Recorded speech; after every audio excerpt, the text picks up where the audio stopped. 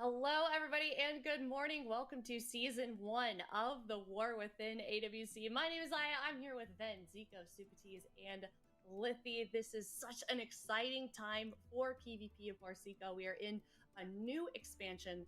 How has the opening of the expansion been going so far? It's been amazing so far. I've really enjoyed it. The addition with Battleground Blitz, just the class changes. Me personally, I've been loving the Frost Mage, and yeah, just new meta. Everything feels fresh. Everything feels fun. You know, you can almost feel it in the air when a new expansion comes out. Just like the excitement. It's almost like Christmas. All right. Yeah, definitely. WoW players are eating good for sure, especially over here for the AWC audience. Of course, the competitors, they've got a little bit of a journey this season. It's similar to previous seasons. We're going to have 4 qualifying cups, of course, to get into that grand finals. And then there is a gauntlet if the teams don't actually end up qualifying for that first round. We got over $300,000 on the line. There's no break weeks, right? It's straight. In preparation for 4 weeks in a row for these cups, as a former competitor, in a month, expand a little bit on there's a what patch these players are actually doing leading up to the beginning of a season. Yeah, I mean, certainly. There's a patch between those two pots as well. Not only us who are spectating, but for the players, it's a very exciting time with a new expansion. You know, new classes kind of rise to power, new specs get new tricks, and it's a lot about these players practicing, kind of experimenting, trying to figure out what's going to be meta. But not only that, they have to be very adaptable because we're constantly getting balance changes. So what's the best is constantly changing, and these players have to be. Oh, I guess there are no changes this week. I'm really curious to see if they have any, secrets. Oh wait, no, today they could announce them today. A little bit of the meta form, but I wonder if they I will. think there's lots to be discussed. What would they change? Yeah, definitely my favorite part of a new season is sort of learning what the players are bringing into the meta, new things, old things, new comps, new players. Ooh, let me get brackets up for you guys. See a little bit of a peek into it in the offline games this Wednesday as the teams were qualifying for that top 8. You want to give us a little bit of an insight into some of the things that we did see? Absolutely. There was some awesome stuff that I was expecting out of the open bracket. I mean, the highlight for me personally, my favorite team from Dragonflight, Chibaku Tensei, kind of split off into 2 new teams, Young Phoenix and Bleached Bones. So I had my eyes on those 2, and man, Young Phoenix had a rough day. First, they went up against Bleached Bones in the later stages of the bracket. They got knocked down into the lower bracket and had to face Team Ultima, who are also returning from Dragonflight, and ultimately got both knocked brackets out. are up though. Houston and Kroto and the crew, they are out of the tournament before even reaching the top 8. But of course, that's got to give Ultima that's kind of crazy. some solid momentum and that's motivation. Other than that, NA teams like though, going up against Old and Bad, which is Nixie, Karel, Clyde, and TJP. that's NA's so bracket some team. Quality players. Let's pretend that Broad Production did this. Already. Choke on Land, so PMake, Acrolols, Luxia, Wallyrigs, they got I got you. by Anti-Cappers, Don't so worry. you can already see there's a bunch of really amazing Improved production right here. that got already wrapped up in the open bracket, but these other stories, these new teams, these returning teams, We changed them yet? rosters, We still didn't change them? And We're just going with it. Cat is out of the bag, and the top 8, they're looking even wilder than they've ever been before. Yeah, they certainly are. I'm so excited to Still haven't changed it, production. Get to know some of those newer rosters that we're seeing here as the course of the season progresses. Of course, Supatees looking kind at of a go. Teams, some of the returning teams that we have coming to the EU region. Any that you are Who's that talking? That's Aya. Yeah, I mean, one roster that's standing out right now is Drive Overload. If you are following the AWC in Dragonflight, there are 2 members of Hula Bang, which were one of the teams to take out Echo in some of the earlier cups, which is really exciting. And it seems like a lot of teams have exploded and then refused with new players together to try and become new super teams in both Europe and North America. That for sure is one of them that is standing out to me. The next team obviously is going to be Streamer Zone GG. This is a former AWC European champion. This is a jungle cleave team. I love seeing Relza on the Discipline Priest with this one specifically, and we are kind of in a jungle meta. We're in a priest meta, so for me, this is a roster that you've got to keep your eyes on. Yeah, we'll definitely keep an eye on Streamer Zone GG and some of these other newer rosters. Also, any players in particular, Supatis, that we should be paying attention to? I mean, it kind of almost goes without saying. Like, I don't even really need to mention this guy's name. He's so legendary, but we will. Meh on Discipline Priest has come back to Echo, and being a Discipline Priest meta and a Preservation Evoker meta, he is a stylist on these specializations. Like, an absolute treat to watch on those roles in the healer. You absolutely have to keep your eyes on him. It's the return of the king. We are expecting Echo domination, and he is definitely the major player to credit towards that. Another new and up-and-coming player that's standing out to me is Guz, and he was formerly playing on Lava Lava last season in Dragonflight, and on that roster, they were able to take games from Echo as well, and I feel like he has been leveling up as a player. I feel like he was getting up into the echelons of like Zepai on Elemental Shaman and Swapsy and Jamie on Elemental Shaman, which have kind of been the trinity of the best Ellie Shamans in Europe. He was really getting up there, so I'm excited to see what he is bringing now in the War Within. Yeah, just a lot of talent that we could continue to highlight in the European region, of course, for this season. So wait. We're hold up. I feel like we're forgetting something here. Production, give me a graph here for Elsewave. What's going on here? Players to watch. We're talking about Meg. We're talking about Guz. How can we not talk about this legend right here, Mr. Elsewave? Now, he has a lot of notable achievements. You can see them down there at the bottom, but Elsewave's been one of those kind of up-and-coming players. I feel like he kind of hit his peak, or he started hitting his peak, rather, back in Shadowlands, ex-Hoolibang, of course, now on Drive Overload. And this is a man that is just the X factor of his team. I feel like he's kind of like the European Drake. He has the golden touch. Everything he plays, I mean, look at that. Mage, Frost Mage. Like, what? This guy's been playing Frost Mage in the open bracket, and he just picked this up like a week ago. He's been touted as one of the best Ellie Shamans, the best Demon Hunter, and Warrior. He's been playing basically every single class that his team needs, and I feel like this is somebody who hasn't been getting his props lately, and somebody who definitely does deserve it. So I'm super excited to see what Elsewave can do in this season. He's got a stacked roster, so I feel like this could really be Elsewave's time to shine here. Okay, all right. We'll keep an eye on him for sure. Thank you, Zico. But let's start talking about. Can't tell if I'm lagging or if it's something on her end. Up here first I think maybe it's me. Let us know in chat. The first one we've got coming up here: ILTU and ski instructors. It's down in the lower bracket as well, so this is an elimination round for them. And we can take a look also at the predictions that it's on her end on the desk. And it looks like she's lagging a should I teeny. talk about my prediction first? We can talk about A teeny bit. I was 3-1. Okay. I'm just hearing the occasional like cutout, and I feel like I can change. It could be this browser I'm using. No way. Is this actually happening right now? I don't know. Usually we're kind of. I think this is happening. Wait a second. Wait a second. Zico. Oh. Okay. Oh, Zico ruined it. Zico ruined it. Let's go. Combo breaker. The combo breaker. Makes sense. Wow. All right. I wonder if chat is any similar to that. We've got ILTU predicted across the board here for the casters to actually win this first round. It's also elimination, Zico, so kind of not a good place to be. You know, all the casters don't believe in you, unfortunately, but ski instructors, they're kind of a team that we haven't seen here in the AWC, but any potential that they could maybe take a couple games off? I know we've kind of predicted it, some of us. So what I know about the ski instructors is that they're a jungle squad. They're a really solid jungle. And right now in this meta, jungle has been really, really good. We're seeing a lot of the feral druids kind of rising up once again. We're seeing people like TJ. We're seeing Tony. We're seeing Cassidy as well.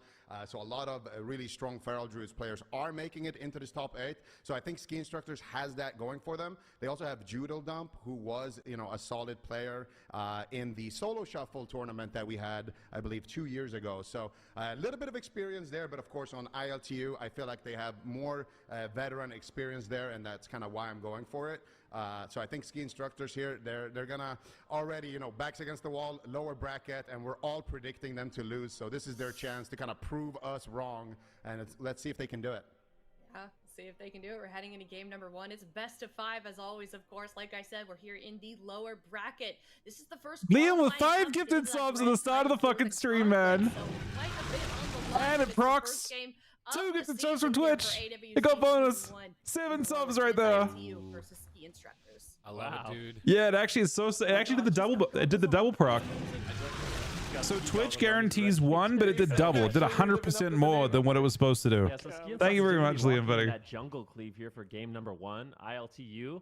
This is something I did not expect. A bit of a wizard cleave. Thank you so much, Liam. There were Does 7 on subs. that That was elemental 7 shaman. subs. That Really was you curious to see gifted how this 7 goes. subs just then, I man. feel like they're playing mains right Thank you now. very much, buddy. Happy Friday, man. A nice anti-cleave against the hunter. So what which are we looking could at? Theoretically, prove to be a great pick for them in First of game all, one, but it is not historically the most The powerful. quality of the composition stream when it isn't comes to ideal, but wizards that's between probably that on their elemental end, I shaman think. and Corky is going to look very It's just fragile jungle, on the man. roster. He's going to have to play excellent defense. We see right now he's playing offense, though. He's got a cyclone onto the priest. He's hammering So you can down see hero onto talents the now in the hunter. top He's gonna right, get clocked top here. left. He gets cycloned at low HP, but Corky's in trouble. He's on the run. They're punishing him for his aggressive positioning. He's pulled back to Kankito behind the pillar. Baiting So the Pharaoh to the baseline- line of sight. And now Guz is just chucking out lava bursts. And the name of the game for Guz is just maxing out his damage. He needs to be leading the charts. Yeah, This is a very new see what Kankito can do on that holy paladin. kind That's of one build. the wild cards for the team. Respects really got a huge buff right before this tournament goes on, so I'm curious to see what they're going to be able to get done. Holy Paladin Impressive Wizard here on Cleave intro. He's into gonna jungle. go How does that last second sound? do a full cyclone. We have this Paladin technically. trying to get control of the game, and we might actually see the paladin be able to go the distance. How and does have an Paladin advantage. seem here? Generation was buffed through the roof, and that might be what they're going for. I mean, I'm very currently they're just excited bullying here on Feral. Jungle, though, Sid. I mean, Yeah, it seems like Kankito's Shaman team is can win on excellent setup, at grounding but they can traps. eventually win on attrition later on in the game. They're really good at that. They're disruptive with the Feral too. So training Feral grounding traps is kind of their game plan, I think, and just rotating around with freedoms. Back for a moment, he gets a precognition. Precog Next, clones. Encro's line of sighting the cyclones here with that precognition. That was really smart by Encro to avoid This that actually does CC. seem like a pretty good Corky's matchup on the if offensive they lane, can't line of just sight. He lands a solar beam onto the healer. annihilate Potentially the get some the damage druid. out, but they're just not finding enough. They're all high armor targets too. Kankito needs to get ready. He's got sacrifice in 5 I will more say seconds that in to dampening, I CC. do Just favor keep on jungle. down at the perfect time to stand Yeah, in you the still breach ground. You can gap. still ground Diamond Ice. Cyclones on the hunter, lasso on the feral. Great coordinated CC so far from ILTU. Here comes the incarnation, but Corky gets bashed on it with no trinket. It's going to stall out his ramp quite heavily, but his force of nature is actually coming up in 6 seconds. Things to keep in mind here. Probably, You want to avoid getting I CC tend to for force of believe nature is that down this to team will 0. win one of two For ways. the Grove, that new addition. They're gonna win in dampening and in mana, and you can. In the meantime, he can't really It's get looking aggressive kinda against the sketchy. Cyclone. The force of nature is down. He's gonna pump out so many star surges in a moment here, but just decides to cycle on the Feral low at health instead. It's mana to look at. Do we have a mana condition opening up? Not really, right? They're very even. The void shift, and the Boomkin Elemental is looking promising. Yeah, they're looking really durable with the paladin backing them up. Judel right We've now gone seems through. quite It good looks like advantage, we. but at the I don't know if moment, he's playing they're double top bop off or if it's with only the showing a single bop here. And Encro, yeah, We still have bop. He's playing blinding light as well, obviously. Can you AMS blind? You can, yeah. AMS and grounding. They're both the same kind of thing. Bulletproof at this point. I mean, Corky has gotten a little bit low, but Kankito still has a lot of defensive cooldowns they can rotate through. Full hex now secured here on Judel Dump. Going to be decursed there by Encro right away. So removing off that crowd control, triple setup here. Hodge is pretty sick for this too. They need Hodge to get a kill. Stun on Corky, but it's Clone around Hodge, that type of thing. But hang on a second, it's really close. Both these druids are in trouble, hovering around 50% health. The blessing of protection trades that should keep them alive. Ski instructors, they definitely have to play. He only had. Well, actually, does it show him having one left? I don't know. Maybe he had two. Oh, he still has one. Okay. So 3 minutes in, he uses first one. He's going to be very greedy with it. He's got sack rotating up too. So we're looking at this cooldown as our next one. On the end of Priest, and Priest is going here. You can see Priest just down about half. These interrupts on him, solar beams on him, and just maximum damage. They're starting to rot at 4 minutes in. Seat's forced to use defensives. Corky is forced to use Barkskin. Kankito forced to use his second blessing of protection and possibly the last of the game, but a hammer of justice comes down. No trinket for 4 seconds into the cyclone. 3 seconds away. Seat's just line of sighting at the pillar, just avoiding the elemental shaman and avoiding that damage for as long as possible, keeping some pressure going on to Corky in the meantime. Now getting aggressive with Encro charging forward with that feral charge. Guz is trying to Yeah, no, it's definitely a well. No, so one team's trying to dampen. You've got. We're trying to dampen on the side of ILTU, and then this team is trying to burst. They're playing much more aggressively. and then lob more damage onto the Priest. But the Priest gets in position. Scoreboard-wise, you can see there's some dampening going on. Guz is still just chucking out Lava Burst and trying to counter pressure. He gets an Ascendance. Big damage coming up from Guz with this. If he gets the Lava Burst cast off, he's got the Spirit Walker's Grace. He's just chucking lava after lava. Bro, it's actually like... the moment. Encro on the run, back behind the pillar. Guz is It actually looks like a pretty good win condition. Double it. Going after the Hunter. So then, in a minute... ILTU and Joodle Dump has a lot of work ahead of him. Yeah, he's burning through mana really quickly as well. He needs to top up. But this looks like a good counter. He's now got a decisive lead, and you know what's going to happen now? Really punishing him for playing So, in the middle of the map. we have Incarnation coming up in 48. That's an in-game condition, I think. I think they win this at 6 minutes. I think that this next Incarn, you can see we're empty. At this point of the game, Joodle Dump's almost completely tapped on mana. Encro's forced to use the Bark Skin. A full Cyclone lands on seat. He's not able to get any kind of damage out right now. This is great control for ILT. They're going to have a condition in 25 seconds where they've got a single Pains up. He's got no Bops. He's got Sack. There's the Sack. Okay. Trades out his final cooldown. We've got Bubble in 7. We've got no Wings. We've got a Pains up on this side. And we've got Incarnation in 10. So we're looking at... This is our big cooldown. Tries to get some distance. Hammer Justice on the Priest. Into a Repentance. Nice interrupt from Encro, denying the Repentance. But they get a Cyclone instead. There's too much CC. Corki lobs out the Here we go. There's the Incan. Here comes the last Pains up. In just a second. Here it goes. There's last Pains up. Last Pains up's gone. Incan's gone. As long as we trade up... He goes Zoom here. Coming right down to the wire. Joodle Dump gets kicked. He's almost completely out of mana. Bubble and Wings available on our Paladin. Members of Ski Instructors are going downhill. Yeah, looks good. Yeah, this is really tough. The ultimate penance, though, he might actually. He actually ult pen tops him. That's his last bit, but now we're gonna draw across. They are on the clock. They need to make a move, but it gets fully cycloned and shut down. Really good job there by Corki. Sun comes out on the. They have one go left, and we've got Skin in 14. We're vulnerable. We may need to bubble here really soon on this last chain. I think it's a bubble angle. There's Wings. It's a good. He held that a bit too. He held Wings for about 30-40 seconds to use that. Eats the trap, which is good. Oh man, Guz is gonna do so much damage. That's basically a defensive. Gets in line of sight. They're all hiding behind the pillar. Shaman's still got his entire kit. As well. Encro's trying to go for a Cyclone, but he can't. He's just dying. They're getting cleaved. They're getting AoE'd, and I think this might be their final hour. That's it, man. Ski Instructors might have met a couple of We've got Sack in 5. We've got Bop coming up in 3 seconds. He just bubbles anything. Joodle Dump is pulling off a miracle to keep Encro alive in this position. Double fear onto the DPS. They have one mini shot here. He actually bubbles and sacks. It's Donnie T. Boy, Donnie T. All these pharaohs really makes you think. Let's roll the go. MFG and good damn it, man. Rip Bite can vote. There he goes, man. Chunked by Guz in the meantime. A valiant effort from the Ski Instructors, but ILTU look good. They look really good. I'm going to be honest. I did not expect this Wizard comp to come out. I mentioned it a little bit during the cast, but Paladins, they got some significant... I got to log on for a second, get Ryan a screenshot real quick. You know, their mana regeneration is a lot better. That was a problem for them, and their throughput is really, really high, so they can heal a lot. And it's actually hilarious how the fucking AI says makes you think. It just sounds really funny. Wizard comps? It wasn't on my bingo card. I really did not expect that. Was a sick matchup, and I'm gonna steal all of fucking Guz's talents. Expecting maybe Mage Warlock. So again, if you guys, not like balanced druid, possibly like an Ellie. That was a really good looking matchup. Like that. But Ellie Boomkin specifically, I did not expect to see. I really like that they're utilizing the Holy Paladin. I feel like that could be the healer, the answer for the Hunter comps. Hunter is really good right now in the War Within. They got a defense update overhaul, and they just have way more defensive cooldowns than they had previously in Dragonflight, so they can be very durable to take down, and they've been very popular.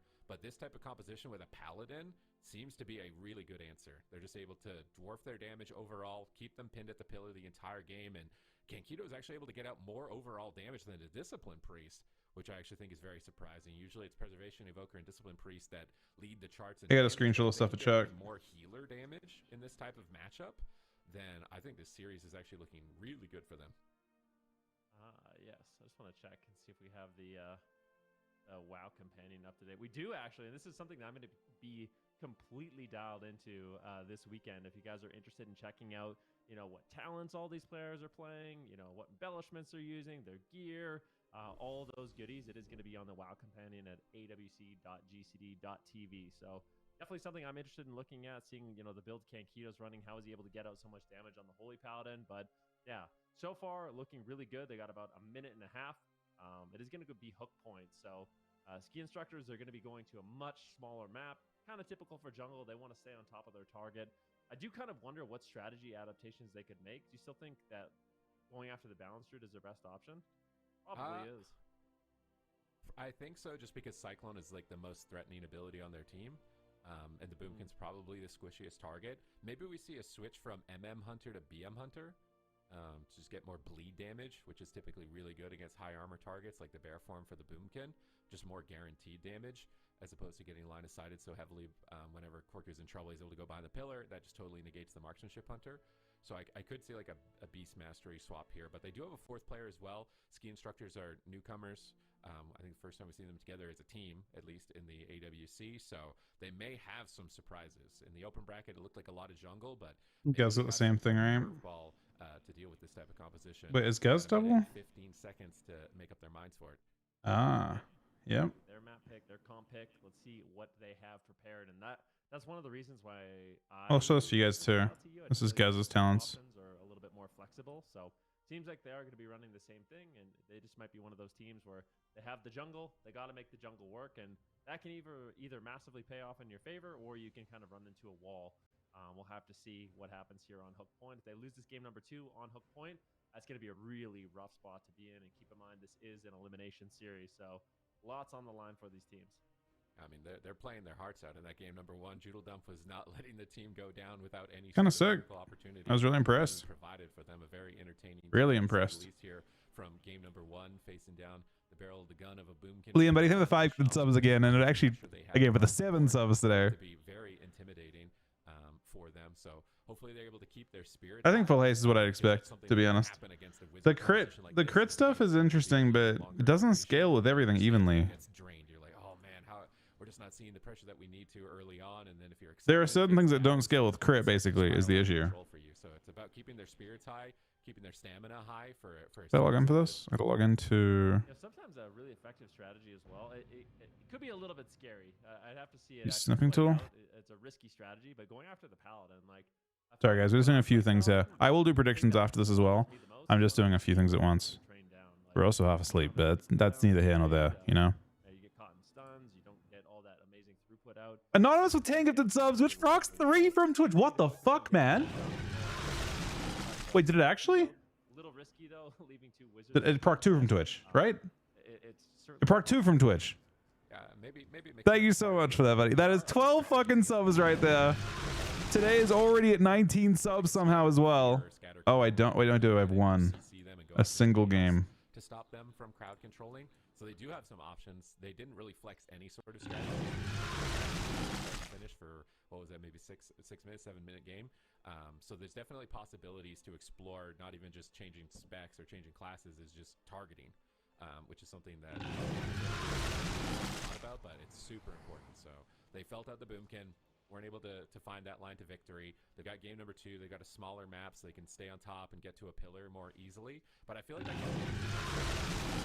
Hunter. Thank you so much, Anonymous, for the fucking 12 gifted subs right there. Readily available to line of sight the Hunter if he needs. Bro, it's actually such a crazy thing that Twitch is doing. I can't believe how insane that is. It was one of those things that I thought was worse than last year's September, but it's actually way crazier because it can proc more than... So they guarantee 2, but for example, with 5 gifted before, it procced 3. I think it just has a high... It rolls every single 5, and it can roll up to double the subs, basically. So it's actually just a crazier deal all around than last year's one. Thank you so much, Anonymous.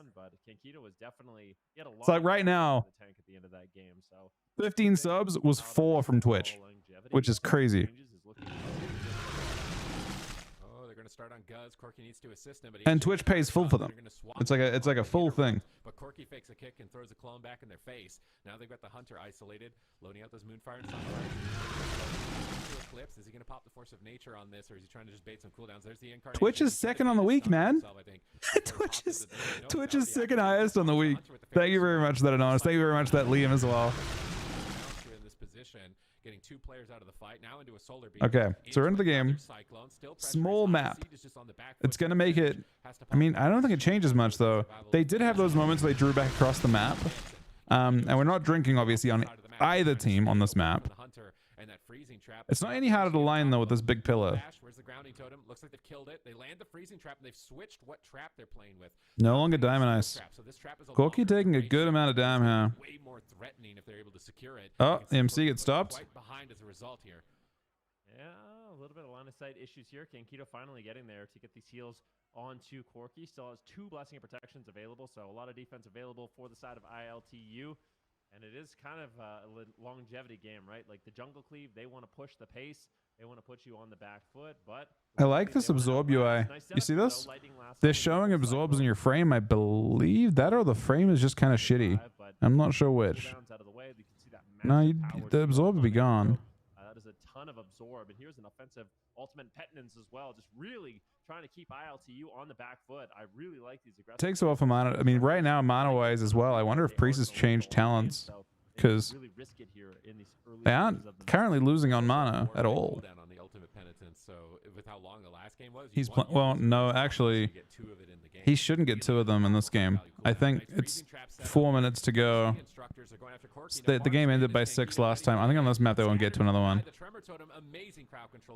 That's a bop right there. To scatter the shaman, to deny his tremor totem, to get Kankito out of the fear. That forces blessing and protection, and that's a really long cooldown. Kankito might only see 2 of those, maybe 3 in a game if he's lucky. So it's a very valuable trade. But now ski instructors need to be careful. This is incarnation for Corky. He's starting to ramp up. He's jumping in aggressively on top of the Hunter and the Feral Druid, bashing the Feral Druid. But he gets or he's just 3v1ing right there.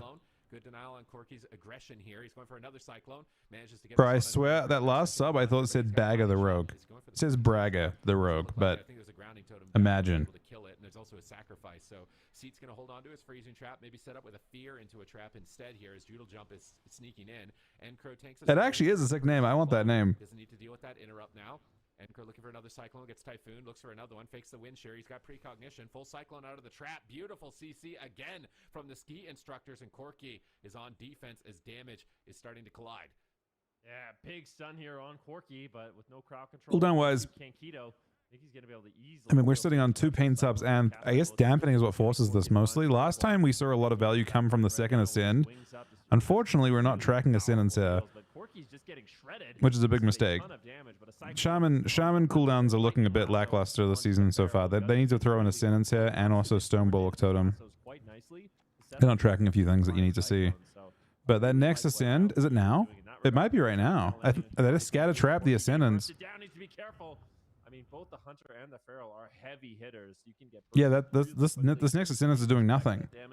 I am inclined to think they are quite ahead on the side of the jungle on the right-hand side here. And I can't trinket Tremor on the next scatter shot, but there's pressure coming out from Corky. But Hunter trades, Seat's getting in. He's in the middle of the map. His incarnation, no, it's not. It's just Solar Beam.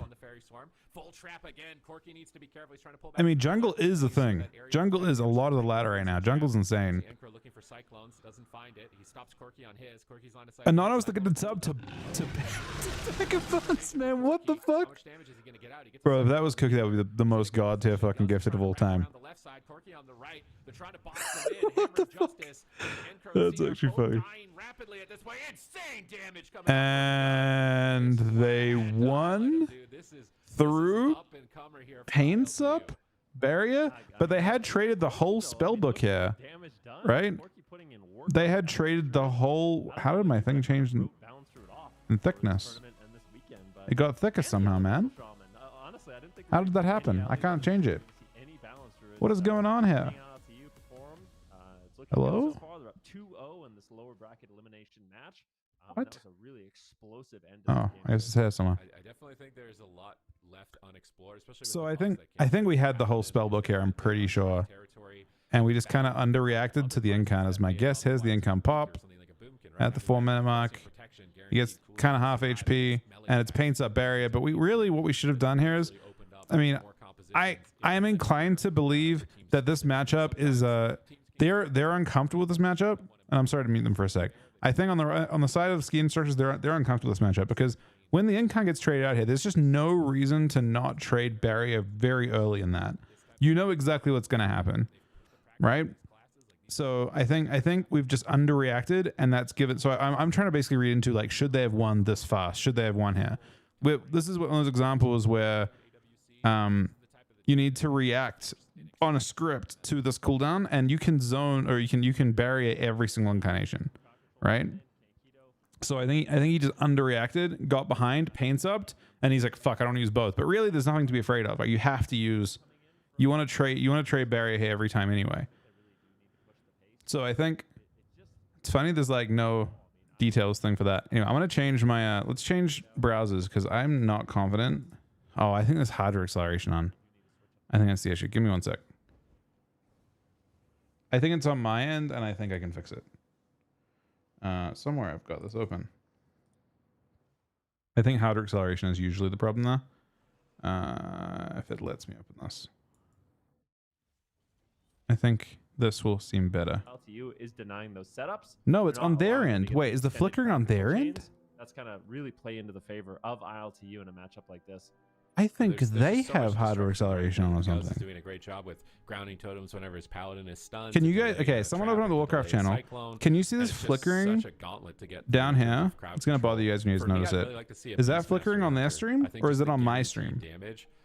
That Corki will have a way more difficult time to escape. Maybe they're worried about the pets getting spam rooted with a boomkin and a shaman. That could definitely be. That's on their stream. Oh, they're just flipping the script here. They're bringing in a subtlety. Someone's got some weird going on. I saw that and immediately thought I'd done that. There was something on my end screwed up. Rogue as good as he has been playing feral. That bothers me a lot, man. Threatening, but I think to be it's honest, still the case that Paladin is a great healer in this type of matchup. Weird. Paladin's one of the best healers to have when it's strong into hunters or rogues specifically, and those are happening both. I think it's hot, like the. What do you think about the person running the stream? That's really interesting to me about this running with hardware acceleration, because you can see flickering on all over the screen though. Balanced Druid Guz is mostly going to play Elemental Shaman, but I feel like these two casters in particular, maybe with the Devastation Evoker, their armor is so high. All right, let's do some predictions. I feel like let's see if I've got predictions set up for this. I haven't done this in like a little while. Open my stream up. So let's do some gambling, huh? Might be a decent pick, like you're saying. A lot more bleed damage, less physical damage. Gabba. Prediction. See what they decide. Who will win? They aren't going to be going with the win? This one, just bringing in the subtlety Game 3. Bringing in a lot more stun. ILTU. And this is going to be even more important. Ellie Munkin. So far, ILTU has done a really good or job. ski instructors. But against the subtlety rogue, it's going to be even Jungle. more important to deny the setups. We'll do just a minute. You guys don't have much time to vote here. I was late to this. The production's not quite there yet. Is it showing on stream? It is. Okay, you guys can see it on stream. All right, let's see what they've got for us here on Ashamane's Fall. It's match point. I don't want to be wrong on my first prediction. It's Gambit time. You need to win at least one game. Come on, guys. You got to win at least one game here. I want to be right on this predictions. I guess everyone predicted Jungle to lose super high, but I don't know. I wonder what the path was through here.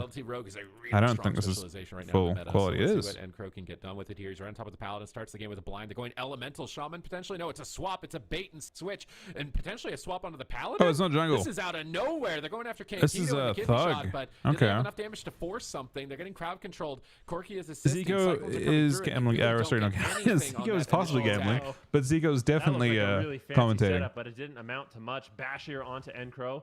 Doodle dump as well, getting caught into the cyclone. This could be the Cloak of Shadows, and this is an absolute disaster. I mean, ski instructors, they had kind of an interesting opener where they did manage to get everyone stunned and controlled. They went after the Paladin, but they really just didn't find the damage. Finally, another setup here, but it looks like the pre-stun, that Hammer of Justice, might allow Kenkido to hold on. Can he stay alive just a little bit longer? Really close call, but ultimately will be able to power out those heals. Is LA that tanky they can push it? So they're playing a comp. They're playing a composition with I don't know if they're going to be able to take kind of low kick, like lockdown. The issue is if they push on the Ellie Shaman. So if they both go Ellie instead here, they just get CC'd. Like they just get clone city basically by Corki. But here's the issue with a comp like this. I kind of don't expect. It looks like here comes a rapid fire. Can they finish him here? They're playing a perfect counter to both. Nice switch by Guz from offense onto defense here. Guz also gets. you can't see it, but he's playing great at Purge, and every time a big shield goes out from Judel, they have a decent shot at just purging the whole shield off. It's a really nice matchup. Doesn't look like it's going to get there in time. Double Purge is really good into Priest, I think. And they are burning through cooldowns rapidly great, on the side of ski instructors, and a great kind of matchup. Top of them playing aggressively. When you're able to do that against if they're durable enough, I want to see this against other jungles. Thunderstorm on the shadow step there. This is low. Does ultimately reconnect. This is lower bracket though. Decent damage coming out. Guts goes for a hex, gets shut down. Ultimate penitence. How much damage do they find? Not enough. Kenkido comes free and Corki recovers. Another assault thwarted, and with every one of those, ILTU just keeps getting ahead. I mean, you could. It's really visual, Liam, at least when you're trying to purge against a priest, because you know if you rip their shield's gone, right? You just see on their health frames right away. What you're going for is that big shield from priest. Through these really powerful defenses. So let's see what they can do. Full kidney shot lands on a Guz. Cheap shot here on Corki. Another swap here. Can they get the double fear? Beautiful double fear. I love this setup. It's a 3 versus 1, but in Keto, the damage just isn't killing Paladin. I like. Paladin with divine protection, he just easily. But we have not traded anything yet. I mean, you can see on Kenkito's side, the whole fucking spellbook is available. He hasn't even respected it with wings yet, and against this matchup, he doesn't really have to. They aren't doing big damn most of the time. We're playing Max too. Be careful. Lightning Lasso, triple crowd control setup from ILTU. Nice setup. Clean play here, getting 2 members now down to almost 60% health. Stun into trap. Grounding totem from Guz. MVP grounding totem there breaks up the chain, buys time to pre-sacrifice more crowd control as well. And now ILTU, they have free reign for the next 20 seconds. They can do whatever they want. They're going to jump in right on top of them and try and chase down the rogue, it looks like at the moment. But he gets gripped to the other side of the map, baiting them onto that pillar so that they had an escape mechanism with that life grip. Now they're all at the same pillar. Seats popping that feigned death, trying to reduce damage with the survival of the fittest, trying to avoid damage until they have crowd control, until they're going to make their next move. And where's the opening right now? There really isn't a good one. They're going to step in onto the boomkin. Kidney shot set up onto the paladin. They trap the boomkin, but they need damage. Seat needs to get up. Massive pressure right now into Kenkido. Keep going, Sevens. Keep going. You'll get the. Some quests don't count for it. Lock, but it's still not looking like it's yeah, keep enough. Capping. Kenkido's going to wrap around the pillar and should be able to try to cap not through boxes either. Cap through like rated arena. Yeah, looks like he will be able to, but they're all just in case. Down. The pressure is just immense here for ILTU. Judel Dump trades out the pain suppression. Here comes the raptures, and it's gonna be really difficult. You'll still get that. People have heard of it happening too. Smoke bomb. Do they He's have the bombing, damage to follow through? Still not respecting it, even with a trinket. He sat that bomb and didn't wall trinket. A nuisance for them to deal with. He used nothing. He didn't respect it at all. Setup is going to be completely denied. You can tell he's no nerves whatsoever at this point because that was not looking good for ski instructors. No respect for that go. Final match. They can't win this one. They will be eliminated. See this is Incarnation too. Not looking good so far. Wings comes out for Kenkido, just really keeping his team nice. Looks and rough. I mean, again, when the Incan goes out here, we should be respecting the barrier. We used paints up, which is good, but as a result, they're all rotting. You know, you can only paint up one target. A barrier and sit, I prefer. I think they're just bunkering down behind. Just because it lines up so well. To try and stay alive, but Corki's looking to finish him. He gets a cyclone on the healer. Baker Balloon is cleaving. Lightning lasso. No trinket for 1 second for the hunter. He's locked in place. Corki wraps around the left side. We see Guz on the right. They've just got them cornered in a pincer maneuver, and Kenkido's playing max range away. So if they want to go after him, they're gonna have to cross in center field. Yeah, some people have to do full cap. Sevens. You should get it. They're trying to go after the paladin, but Encro gets intercepted. Apparently, I got told they only had 3 phase 3s yesterday, Liam. Have they figured that out? Miracle swap onto the elemental shaman in this stun lock, but it's not enough damage. Cyclone denies Echo having the whole night to strike back to and only kind of not really chipping away at their lead, or they had like a small lead when they stopped, and they have really not chipped away at it at all, right, over the course of the night. Going to get higher and higher. Here comes a force of nature. Those 3 treants are going to start pounding away. That's what Liquid did yesterday. They're a day behind. No nerf shit either, right? And get on top of them here, and Kenkido's just running circles. The blind ends up breaking. It looks like they're going to go for the stun. They need this freezing trap. They get it, but Guz pre-walls. He pre-astral shifts the incoming. They did try Guz, and Guz actually did spike more than I expected, right? Like maybe you were right, Liam. He actually had to use a lot, and he's a pre-CD there too. He's trinketed defensively in this matchup, but he might have his spirit. He's not playing Burrow. He's gonna get stuck up in the lightning lasso.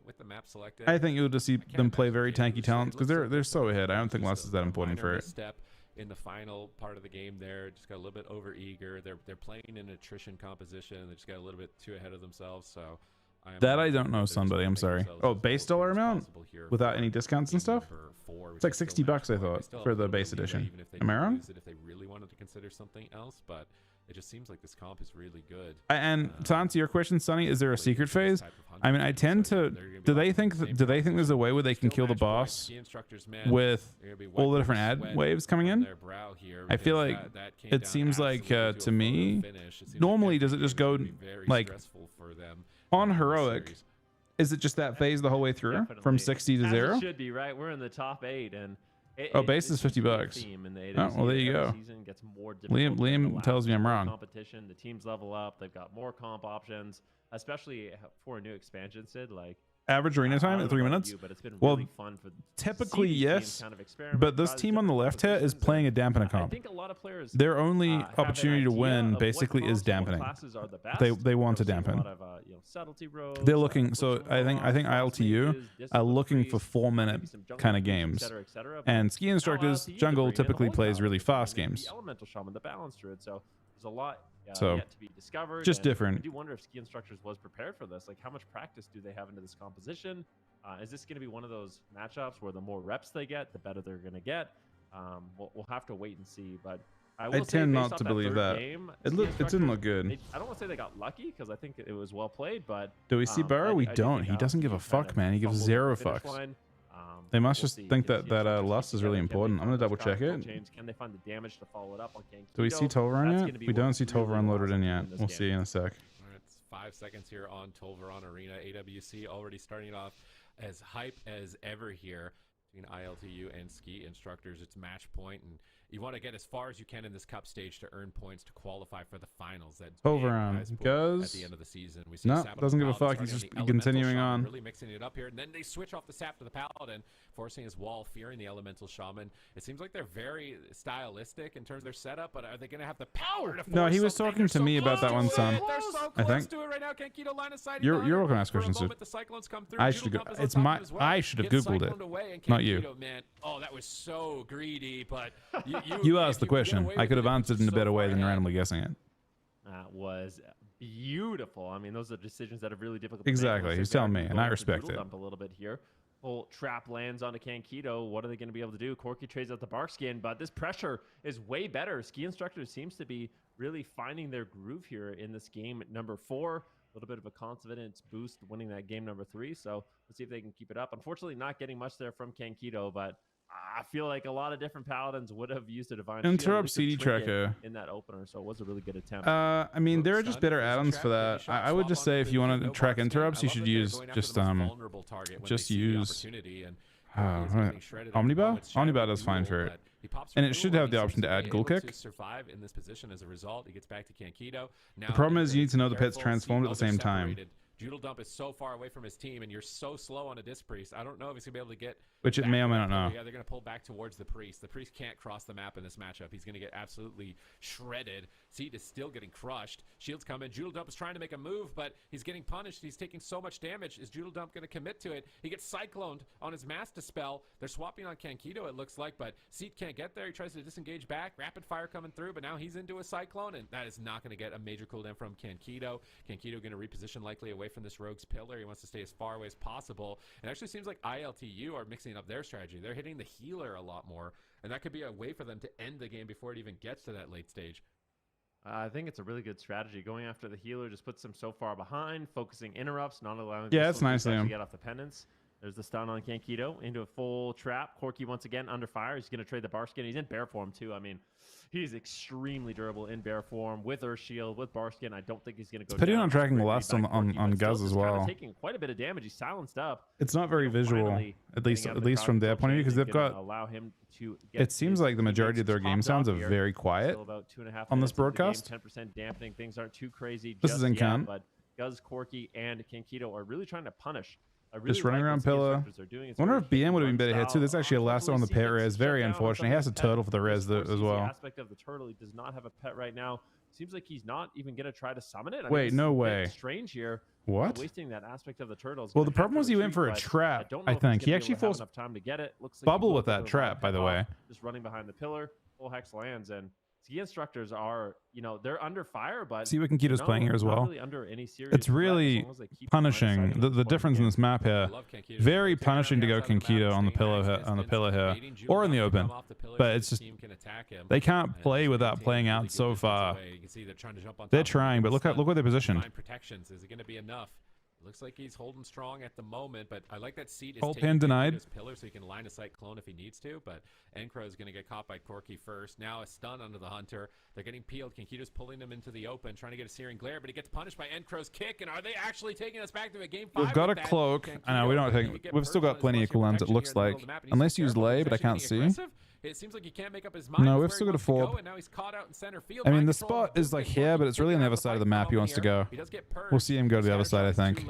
He shouldn't go to his pillar. I feel like, oh, he's kind of awkward. It looks like a tough decision. They don't care. They're just playing in. With his team because he's been in the middle of the map for so long. Maybe trying to get. I mean, mid-map is usually good, but now he can draw across. Now he's at the spot over here. Go to the wizard corner. Situation. Right? I mean, Encro's all over him at this point of the game. He gets the kidney shot out on the Corky. We need to drag this Hunter out. A beautiful setup once again by Encro. Rapid fires coming in. We've got Bob. Could be in trouble. He trades out divine protection. No, this is good. Shrink at the hex coming in from Guz. Beautiful. Hunter's playing out right now. They need to just. Will kind of still stop the playing offense marks. from ski instructors and allow ILTU to hold on. He's not sure if he wants to line or not. When he lines, he lets the rogue line, and they want to kill Rogue here. Rogue has no cloak. Is Corky just gonna die? Disarm gets instantly dispelled. He pops out in a while. He's got full trap, trinkets, bobs. Oh shit. It's not comfortable. They trade the Okay. even despite This that. is scary.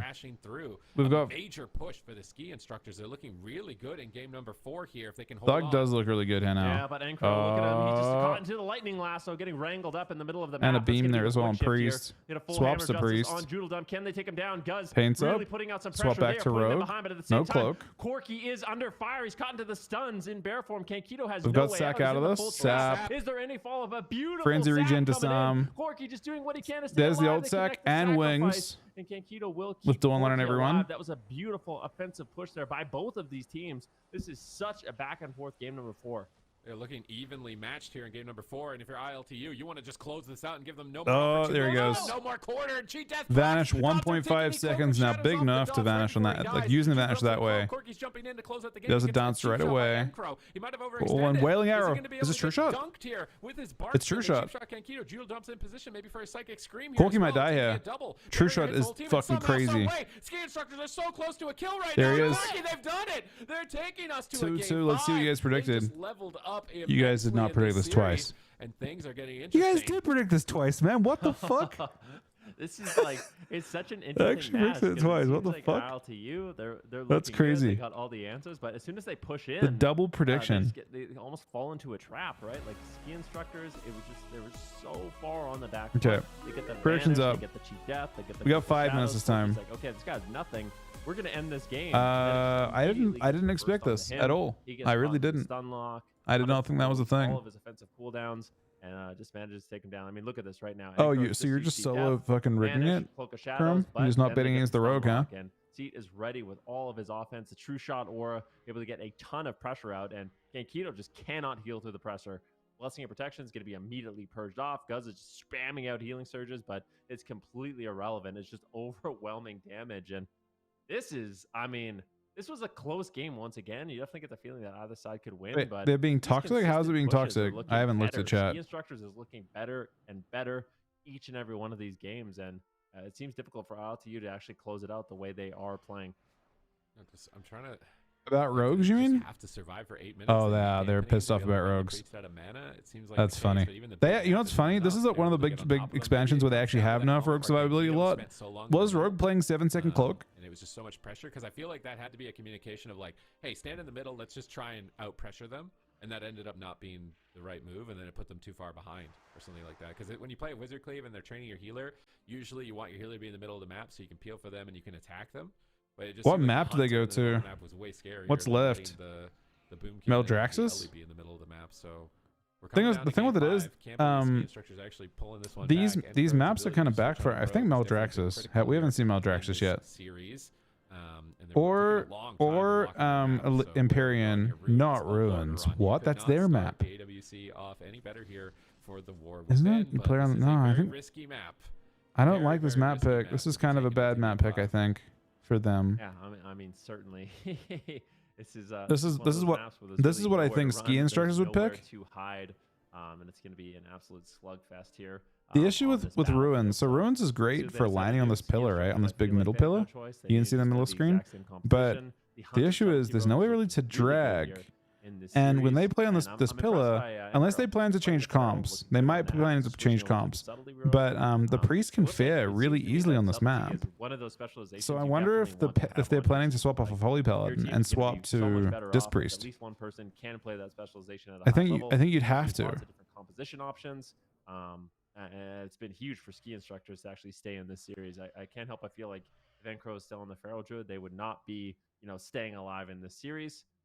For ILTU, you think they're going to make a change? Like, what do you? Why am I on the team? What do you mean by that? I don't maybe because Guz actually played BM Hunter in the open bracket, so they might have maybe some type of Hunter comp themselves to try and go head to head here and just like outpace BM Hunter. them. You think? Anonymous the good sub to. I'm losing a lot, man. That is brutal. Did they change? Oh, they did change. Oh, it's not great though. I don't know if I like the Prez Evoker. I feel like that's something that Subtlety Can you Rogues ban? typically I mean, celebrate look, when they see a preservation it's a fair Evoker, question. If you mean like, I'm not entirely sure what you mean by that. But if you mean like, in terms of like me doing stuff, with how good they've looked as that generally, we do our best. Death Knights aren't always played in competitive stuff. You're right. Yeah, I was fortunate to already played the last like finals. Frustration where they just can't finish the job. Like very happy to get a chance. You have a lot of pressure. You're surviving the setups, but as soon as they line of sight, your damage falls. People can ask whatever they want. It's Twitch. I'm pretty lucky in that respect. Like I generally don't get like crazy. People get railed by chat, right? I'm pretty lucky that I don't. Hunter bringing in that mortal strike effect is going to be a big benefit for them. And Keto, you are right though. Going on to the Preservation Evoker, I feel like there's a few specializations in the game, or a few specs, few classes that are really good into Preservation Evoker. Subtlety Rogues being one of them. Frost Mages in general being another. So Keto could be facing a lot of crowd control in this matchup. You have to remember as well, on the small map, there's going to be no Tremor Totem. They have nothing to deal with the fear. So just getting stunned into a full fear, Guz isn't going to have the luxury of just pressing Tremor Totem. The crowd control chains coming in from ski instructors are going to be a lot more lethal. And I actually think, my prediction is now changed. I think ski instructors is going to do it. I think they're going to get the reverse sweep. I really do. Oh my God, is this actually happening? The entire caster desk is going to be wrong if that happens, I think, right? Good. I'm happy. Everyone bet against them, and nobody thought they could do it. But the ski instructors, they believed in themselves. Okay, that's why you don't listen to the haters. Okay, you don't listen to the outside people. Yeah, I was hoping to see Ellie look. I mean, Ellie did look good in jungle, but then they had a rogue show up, and that is just genuinely weird. I was hoping to see this comp continue against other jungles. There's multiple jungles in the EU, so I would have loved to see it play again. Well, look, we have to do this for just yet. But I mean, I definitely think somebody's losing a lot here. It's going to be quick. There's going to be nowhere to run. We have to do it with Zoni too. That doesn't really make sense. I think they're looking in this really case. Good with this Thug Cleave, Subtlety Rogue, Marksmanship Hunter. Let's see if they can close it out here in game number 5. So what do we think of Prez here? I think Prez into Rogue is typically really bad. So this goes against everything Chuck thought was true. And they might just train him. That is Commune, and he died through it. Bro, look at him just look at the this is the rogue just fucking cackling in the bottom screen. He's just laughing, man. What the fuck? That is there's no way he died through Commune, man. So happy logging on the Subtlety Rogue. Oh shit! Team, getting the miracle. Bro, that is exactly how I think rogues look. By the way, when a rogue is just smoking, he this fucking there's like the lights in the corner and shit too. That is exactly how that looks. That is fucking hilarious. And Tari, thank you for the 10-month resub. Anonymous, thank you for the gifted sub as well. That is like actually peak gameplay right there. I've never been more happy to be wrong. So I thought. Yeah, when a new team comes in and that was proves that they played that well. I mean, they deserve that for sure. I don't. It's just such a beautiful setup. Let's see how this opens up. Just a sap getting sapped in the open, unfortunately not able to. And then he goes across, and there's no camera this time, but you can see him laughing. And also, Rogue is or Hunter is just so crazy here. This is true shot. He actually responds to it really well. It's really hard to kill through Commune. They also get no intel. We have so much health. ILTU going to be eliminated, but they have no real intel against this composition because it didn't play out basically. Thug looked good. Mox Thug looked good. Like, you can definitely derive that. Oh my I'm interested to see ski instructors continue with Thug. That's what I love. It's like a stylistic team like this with Hunter Rogue. It's all flashy. Like, oh, you think we're going this guy? Damn. No, we're not. Thug blasted them. Crush him through Emerald of Communion. Here's enough kidney rogues are unplayable. I respect the opinion. Yeah, I mean, I want to see. I don't know who they're playing against next. Let's have a look. I can do that for you guys real quick. That is typically That's my brackets command. I'm not going to die button. Let's have a look at some. Did I not? When you have that and you use it, Did I do bracket? Okay, bracket EU. Anyway, so crazy. This is EU's bracket. Definitely looking what do we have here? So. Yeah. Really nicely done. It looks like. I said, I've never been happier to be wrong. Bringing in these compositions, being able to. So ski instructors moves forward, and they're dropping down from I think the top part. So bleach bones or echo. Who's bleach bones in this case? Very rare. Ooh, we might not see that again. We might see it again. They've got a. I think they've got the really tough like two teams. I think it works like that, right? I think top drops down to top, bottom drops down to bottom. So we'll see them again later on in the tournament, but it's going to be a tough one to continue. I may have switched my allegiance immediately from yeah, I mean he came in a teeny bit late. I think the moment True should happen, he probably has to. But it's such a shit opener. That's why Rogue is so fucking terrifying into Prez. Is eliminated. And soon, then we'll now be heading to another lower bracket round. It is Team Ultima versus. He also has to deal with the thing with commuting that is he has no life bind, right? So he also has to deal with he wants to cleave that commune, but he can't. It's the start of the game, so he has no choice. He's been sapped, and then he's got his shaman, I think, at half health too. So it's like he wants to try and get commune value on 2 targets, and he can't. Very unfortunate. Nethy has been one of those evoker players. They did a go on someone else, and then they just used True Shot and blasted him. Needs to, so and their team is rounded out with Smite and Sammers, so lots of different compositions. Yeah, it has been fucking for them, going pretty crazy. Or on the other side of things, we have she's done well. Anti-cappers. That's going to be. I'm happy for her. She's done really well, and it's like with the liquid stuff and yeah. So a 3-player roster. The cast has been really solid for the IWF. I think they're probably going to be focusing on something like on both sides, really. Demon Hunter, maybe Shadow Priest, Demon Hunter. They have to be very happy. I saw some stuff on Twitter today actually about the AWF casting, and I think the top 3 channels on Twitch for the whole of Twitch last 2 weeks have been Race to World first on Echo, then Max's stream, and then Team Liquid. And I imagine Team Liquid are very happy with that, right? And to be third highest on all of Twitch. Definitely going to be trend. So super excited pretty crazy. To see him back in the EU region representing that Demon Hunter spec over here. So we'll see what he's capable of with Demon Hunter in his hands. We're going to head I think Bleach Bones is a very old school roster, but I think they're sponsoring. I'm not sure what they are. I could be wrong though.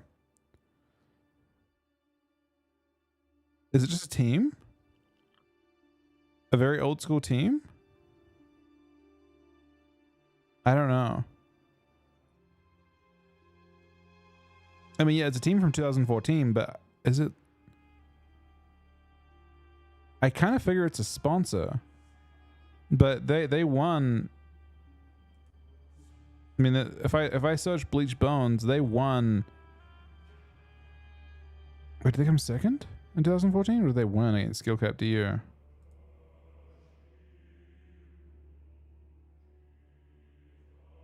I'm looking now. This is 2014. They won, I think, right? No, they lost. No, they did win. Yeah. It's it is Laser Chicken, Looney, and Laguna. I don't think any of those players are on this team though, so it has to be a sponsor, right? None of those players are in this. I feel like it's a sponsor, but I don't know who or where. Are they just taking the name? I don't know if it's a sponsor or not. I can't see it being a sponsor, but they're also not part of that original team, so I don't quite understand how it makes sense.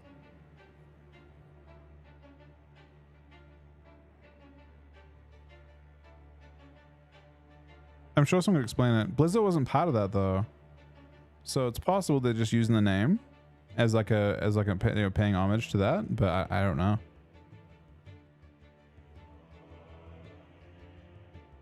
Thank you guys for being here, by the way. There's a lot of you guys around, especially when there's so many things going on. And I wasn't really been planning to stream this. And there are also people who've been crazy supportive as well. I'm enjoying this a lot. So let's do predictions. This next one is Ultima. Let's have a look at who this is. So I'll give you guys a small... We'll have a small look at it first and then go from there. So this is Ultima and Unbound Anti-Cappers. Do I recognize these names at all? I do. So this is like a jungle... But do they have 2 healers? I think they do. I think Nethi might be Dev in this case. I think it's jungle and then Dev Hunter and Dev Feral are the 2 things in Ultima. Could be wrong. And then this is Trend. That's DH. DH / Warrior. I don't know what his other 2 are, but I can tell you DH for sure. Others probably recognize the rest. Let's have a look. Predictions. Game 1. I can close my own stream, man. Predictions. You guys are basically betting on names.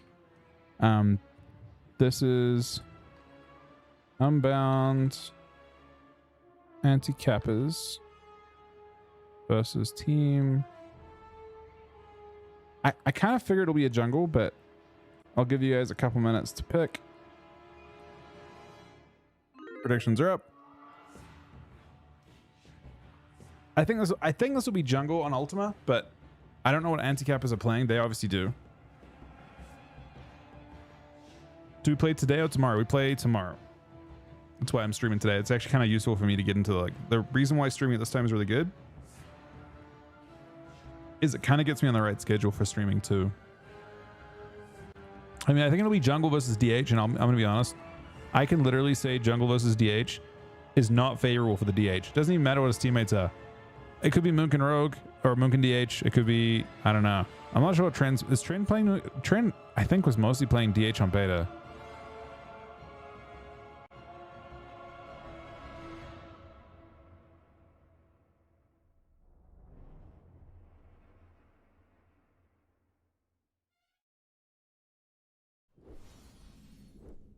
Hello, everybody, and welcome back. We got We're in Zico the back. Second series of the day here. It is Team Ultima versus Unbound at the Anti-Capper. Zico.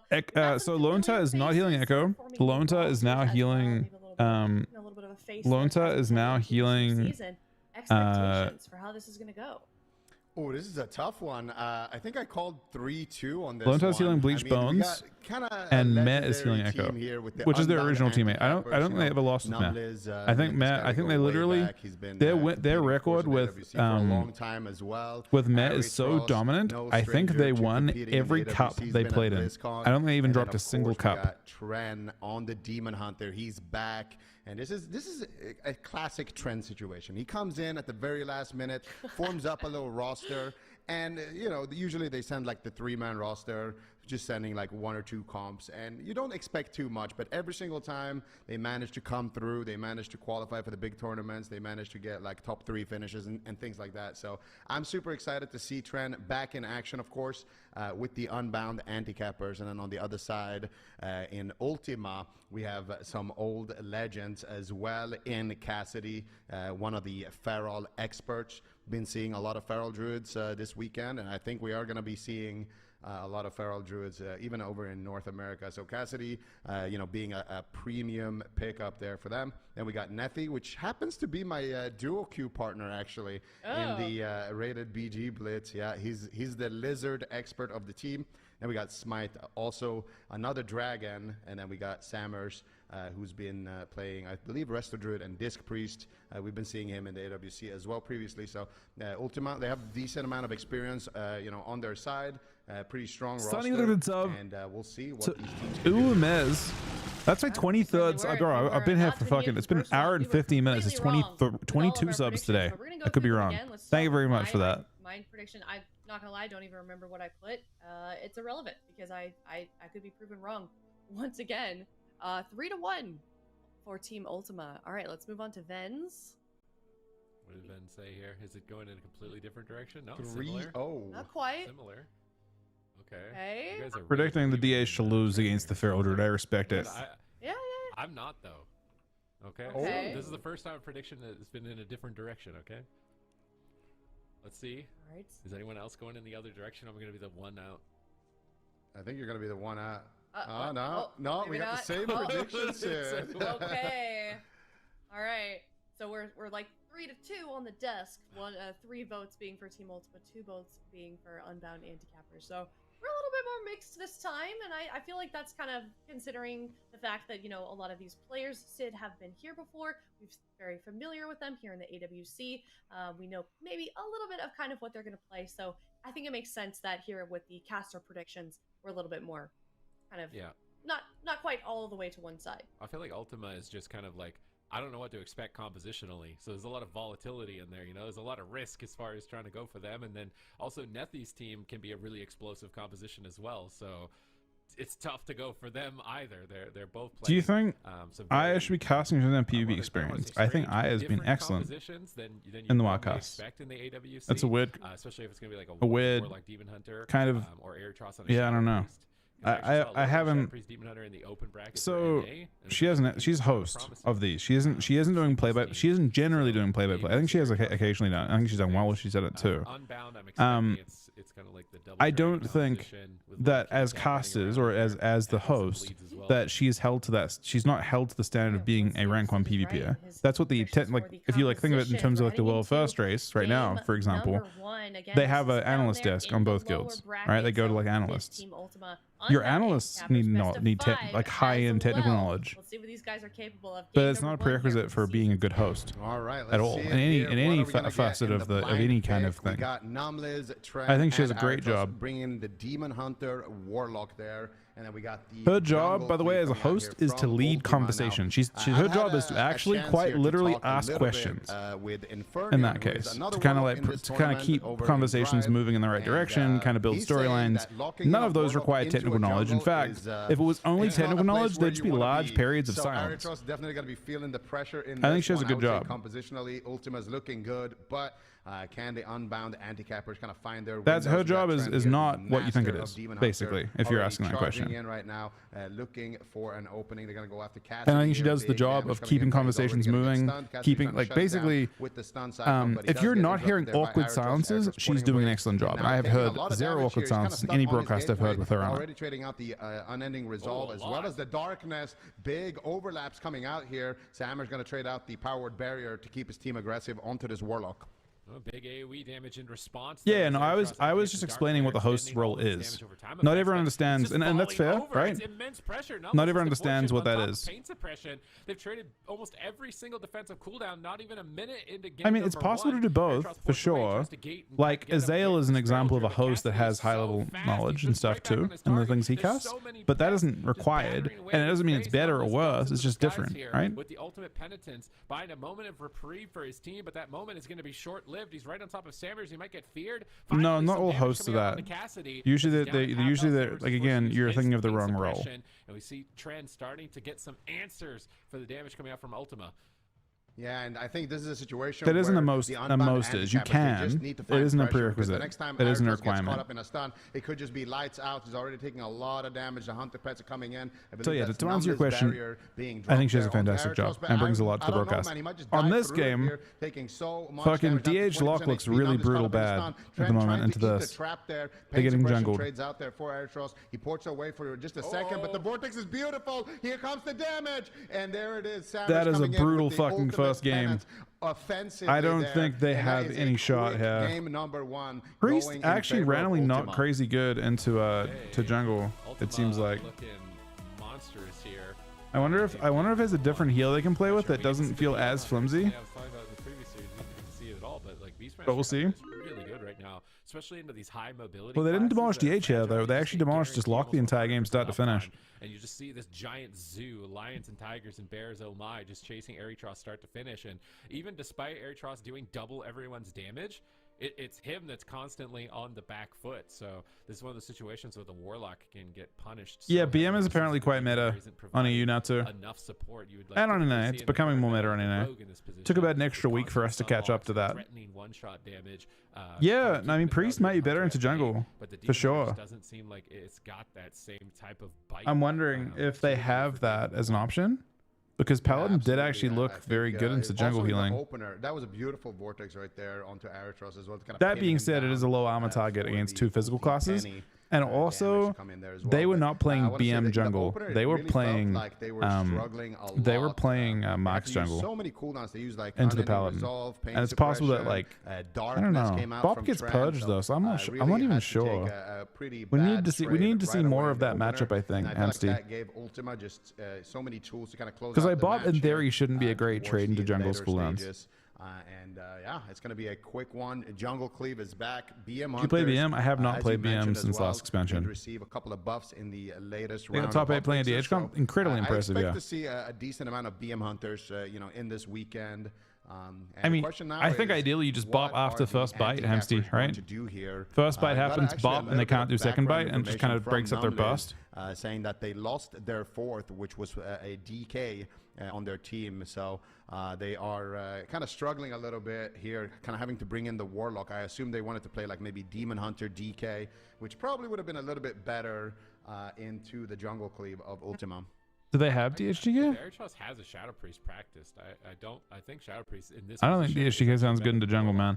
To be honest, last night our strat with MVQ was he's like, we play this all the time, and then he's like, okay, let's run behind a pillar all game until they push in. I like the moment your strategy is to run away all game as a DHDK, you're losing that matchup most of the time. They lost their DK? How'd they lose him? And synergies there, so if he doesn't have enough practice with it, then obviously it's not going to be a good pickup. But in this type of situation, I kind of feel like Brady might be okay in the end though, Cookie, right? Eventually he can. He's like, I know he got paid. He had a crazy. Didn't they?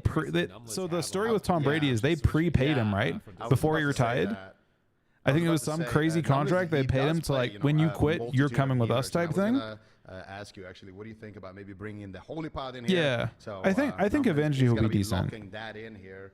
3 years before he retired, they paid him a shitload. Yeah, it was some crazy contract. Into these kind of more bursty, like hunter but yeah, they'll have to develop him eventually. That knowledge, over years, because his caster career could be 30 years or something, right? Some of the greats that get into things have like 30-year careers, and they have that high level knowledge and like experience in those high pressure situations. They can kind of draw on. I think it's that actually enhance broadcasts a lot eventually. Unbound anti-cappers, they need to play the long game. They need to kind of survive and continue to have that big spread pressure.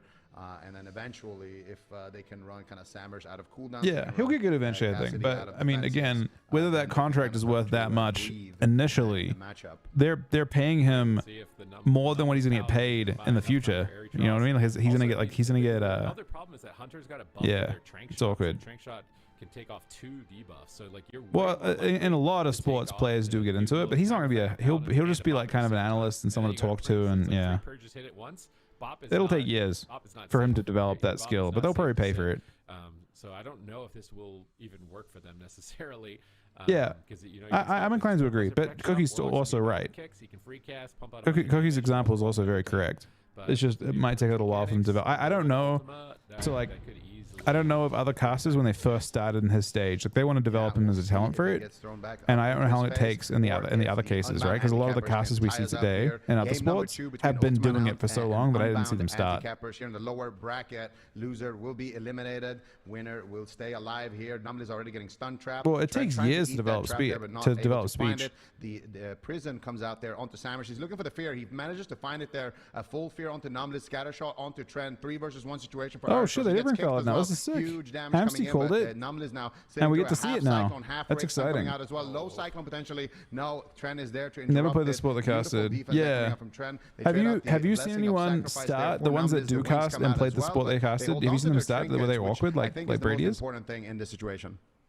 Barrier is down here. I assume it takes years to develop. So much damage from this Hunter. It's crazy the amount of pressure that he's under. He's just not recovering on any resolve. That's not American now? Yeah, I know. Trying to pump up Malefic Raptures. I'm not unhappy about it. For some massive damage. Another fear on Sammers, forcing the pain suppression. But to be honest, they're just not digging in enough. Cassidy fakes a kick. He can go for Cyclones. He gets one on Numley. Do I sound American or do I just lose my accent? Really far away from his port. Trent's gonna drop like, do I have American American speech cues or just no speech cues? Again, the Hunter's gonna be really difficult to kill with all those defensive buffs. But did he just get vortex? There was an explosive trap at the end of the gate, I think, to knock Airtrust back for a moment.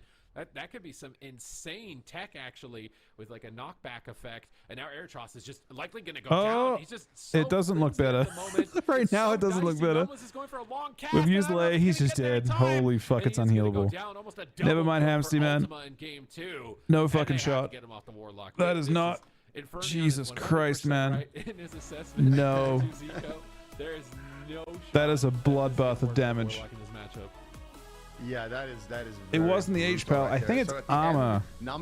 Weirdly enough, I haven't looked at armor reduction like difference, but it looks like it's armor that is the decisive thing here. So I think Numlis just kind of panicked. Nah, I mean, with a rogue CCing, it's different to a DH. DH doesn't have any control. They don't have the long enough stuns. They don't have counter pressure with DH. And if you want to look and see, it's right here. You can see that Trin is kind of doing like 570. 570 is a respectable amount of damage, but he does not have enough control while doing it. That is your issue. He's not a rogue. He doesn't have the control. Like he hasn't. Rogues are like both. Yeah, I mean, at the same time, there's a triple rogues are crazy on the other side. So if you do get purge on that blessing of protection, Arthur is just going to die immediately. So really, really tough situation to be in there. And yeah, that's the problem as well with the. Don't know they try it. I mean, they probably had no choice. I guess. Stay ahead of the damage, but when the damage is that high, it was so eye-opening. Chrome, did you see our games last night? I don't know if you watched last night at all. So we're playing with Ryan on Asso, and he's doing like very close to or top damage, right, as Asso Rogue. And he goes to Rogue, and his damage drops down to like fucking a third of what he had before, like 200k DPS, like lowish damage. But his control made the games unhealable for the other team, despite the fact that as a team we were doing half the damage. The game becomes unhealable in a bunch of situations. Another very like it gives you like a perfect like kind of example of how Rogue works, I guess. And most likely we're going to see the jungle cleave coming out here once again for Ultima. Okay, and then with the small map selected, there cannot be a warlock. Look at that kill command. So what else can the casual fucking 800k 4-hit kill command from 4 Raptors? Left field. Has he been practicing a Death Knight at all? You know, some type of melee cleave composition. I just only prepared for this particular matchup, unfortunately. On being able to win a matchup like this, I think Miz Feral win. Bro, I blame AWC being so like close to everything. They're against the wall. I don't think any of us predicted 3-0 though for Ultima. Twitch showing gambling ads? Really? For who? Fight here. I would expect that of like DraftKings or something. For the final round, not normal gambling ads, right? Not working for them, and they are going to bring in the Shadow Priest. They're going to run a double Priest. I guess that's the only downside right now of Shadow Priest is that Disc Priest is such a good healer, and typically, you know, the double Priest doesn't have like a huge amount of synergy. But I think that this is the right call. Yeah, definitely. Oh, Benruki did predict a 3-0 here, so Benruki's prediction is looking. Ryan's not part of this last part of the race. I mean, you can see the overlap's too drastic. The unbound anti-cappers take a way too drastic. He did help up till the point that it became very obvious that it was going to overlap completely. Here, things are looking good for Benruki and for Aya, and potentially for Liffy as well. Me and you, Sid. I mean, sub is crazy enabling to everyone. Double Priest Demon Hunter. Double Priest Demon Hunter. That's what we're betting all our marbles on right now.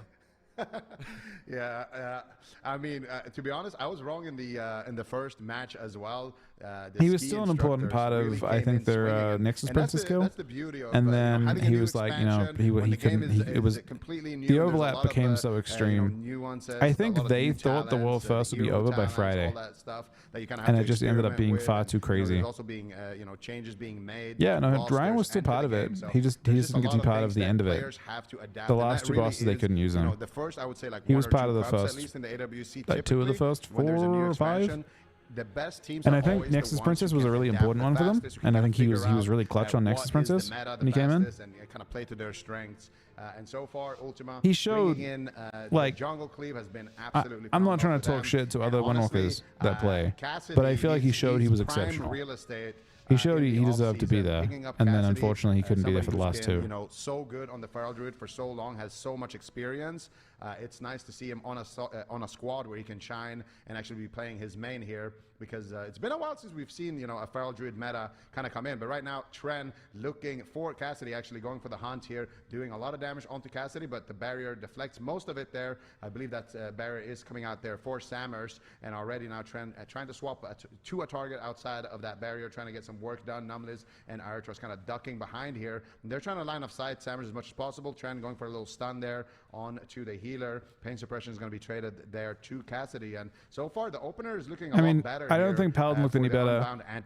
Double Priest is not bad either. Major defensives. There's a lack of synergy though. Oh, but there's multiple crowd control effects onto their entire team, and Aritros is alone. He gets a fear onto the Feral Druid, buying a couple of seconds here. May look to line of sight in a moment, but those pets are tearing him apart. Bestial Wrath is active. In that case, it is me and K-Chain that I feel like for like the two different guilds, I feel like the other one Orca didn't make a huge mark, but I feel like Ryan was like top 5 on the Nexus Princess kill. He played really fucking well. Smite so far in this series as a result with that, and they're just staying on top of Aritros. Right now, the mark to hit for Aritros is survive longer than a minute and a half. Is he going to make it to that mark? A minute and 20 seconds on the clock here as he's trying to flash heal and support himself. It's a big power word shield here from Numlis. Cassidy is starting to take some damage, though. Tren is starting to work and whittle them both down. But he's in a route. He's stuck in the middle of the map. Doesn't look like anyone's getting him out of that route. His momentum's going to start to fall off. His very equal. Are they getting a lot of phase 3s now? Trying to keep his pressure going. Aritros behind the pillar once again. Is Smite going to disengage in for another knock trap? He's got a double binding shot. So Echo consistent in phase 3 now too. Freezing trap and avoids it. Really nice. It's a start of Liquid's day though. He was patient. He held the freezing trap. He expected the life grip, held it, landed it anyways. But even with it, they do not have enough. What is that damage? The swap on Tren out of nowhere. Oh shit! Darknesses, that would have been over. He pre-darked and they still had to swap through it. It's so high level too from Tren. Yeah, that was the ultimate. Well, that was what Liquid did yesterday, Liam. It sounds like they're just kind of a day behind, but they've caught up. The next fear, so if they can land a full fear there onto Sammers, which they the do, pressure's kind of they're playing well under pressure, you know. They may have been a bit complacent when they came in, and they've Liquid hadn't done much in a day. Looks fucking rough, man. Second void shift, back to back. They are down 2 void shifts on the side of Unbound Anti-Cappers. Tren still with nothing left. 10 seconds on that blur. Activates the Metamorphosis. Is going to have some leech healing here, and they need to find the pressure. Sammers going to be the target. Pain suppression Tren now swapping. Why does it say best 23.3%? What is 30? How does that work exactly? Back to his team, ducks into the barrier here, but still taking a lot of damage. There's the fear coming out defensively onto Cassidy, but still not enough to try to take somebody down. Tren still down at 50% HP. There is the PS coming out there onto Tren right before that trap connects onto Numlis. That's He's going to drink progress? it out of that trap as well. So Numlis really with no more defensives left. Sammers pushing in, looking for the fear, finds it there onto Numlis. He's stuck in that one. He can't use the Will of Forsaken just yet. Okay. To the damage. Tren still taking so much damage, dropping low. Cassidy looking for the Cyclone. Can he find it? He finds a DR Cyclone onto Tren. Nothing. But Numlis manages Unfortunately. to pick him back up. All right, Tren survives, but they have no medallions. They have no void shifts. They basically have just pain suppression left for Numlis to try and keep his team going, but they don't have momentum. They need this game to last so much longer if they're going to win here. Freezing trap onto the healer, switching some pressure onto Aritros, trying to punish the fact he doesn't have Disperse, but I'd love to see another stun swap to Tren. He's trying to use Vengeful Retreat to immune the stun, and he's running that Eldrachi Reaver, so he's able to double Vengeful Retreat and stall out that stun for a couple more seconds, but now that's over. They're pressuring Cassidy. Finally, some damage coming up from the Unbound Anti-Cappers. Can they keep up their momentum on Cassidy before Tren falls? It's so much damage back and forth here. Cassidy's back in the fight. He's right on top of all 3 players. A triple fear comes through, and Tren is on the run, trying to get back behind the waterfall. Cassidy is chasing him down. He ducks away with the Fell Rush to Didn't one back side. link once, true. It looks like he's going to Vengeful Retreat, trying to extend. It's hard to find time to. Another Vengeful Retreat, trying to avoid the stun. Then he stuns Cassidy to chain congrats, Liam. Here comes a barrier down from Sammers, though. He's going to be A-okay. He's just going to run out of that right away. They know it's over for Tren. It's match point. It's so congrats much to he's damage. Dead. He just can't deal with life it. grip. Somehow, some way. He's still alive. He grips him. They kill him through the shield. What is this pressure coming out from Smite right now? Ultima, clean sweep him. 3-0. Actually crazy. Beautiful purge there at the end as well. Freeze looked better, but then suddenly it just basically, you can see what Jungle's doing here, right? They're just looking to see which target they could. Basically, the lock was the weakest target, kill the lock. But that wasn't, and it may look like lock was the problem, but DH is just as squishy. Damage isn't just overall pad, it's not just AoE damage, it's all on one target. It's congrats, Liam, buddy. Assault. That's fucking huge, man. There to jungle. finding those big bites, finding the big pressure, and also the crowd control change here. And we can see Trent being a kind of a spicy target here for them, because those Demon Hunters, they do have a lot of kind of defense with the leech and short defense. That was BM. They play BM every game. Just play BM jungle. Crushed him. Boom goes the dynamite. BM is so unrelenting. And the moment you drop below 35%, every kill command is just delete. They just kill command you, kill command you, kill command you, and it's just a million per. Your health just starts melting. Declan, think of the 5-month resub, buddy. 24 subs today. And what is actually a very short, an hour and 36 minutes, man. Okay. Feel like we're gonna see a lot more BM hunters on NA after today. Yeah, let's have a look at the gear, I guess. Let me kind of cook a little bit. I haven't really looked at how people will gear, because on TI you have access to everything, right? I'll say smite on that BM hunter. He looks flashy. You play Orc, which I'm not as this. You play Orc because it's 1% pet damage and it's also stun reduction, but the pet damage is nice. It's basically kill command damage buff, right? He's playing 4-piece, which is your pet damage increase, which is also kill command damage. He's playing Verse Mastery on this. He could have crafted a different one if he wanted to. Verse Mastery. Man, all right. He's mastery stacked. That nice victory, 3-0. That is the. It looks like he's kind of anti-cappers, but it's the only the beginning of the season, so they certainly have a chance to recover and. He's Verse Mastery stacked. Time and, maybe round out their roster Crazy. a little bit. I'd love to see them again. And then we're talking about jungle a little bit. Yeah.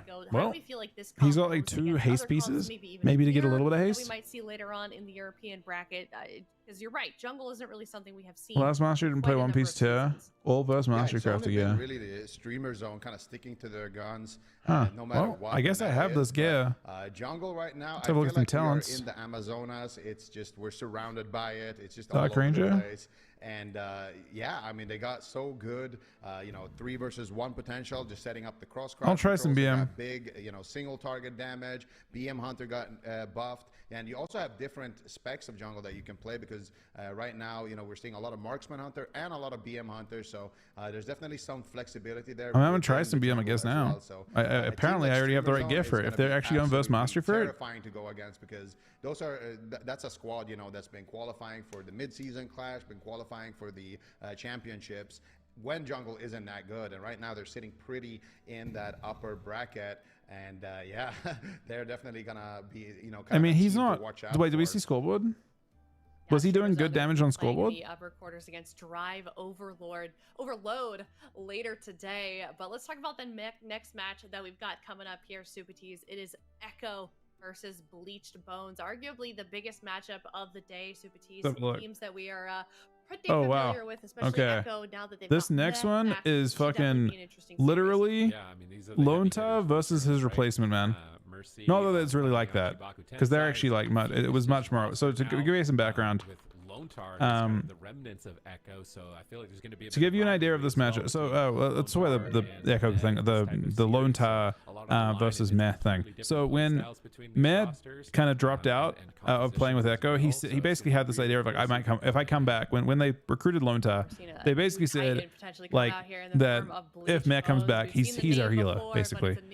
And Meh decided with this he wanted to come back. So that's why there wasn't any hard feelings. Lone Tar didn't even lose. He literally won both AWCs that he played with them. He was a back-to-back with them. They won the mid-season. So Dragonflight Season 1, they won with Meh.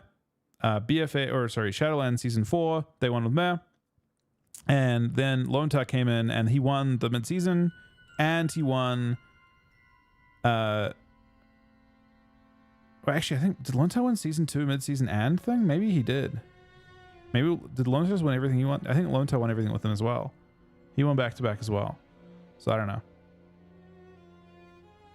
Meh's they're both, Lone Tar and Meh are both exceptional. They both are undefeated with Echo. I don't think either of them have lost under that roster. They both play with the same roster. I'm not sure if it's like one of those, again, I don't think there's anything to read into over the two things. I think Meh was just the healer that they had. And that when he dropped out, it wasn't like they replaced him. They didn't replace Meh. Meh decided he didn't want to compete. So then Meh came back, and then they went back to Meh.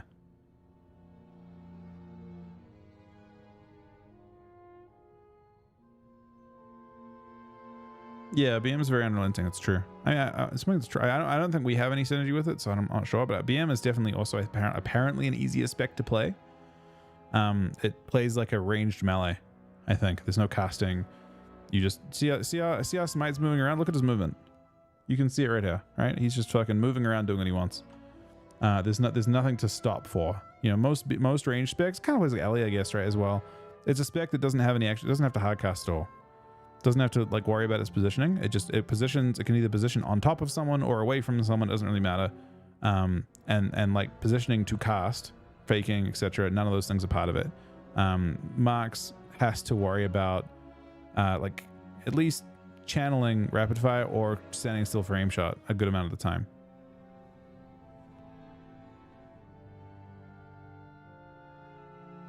Yeah, that's true. There's the pet can get controlled. There's two classes that can get controlled for you. You have the I guess that's a good way of looking at their downside is that you can either control the pet or the hunter, and both will have the same effect, right? I saw on Twitter people saying aim shot should be kickable. I mean, it is a caster spec. I think mages hate playing against marks. It's not that insane when you consider that you know, but it doesn't make sense they should be kickable probably. If anything,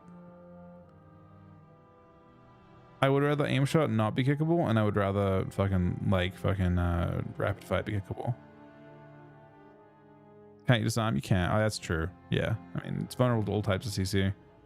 I just think it's jungle. It probably feels bad. So, well, I mean, honestly, that almost sounds like a net buff to jungle, because now you get kicks out of the way and you can just fucking spam clone.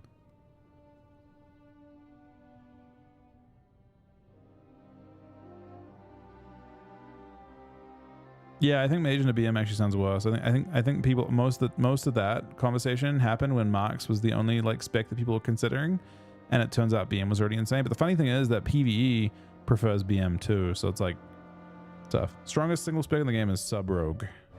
It's not even close. Actually, no, it is close. It's close between Sub Rogue and Disc Priest, and you're seeing that today, right? Of the first two games we've watched so far, there has been a Disc Priest in every game but one. Or there's been a Disc Priest in every game. There has been one situation where Paladin was played as the main healer, right? It's Paladin and Disc are the only two healers, and Prez lost in the opener. I think Priest or Sub-Rogue. One of those two. Weirdly enough, EU is not showing Sub-Rogue as much right now, but we're seeing Jungle. But we are seeing Priest. So maybe it's fair to say, like, based on what we're seeing today, we're seeing Disc more. Yeah, Prez, when I saw Prez in there, I'm like, huh. There's a few ways, like, Sub-Rogue dumps his Prez. Welcome back. Unfortunately. Game coming up here. We're in the upper. I mean, Sub-Rogue is a map. Sub-Rogue basically is so powerful, right? Echo, of course, trying to defend. Let's answer that real quick. Sub-Rogue is so powerful that whatever they spec they play with, they make look OP. Sub-Rogue is the perfect, like, gaslighting spec. Sub-Rogue will go into the game, and they won't look broken, but they'll make their teammate look broken. I don't think Disc does that quite as much.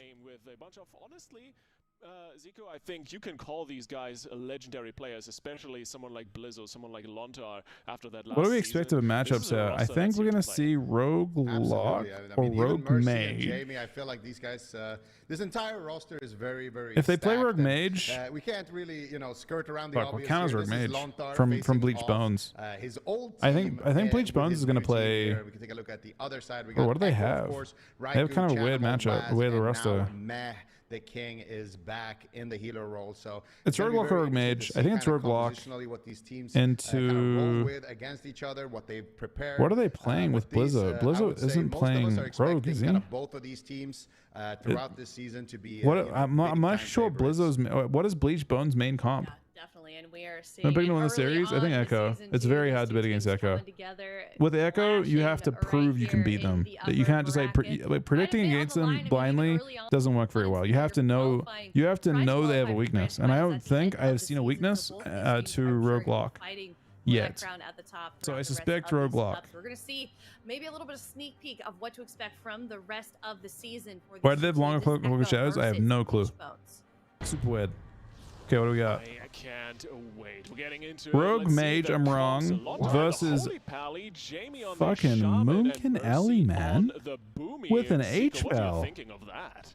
What? This is not what we were This is expecting. fucking meta, I mean, man. we This is already very saw this wrong. a little I mean, bit very earlier, different. I mean, in our Lonta first showing matchup his here, so, healing we already diversity. getting He plays every this healer at a comp, high it level. Didn't look too good, into I don't the know if sub Meh rock, so we'll has see if every Echo healer can kind of, covered. expertly I think he navigate plays around a that. couple of Already healers seeing an opener extremely come out here. fucking well. Lontar's catching a full sheep, and they're going after the boomkin here. Waz looking for the stuns onto Mercy. He, okay.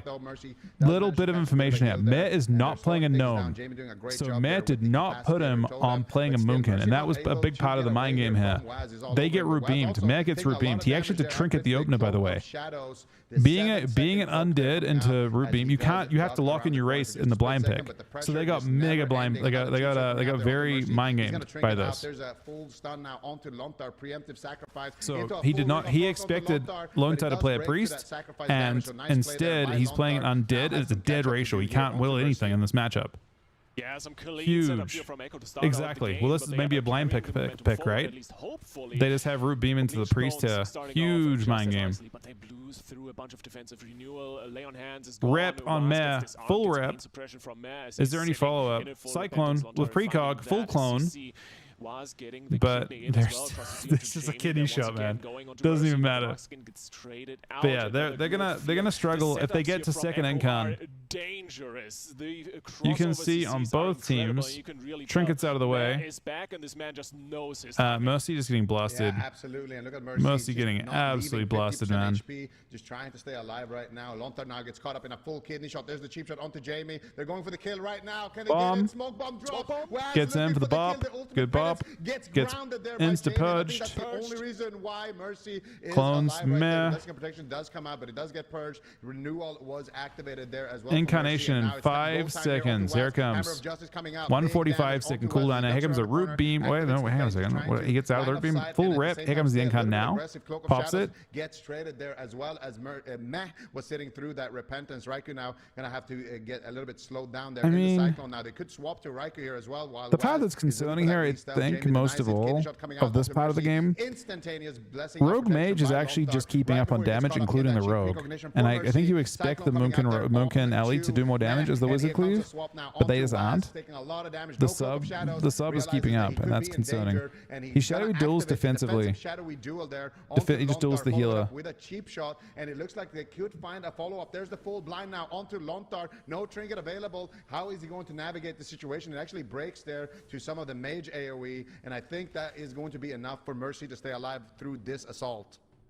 Yeah, great wild shot, but Waz catching him out of form. No follow-up, though, and now Waz is hodged up, and the go is actually going onto Mercy. The Meteor coming in, that Frostfire Mage really starting to do some damage. Another disarm coming through. Waz gets dispelled. Is just hunting the bear down. Really wants to get under his fur and do some damage, but it's not quite enough, as Lontar is just there with the pump. Sack traded out, as well as the Divine Protection. Mercy should be fine for the moment. Renewal back up and ready. Barkskin up in 5. It's a little bit of a standstill in this situation. Both teams looking for an advantage. Maybe now with the Hodge. Raikou blinks yes as Lontar on that repentance, denying the CC chain as Mercy once again gets pummeled. You can see the Deathstalker's marks on Mercy. A little bit more damage here for Waz as he's trying to make something happen. Gets bashed out though. Lots of counter CC coming in, but it's not quite enough. Lontar finds himself in a sheep just grazing away as the Lightning Lasso is trying to subdue Echo a little bit. Mercy dropping further down. Buckskin traded. Renewal still available. Lontar trying to make something happen. Still sheeped up. Raikou with a double Dragon's Breath. Mercy dropping lower and lower, and finally the big heals come through. Lontar has the wings back up and ready if he needs them, and I think for the moment Bleached Bones are stabilizing. Yeah, and now they're going to swap to Lontar. Beautiful there. He's going to trinket out. Is that going Lontar to be enough? trinket Lontar walls, gets jumps straight out with restuns, divine but protection is as well. fine. Mercy's taking a Hodge. lot of I'm not damage. sure about that Lontar has Hodge. no trinket, no sacrifice, and no Oh no, it was blessing of crossed. protection. And he One trinkets more it. CC chain That was could do beautiful, it. actually. Could He be enough hodged to with the close out clone. match. Waz right now Gets knows Waz's the trinket. situation Waz is has looking cloak good. though. Raikou with the second icy Do we have an veins. opening? There's the Can he get full sheep? beam. Nice Wait, solar beams by Mercy to shut down the save. follow-up on that blind. That could have been lights up, but they could still swap to Lontar and try to take him down. They cheap shot Lontar actually. I just don't and they're see gonna any go after openings on Mercy. Mass team. Beautiful You've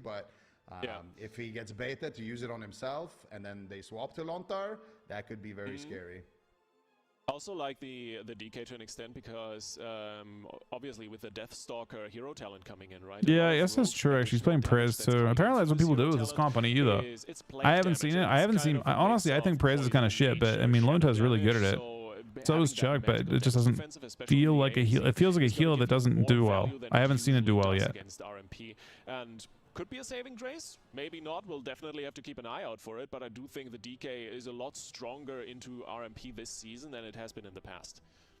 Absolutely, and you know, like you said, the anti-magic zone definitely going to be good at shutting down a lot of that damage from the rogue and also from the mage, and of course from Meh. We saw Meh almost actually land the kill for his team there a little bit earlier in that game number 1. Everyone's unplayable to sub, according to my hunter. One grounding totem, I think it would have been enough. And that's yeah, I mean, I think BM sounds better personally as well. Forget about the discipline priest. Like right now, it's all about everybody's talking about their shields being super big, but it's not just the shields that are big. It's also the damage. It's also the burst damage when they get rolling. You know, with the dark reprimand spam and the ultimate pennies, all that extra damage is just adding in.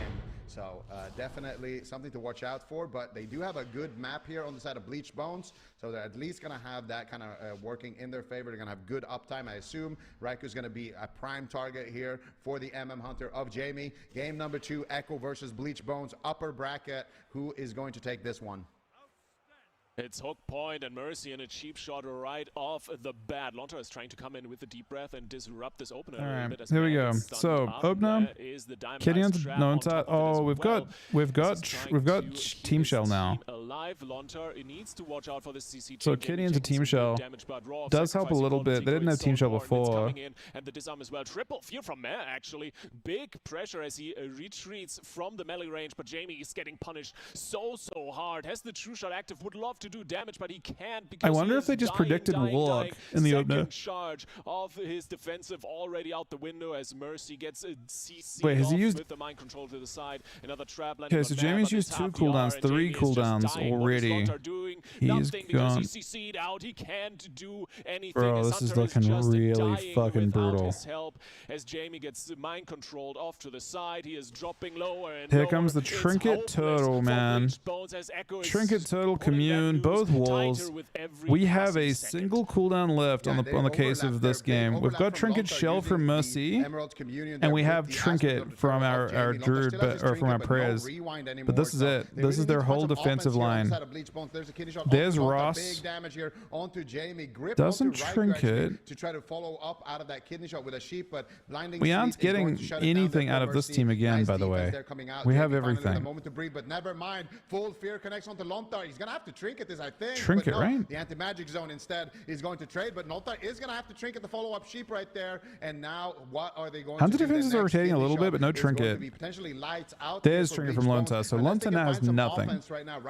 We've got Team Shell only, if it's actually tracking correctly.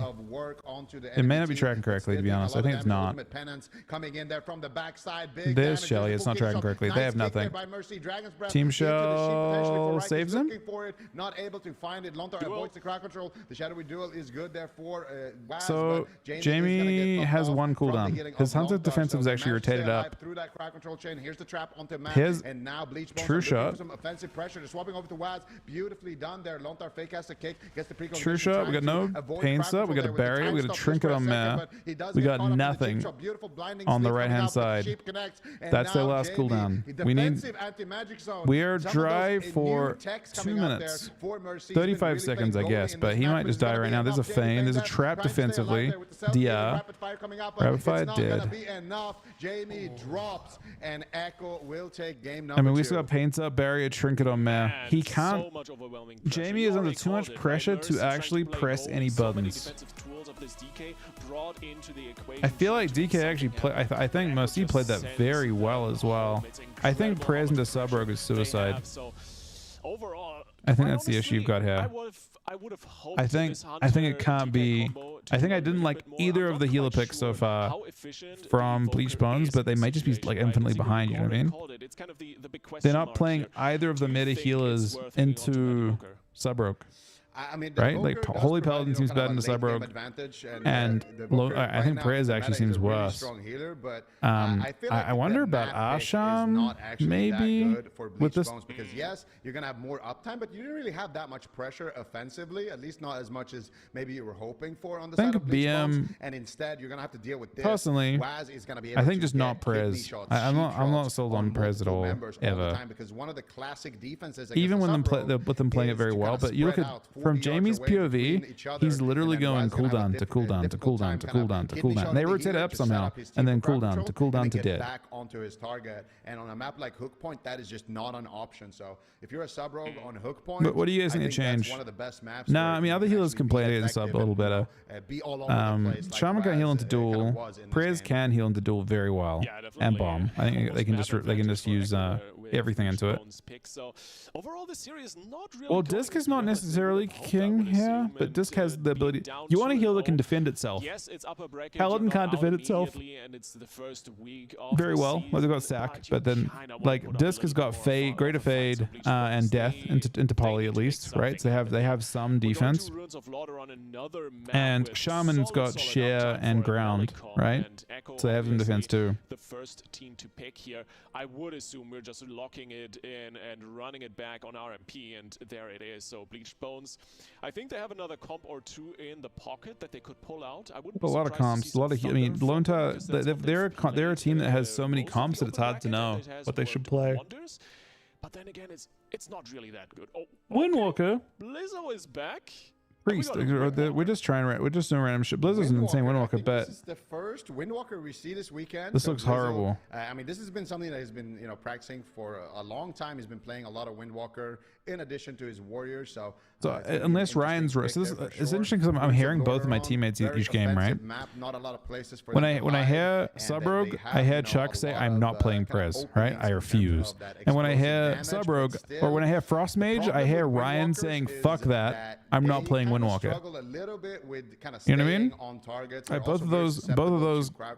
I feel like both of these comps. I feel like Priest sounds great here, but then Windwalker sounds terrible.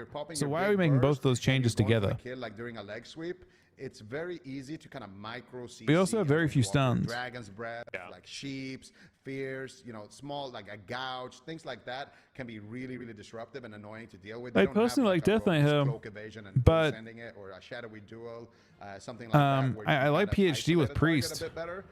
So that's one. I think Team Shell is way better. The good thing about Windwalkers right now is they have gotten a little bit more kind of added. I don't think Waz was doing as much damage, was he?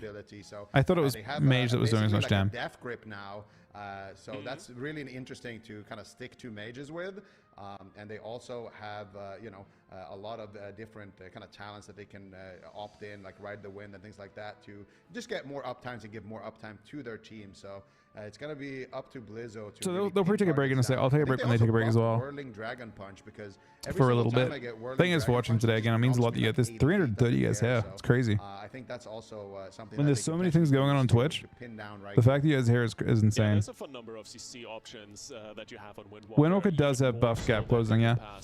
I'm pretty sure. The rework made them better at gap closing. Obviously, it doesn't help you against roots, right? But they're better at sticking on target when there aren't roots involved. Obviously, Frost Mage bugs out all their mobility, and mages have crazy mobility. But against non-mage, you're pretty good.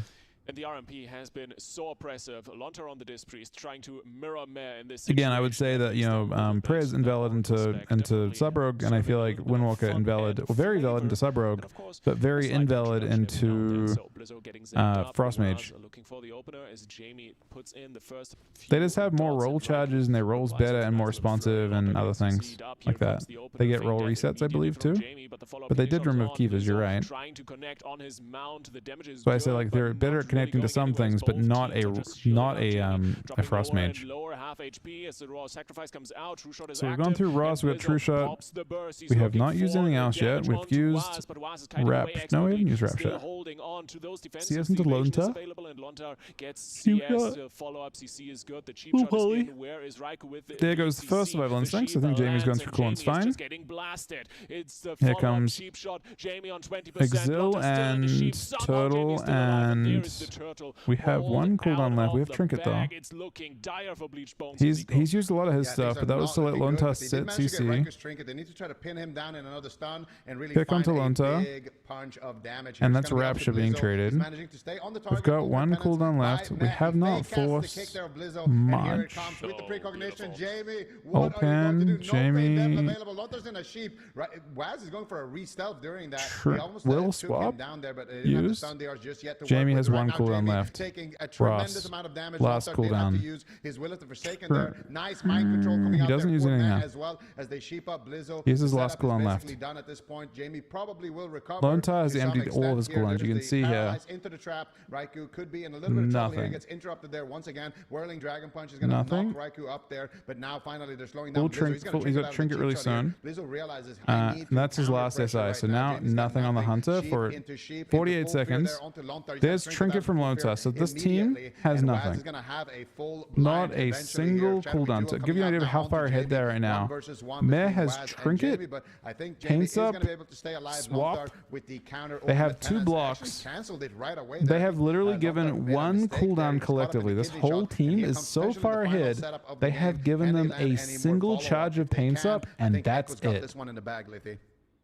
Yeah, it's gonna look They've given dire them in just a few one moments. total PI is fucking almost cooldown ready. There's the trap in into Waz. They're exchange trying to for turn it 2 around, charges of finding wall, Raikou, getting the interrupt in. And here SI, comes the Tiger. fucking everything. Blizzo looking for some big damage, but Ryzen This is the most literally just one-sided making their matchup way, I not have caring seen. about anything here. Dragon's Breath is available. Meh finds another. How can they and trade so mad little? fear in this situation, but they can't really follow it up. Waz is looking for the reset. Finds Jamie, gets the cheap shot in. They need Dragon's a literal Breath, miracle to Raikou win this just game. Soloing 2 people on the other side of the map, while the Hunter is dying all on his lonesome. Raw sacrifices in. The pressure from Kidney, Echo mounting, dead. as you said, Dead, Zico, this might dead, be it. dead, Cheap shot, the dead. kidney onto Any Lontar. follow-up? The No follow-up. damage going up further and further, but the shields keeping Jamie alive for another moment. 40 seconds onto his defensives, 20 on the turtle. Lontar getting counterspelled.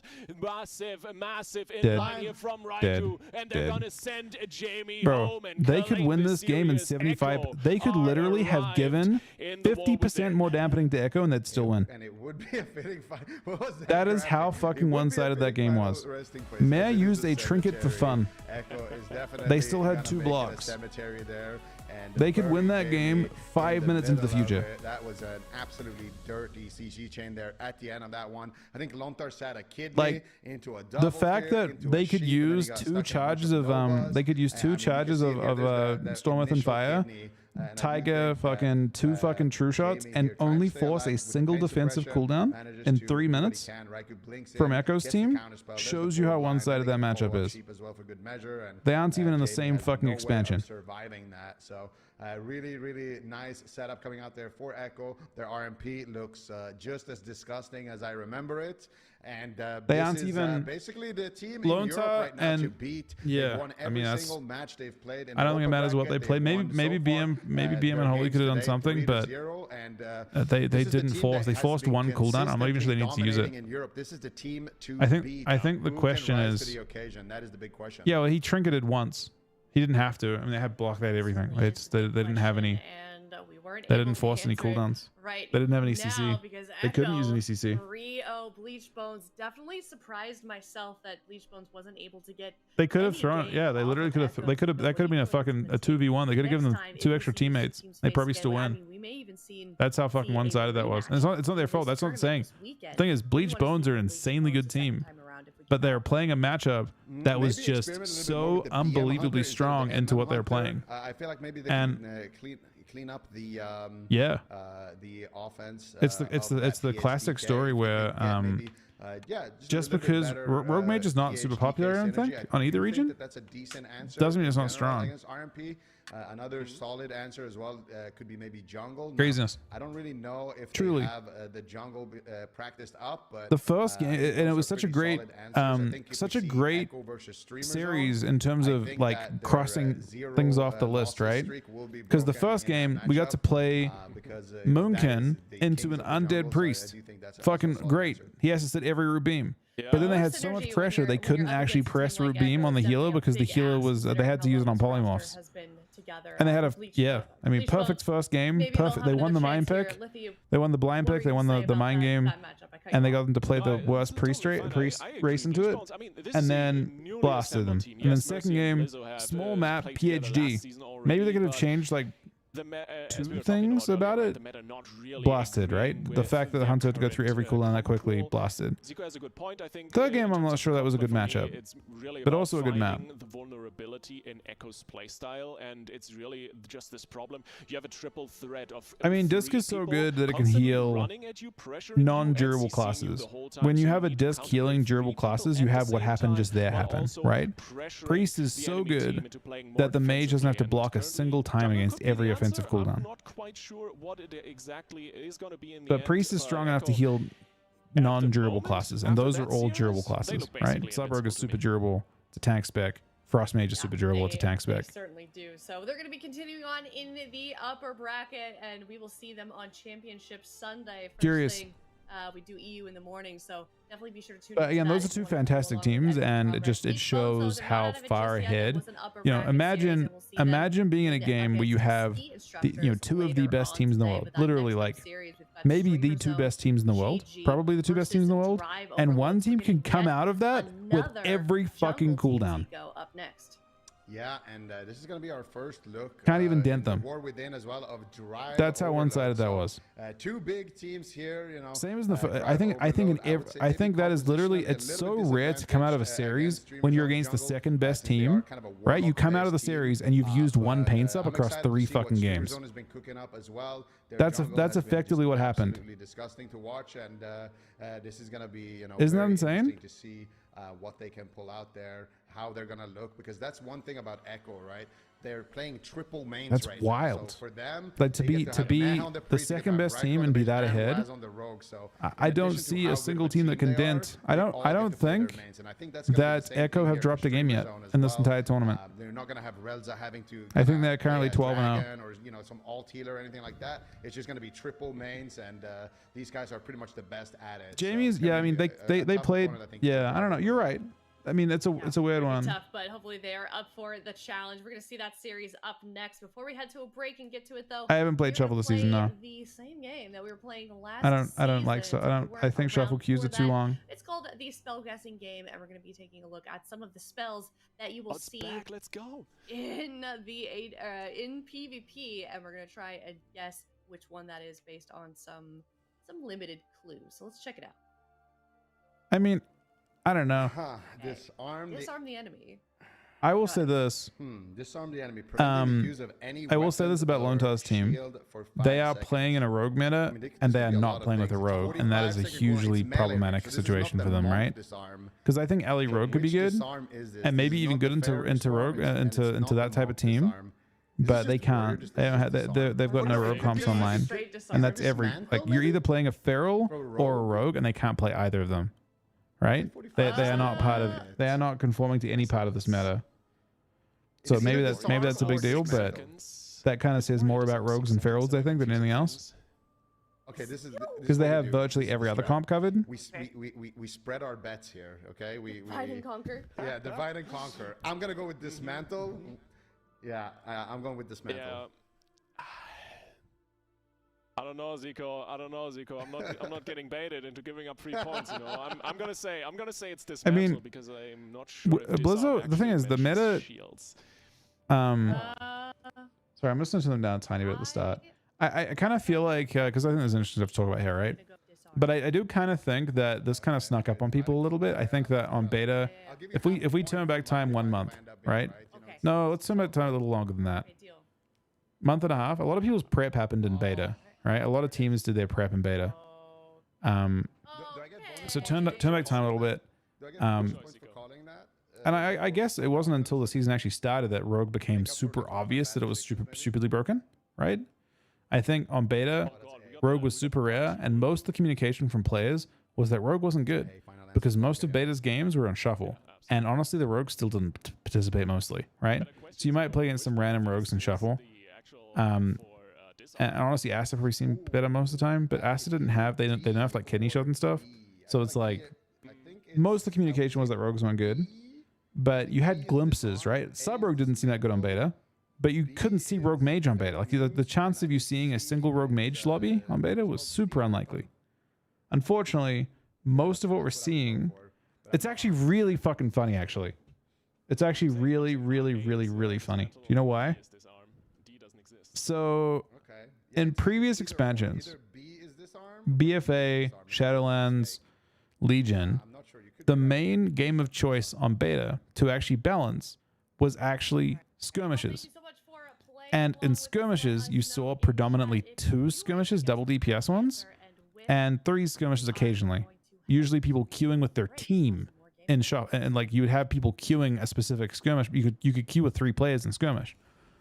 What's interesting is in those types of scenarios, rogues were crazy dominant because that was perfect for sub rogue, right? Sub rogues were crazy dominant in 2v2, especially double DPS 2v2, and they're crazy dominant. We could pick your teammates to queue in 3s. But instead, the last 2 expansions have been solo shuffle. Sub rogue sucks in solo shuffle, like generally. Like when you're playing with random teammates, it's really hard for sub rogue to have like, you know, people breaking your CC, and it's just kind of shitty. But the way that things are being tuned is super different. So the way that the game is being kind of built makes rogue look bad. So every season, I think shuffle being the main way of doing it, it's great because you can play it and it's more fun, but it makes the game very hard to predict until it goes live. Rogues will just look OP when you're bouncing around shuffle, basically. But I think both expansions have been the same trap. Both expansions, rogues have seen bad in beta, and they've snuck through beta, and they've seemed OP when the game came out, and it surprised everyone because everyone's like, "Hey, you know, my Alley Shaman felt really fun in this," and no one, people aren't usually wargaming. I guess people could have been wargaming, but people weren't. And people went, but most of people's data was based on shuffle. But anyway, random thought, I guess. Oh, there's a fucking, I want to take a break. I'm going to miss one game. You guys cool with that? I'll put predictions up and someone hopefully can do it, but it is Stream Zone, which is going to be, that's the classic jungle, right? I'm pretty sure that's the classic jungle. Versus Drive Overload, which is whatever. That's actually a lot of different comps. But I suspect this is jungle versus something right now, which means there's been a hunter in every single game so far. All right, back on sec. Thank you for the insane support. There's 24 subs today. It's been 2 hours. I'll be here for another 2 hours or so today. But yeah, back on sec. Hope you guys have an awesome Friday so far. Thanks for the support.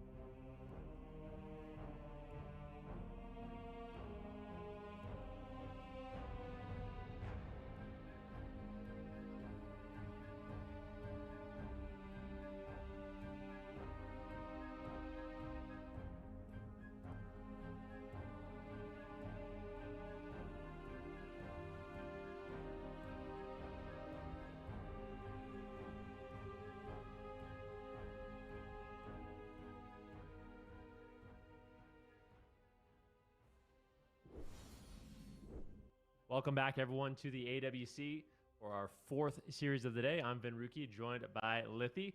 We have a very exciting series coming up. It's going to be Streamer Zone GG going up against Drive Overload. And this is a really interesting matchup for a couple reasons. But I feel like these are two of the rosters, Lithi, that are kind of like dark horses. I feel like they could really go the distance and potentially even challenge Echo.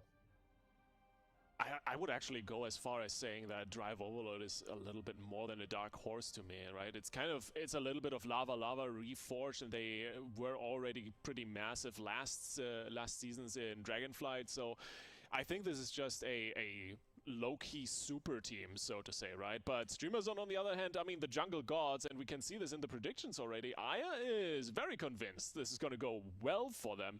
And I mean, if jungle is good, Streamer Zone usually is really, really good. And yeah, I'm hoping for a 3-0 here. I don't know if you've noticed this, but Supitees and Zico, I mean, they've had some very similar predictions. I wonder if they're copying off each other's homework. Oh, I have the same one. That's a little awkward coming in. But yeah. Yeah, Van, what's up with that homework, by the way? Hey, I was right. Listen, I got the 3-0. You know, I've had some good predictions today. You know, normally it's not always the best, but today, not too bad. But yeah, both these teams, very interesting. Like you kind of mentioned for Drive Overload. I mean, first of all, both these teams are going to have an interesting blind pick because they have so many options, but, well, we don't need to talk about it. We're just right into the game. Streamer Zone GG, they are going to be locking in that jungle cleave, kind of as expected with the Beast Mastery Hunter. Then we have Drive Overload locking in Elsewave on the Shaman and JT on the Paladin, so I wouldn't have predicted this. Either would I have. I love the Holy Paladin. I think it's really, really strong at the moment, and probably I would almost place it as the strongest healer unless you have a comp that really uses this priest very well. But we'll see how he performs now that the game is open, and Tony is the first target, taking some massive damage, but finds the main stun onto TJ. Immediate Roar of Sacrifice thrown in, and here's the Incarnation. Tony is not messing around. Full Fear onto Elsewave as well. The follow-up damage is great. TJ just getting sent on this opener down to a half, and JT really needs to make something happen. Here are the wings, the heals in as well, but it's not quite connecting as much as he would like it probably. And for the moment, they get to stabilize, retreat around the corner. Elsewave scattershotted up, and really Streamer Zone in the driver's seat at the start of the game. And Streamer Zone, a team that is willing to play aggressive. They get the double stun out once again. Good triple control. And they're just so far on the back foot. Drive Overload are getting completely destroyed here in this opener. TJ are barely holding on. JT's going to have to connect the heals. Finally manages to, but this game has definitely been going in favor of Streamer Zone so far. Finally, a little bit of counter pressure here, but Tony just able to use this line of sight. And I don't know if I like the positioning here from TJ. It seems really difficult for Elsewave to actually get any kind of significant damage off being on that Elemental Shaman when there's just a free pillar for Streamer Zone to use. Yeah, I almost feel like they could do a little bit better kiting away from the pillar, but obviously that makes JT a little bit more vulnerable. Double Feel coming in as well. The follow-up CC on Tony is deterring some of that damage, but TJ is getting punished. JT trying to keep up with him is getting cleaved in the meantime. You got a Lightning Lasso coming in. Kazu CC'd off to the side for a little bit at least, and Streamer Zone really not letting up with the momentum, even though they're missing the kill potential at the moment. Hand of Divinity coming through. JT retreating behind that pillar for a free cast and might be able to do something here. Searing Glare is in, but doesn't quite get that connected. Doesn't really do too much, and the heals with the instant Holy Lights are going to stabilize this team. All in all, I think we're heading into a little bit deeper dampening, but Relza again and again finding these multi-man fears, just pushing the momentum further into the zone of Streamer Zone. Yeah, and that's what this positioning does. It just allows Relza to get these double fears out. Big stun here onto Tony. Right now, he's taking some pressure, but just able to use this line of sight to his advantage. And now we see a little bit of repositioning here. TJ is going to cross into the midfield and to a new pillar, dragging both Tony and Kasu into the open. They're trying to get away from the ultimate penitence, which was used there by Relza, generating a lot of pressure for his team. TJ once again under fire. Full stun on JT. Do they have the trap followed up at the same time? Kasu is into a stun. This is very back and forth at this point of the game. JT gets trapped up. Kasu's getting low. Relza has some catch up to do here. Going to be using that escape artist to try to just stay out of the crowd control, stay out of the roots, to continue to heal his team and maybe even push in for a fear here very shortly. Yeah, this was 3.5 minutes into the game, the first Bob used. Of course, Lay on Hands has been on cooldown for a while, but Drive Overload, they're staying in the game in terms of mana. Relza is similarly to JT, but both Hunters actually dying right now as Kazu is down to 10%, needs to pop the turtle as Relza is struggling to push his health bar back up. The Rapture is in, but the turtle is gone, and with that defensive out of the book, it's Kazu in a little bit of danger. TJ gets topped off, and suddenly the momentum shifts. Drive Overload is starting to ramp up. Elsewave at the forefront here with the damage, has an Ascendance procced and gets cycloned off. Tony really wants to shut down that Ellie Shaman. I mean, Tony versus Ellie Shaman is kind of classic in my book, and suddenly maybe that Feral is not so good with the big burst. Oh, if you're on JT into a Cyclone, TJ's in a lot of trouble. That's going to be a lot of defensive cooldowns that he does trade out, including the Roar of Sacrifice. Bash comes in, he trinkets out, wants to maintain the pressure. Tony at the same time under fire. Elsewhere putting out a lot of damage on that Elemental Shaman, really cleaving them down. Anytime they poke out from the pillar, the damage is immense, but Streamer Zone has all the momentum. JT might have to trade out his Divine Shield. He uses the Blessing of Sacrifice to keep TJ alive, but TJ needs to be very careful. He gets caught into a stun. It could be lights out. Sorry. Someone ganked my voice there for a second, but of course the Diamond Ice Trap saving that sack for JT a little bit. The last few seconds of damage redirection going into emptiness, as Tony is the big next target. Has Survival Instinct, Kazu getting swapped to again and again. He is definitely living dangerous. The last defensive used up, has Roar of Sacrifice now back, and as JT gets pressured once again, TJ is really trying to kite away from the enemy and just getting away from those bleeds and the Hunter damage in general. Relza trying to push in. You can see the Penance hammering the health bar again and again, but overall Drive Overload hasn't really lost too much ground in the last few seconds, the last few minutes, as the momentum that Streamer Zone had built at the start of the game is slowly but surely dropping away. TJ once again trading that Roar of Sacrifice. Suddenly it's looking dangerous, dropping very, very low. That half strength Exhilarate with the defensive coming through for just a second, as JT is really pumping. The Searing Glare coming in as well. That's going to help a little bit in this situation as he stabilizes his team mana-wise, now getting ahead of Relza as the Disc Priest is going on empty. Yeah, and that's one of the things about the Paladin. They got a man above. TJ I got some food. Quite a bit of damage. What are we looking at right now? Are we looking at Paladin? Is this an Ellie Shaman? It is. Higher and higher, and it's becoming really difficult to heal. Divine Shield immediately traded. He does not want to fall farther and farther behind in this match. Just making the trades, but now I did not expect 2 hunters. I don't know what I expected, but I didn't expect 2 hunters. Control breaks here for JT, and TJ could be in a lot of trouble at the same time though. Tony under fire into a full Hammer of Justice. He trinkets immediately, pops the Survival Instinct, trying to just be as durable as possible for the time being. Relza getting controlled. He gets wind sheared nicely done there by Elsewave, and anytime they're in the open, Elsewave just really gets to tee off on that Shaman. That is ideal positioning to have Streamer Zone off of the pillar, and that damage is really starting to add up. But with JT having no more breaks, this is a really scary situation for Drive Overload. Yeah, but JT pops the wings, and those should be able to stabilize, especially with the Dawnlight procs, thanks to the new hero talent. He's getting some extra I'm having shield, toast and TJ still at the moment. Peanut butter and toast. The trinket no longer available, but the turtle AWC, there's a website for it. him if need be. Kaso on the other side has the turtle back as well, so both hunters are relatively safe. You're welcome, buddy. But of course, Streamer Zone toast, ma'am. without any mana left. Well, it's been quick. I didn't want to go AFK forever. JT really needs to make something happen. Has the wings available in case he needs to pop those in properly. Tears Deliverance gets interrupted. Tony down to 20%. The swap over to the Feral after 7 minutes, almost costing them the game. Relza comes in with the life swap in the just nick of time. But it's still so much damage. Another counter shot here onto the Priest, keeping the pressure high. Elsewave really sending it as he gets swapped to, pops the wall and stays alive. TJ kiting away. Tony desperate in the open field, trying to make something happen. The root is in. JT gets ganked as well. So much damage coming through as both teams are struggling to stay alive. And 40% dampening. Tony down to 10%. The Tiger's Rage is in. He's trying to find something. Maybe the Maimstun can help him out here, but he gets trapped. The Diamond Ice is in. Relza in a frog needs to get follow-ups. See JT with the blinding light. Both BM too. Quite enough. Here on the next I feel like as well. Ellie's actually really sick into Hunter, and so is Paladin, I guess. Might be enough. Just 3 tanks. Overload really putting into high gear, but Ven, I don't think they're quite getting the kill here.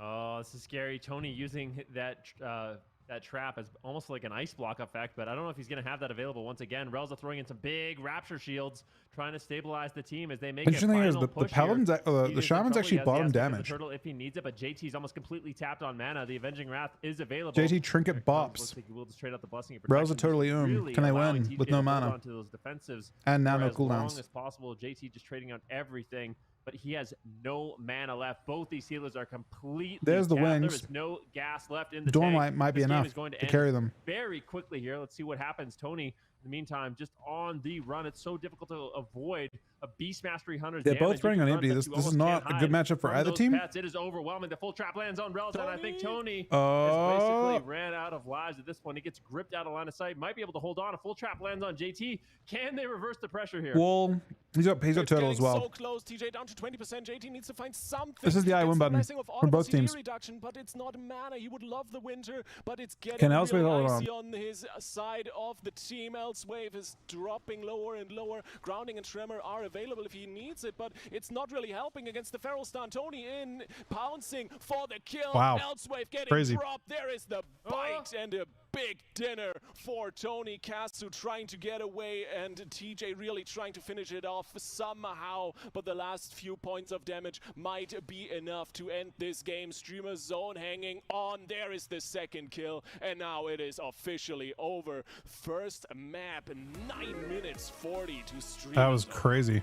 Yeah, that was a very long game, and I've heard from some players that Beast Mastery Hunter games go like this. I mean, Beast Mastery Hunters, they do a lot of overall damage, but their burst isn't super high, so normally healers can kind of react, and it ends up being a mana war in some cases. Both these healers able to kind of deal with the consistent damage, but eventually you just run out of gas, you don't have the healing left, and they're able to overwhelm. Well, this is an incredibly close game. I can't help but feel like if Tony wasn't able to run into that Diamond Ice Trap on that full Hex for Relza, that he could have just fallen over. It was a bit unfortunate there for their side, but somehow they stayed alive. Feral Druids, when they want to, when they're in bear form, like they can be very tanky, they can be very evasive of damage, and they're able to hold on. So really good push there by Streamer Zone. A great game number one. And I do wonder, I mean, for me, what Elswave, JT, and TJ are running is a huge surprise. I kind of wonder if they're going to stick with this, if they're going to mix it up. Like, what are they going to do? That's a good question. I do like the Ellie Shaman a lot, the Hunter Paladin. The big question really, as we talked about during the game, right, is the positioning. Once they started to get away from those pillars and kite from pillar to pillar, giving Elswave the opportunity to really put in some damage, I think the game has started to look a lot better for them. But I almost feel like it's a little bit too late, because at the very end, obviously the mana equalized, and once Streamer Zone actually made the adaptations of their own and started to hit the alley a little bit more, suddenly the split healing you need to do on the Paladin costs just so much more mana, and the pressure equalized again, and ultimately Drive Over lost the map there. I'm not sure, maybe an adjustment to the healer, something that can stay open field a little bit more and force Streamer Zone to play in line of sight of Relza a lot, sorry, not Relza, Elswave a lot more. That could be something that puts them a step ahead of the jungle. Yeah. Elswave has been surprisingly playing a lot of different roles. Like, we kind of knew him for the Demon Hunter, but apparently he's been playing a lot of Frost Mage. I think he's the second highest rated Frost Mage in Europe right now, under Raikou. After rumoredly 1 week of playing it. Yeah, 1 week of playing. So Elswave has that kind of locked down. But the thing is, you don't really want to play the Frost Mage into the jungle cleave, you know, unless you maybe have a subtlety rogue on your team to help deal with that overwhelming offense. So I think it's unlikely they change. The thing is for Streamer Zone is, like, this is their composition, right? Like, if jungle cleave is good, they've seen these situations time and time again. You just kind of have faith that they're going to be able to navigate it. If anyone's going to be able to pull off the jungle cleave, it will be this squad. So let's see if they can continue that. I almost don't think there has been a season where jungle was really good, where Streamer Zone has not been the best team in EU, if not even, or at the very least, like top 2 every single time, basically. So, and I mean, we talked about this end of Dragonflight, right? As Relza rejoined the roster. This is a literal AWC champion roster right there. Of course, they got a 4th member in, but they love to stick to jungle, especially when it's really good, but also if it's not that good. And This team so far has been very, very impressive. I mean, Zico already put them kind of on the level of they could actually beat Echo after this first game. Well, it looked a little bit shaky, but maybe they needed a bit of warm-up. And honestly, Drive Overload, they're sticking to their guns. They're taking the fight back, and they're saying, all right, might not take 9 minutes this time around, but we're winning. Yeah, same exact composition coming in for Drive Overload. It was such a close game. They were ahead on mana, like we had kind of mentioned. They just need to figure out how to end the game. And I do wonder, you know, it feels really important to go on the Feral Druid, just because if he is free, he's going to be doing a lot of damage. You kind of want to force him into bear form, force him to run away. Otherwise, he's getting cyclones, he's getting pressure. But at the same time, it can be really difficult to take a Feral Druid down. All right, if you have a we're really back. good Feral Druid, he's able to use line of sight, use... So bear what form matches at were the we right looking at time. this time? Actually taking them down is kind of a different story. So maybe they could mix up their targeting. Maybe it's going to be one of those kind of attrition battles once again, where just the smallest Same little matchup. plays I don't know about could Paladin. put you ahead in terms of mana. I think I need because Paladin at for the end of game, Hodge. when both these healers were completely tapped. They need to have stuns I and think that was lockdown. our longest game of the day so far. Correct me if I'm wrong. No, And the absolutely. Feral brings Longest game that. of the season. Obviously, the Shaman doesn't really. It hasn't been very long, but we'll get there, you know.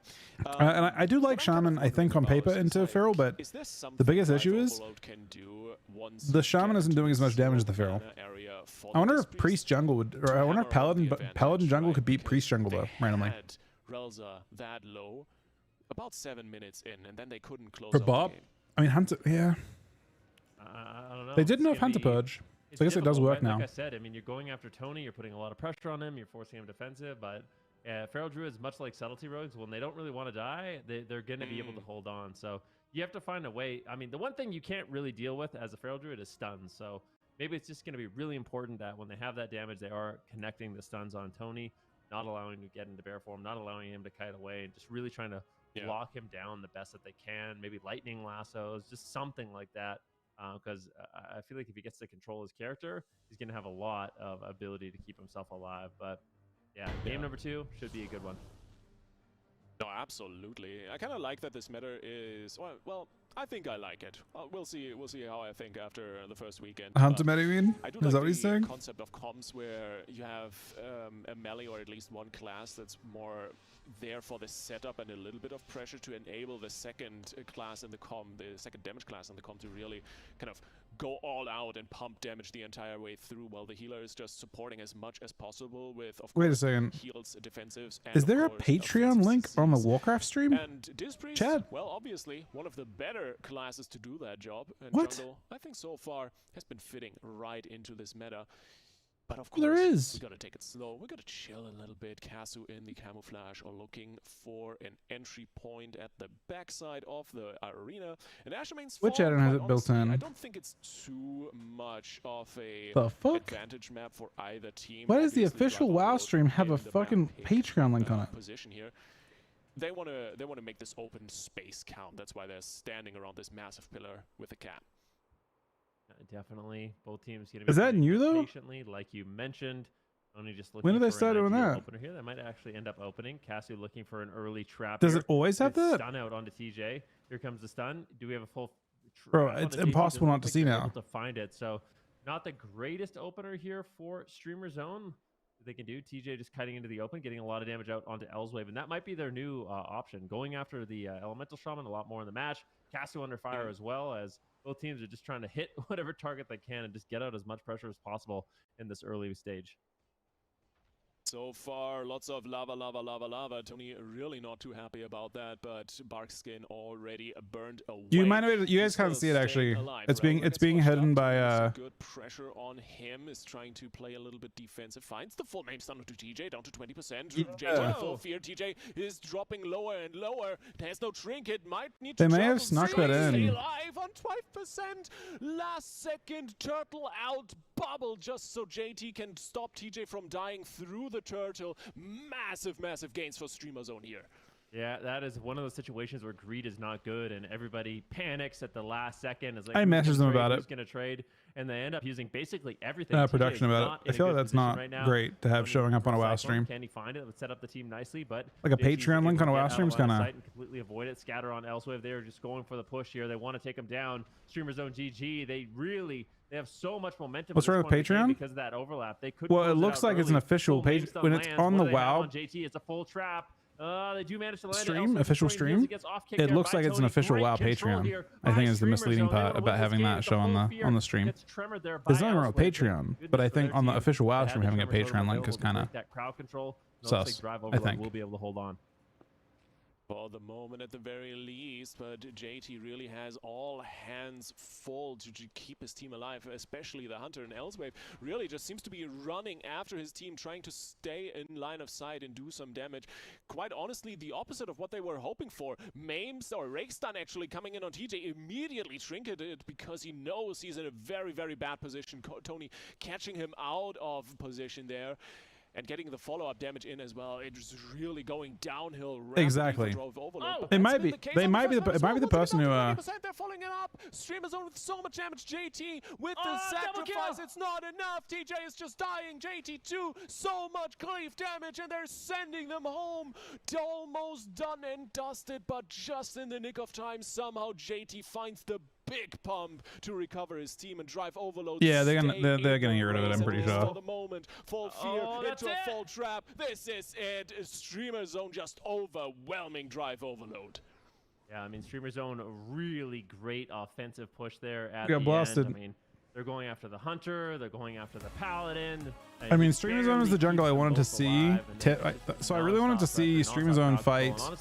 I wanted to see Streamer Zone fight against the team in the lower bracket that was beating jungle with Paladin, Moonkin, Ellie, because that'd be interesting, right? Happen in the replay because it was, a lot of pressure and a lot of crowd control, and they just got completely overwhelmed there at the end stage. Man, what a shift of gears for Streamer Zone. After that first map, I think these guys really have found some adaptations, some gaps in the defensives of Drive Overload that they were very sure they can abuse much better on the second map. And I'm not sure if it's the map pick to an extent, but this just looked what do they even have better for Streamer Zone. It was just close call after close call for their team. See right now, JT's not really working with much. TJ at the same time, they're on the run. They just barely held on, and now it's just a full fear that's going to land. It might be. We might actually tuning probably if it does pop up, probably pops up in the next hour or two. It's GG. So I don't know what Streamer Zone did in this one. It seemed like their crowd control was just a little bit better. Their setups on TJ were just a little bit more clean. I think they did a better job also controlling Elsewave whenever they were getting look a at setup. Tony's damage. Look at Tony's damage. Tony is cleaving JT and TJ the entire time because they're stacking from minute 1 of this game, right? So the Feral just gets so much extra pressure out. Of course, Casso and the BM Hunter can cleave for free as well, and I guess that overload of damage is just really something the Paladin in this situation can't really do too much against, I think. Yeah, really, really tough spot to be in. But I like the adaptation. So for me, like just watching the way this game plays out, I don't like the matchup, and there's 2 reasons. The first reason is if you're playing, like this is almost reminds me of like a wizard style comp, like BM Hunter Elemental Shaman. My biggest issue with this is your free casting wizard just doesn't really get to do that much, right? Like you have the Elemental Shaman there, and he's just being line of sighted the whole game. Like the entire game, he's just running out of line of sight, and unfortunately, Elsewave just isn't able to get out the pressure. He's not able to get out the control. He's being left behind, and you don't really want to be just hiding on a pillar the whole game when you're playing double range DPS. It feels like it really plays into the favor of Streamer Zone. So I think they need to mix it up. I really do not like the strategy that they're going with. No, I agree with you. It's definitely looking very, very rough. I'm not sure if it's just strategy, if there's an aspect of comp in there. I think it would go a lot better just staying open field and trying to kite Tony as much as possible. And Toviron Arena, I mean, I don't think there's a better map to do that. Large map, Streamer Zone, same composition. When jungle's good, they will be playing jungle. One thing to keep in mind for Streamer Zone, though, is they have brought in a new 4th, and that's going to be Tessia, known mostly for Mage. So they do have that as an option. Maybe play some Feral Mage, Hunter Mage, maybe. We'll have to wait and see. But I think Tessia, he's been known, for a really long time as a phenomenal player. He's had great success in the AWC in the past, and I think for a 4th player to round out their roster, him waiting in the wings is a really, really good option. Definitely. I'm a big fan of Tessia, and I really hope he sees a little bit of play this season. But, of course, Tony and Casu, they are firmly in control as long as jungle is good. So we'll see how this season develops for them. At the moment, they're definitely doing very, very well for themselves. 2-0 up in this series at the moment, a match point against Drive Overload. And we talked about Drive Overload earlier already, right? For us, for me, almost a super team. For you, a little bit more of a dark horse that's looking to be locked into the stables at the moment a little bit. Well, I mean, the thing is, like, the names on the... I guess if you watched the AWC last season and you saw Hulabang, like, you kind of have a little bit of an idea about JT and Elsewave and stuff like that, but I feel like they're a roster that if you kind of know, you know, but, you know, they're not the biggest names in the scene, but I think they are ready to make a splash. Unfortunately, they're down 0-2 right now. It might be one of those things where just jungle cleave is one of those compositions they don't really have an answer for without having a rogue on your team, but they are mixing it up going into game number 3. They're going to be bringing in TJ on the Feral, Elsewave on the Frost Mage, so a little bit of FMP. I'm really curious to see how this one goes. As a mage, this is not really a matchup I would love to play in, but we'll see. Elsewave.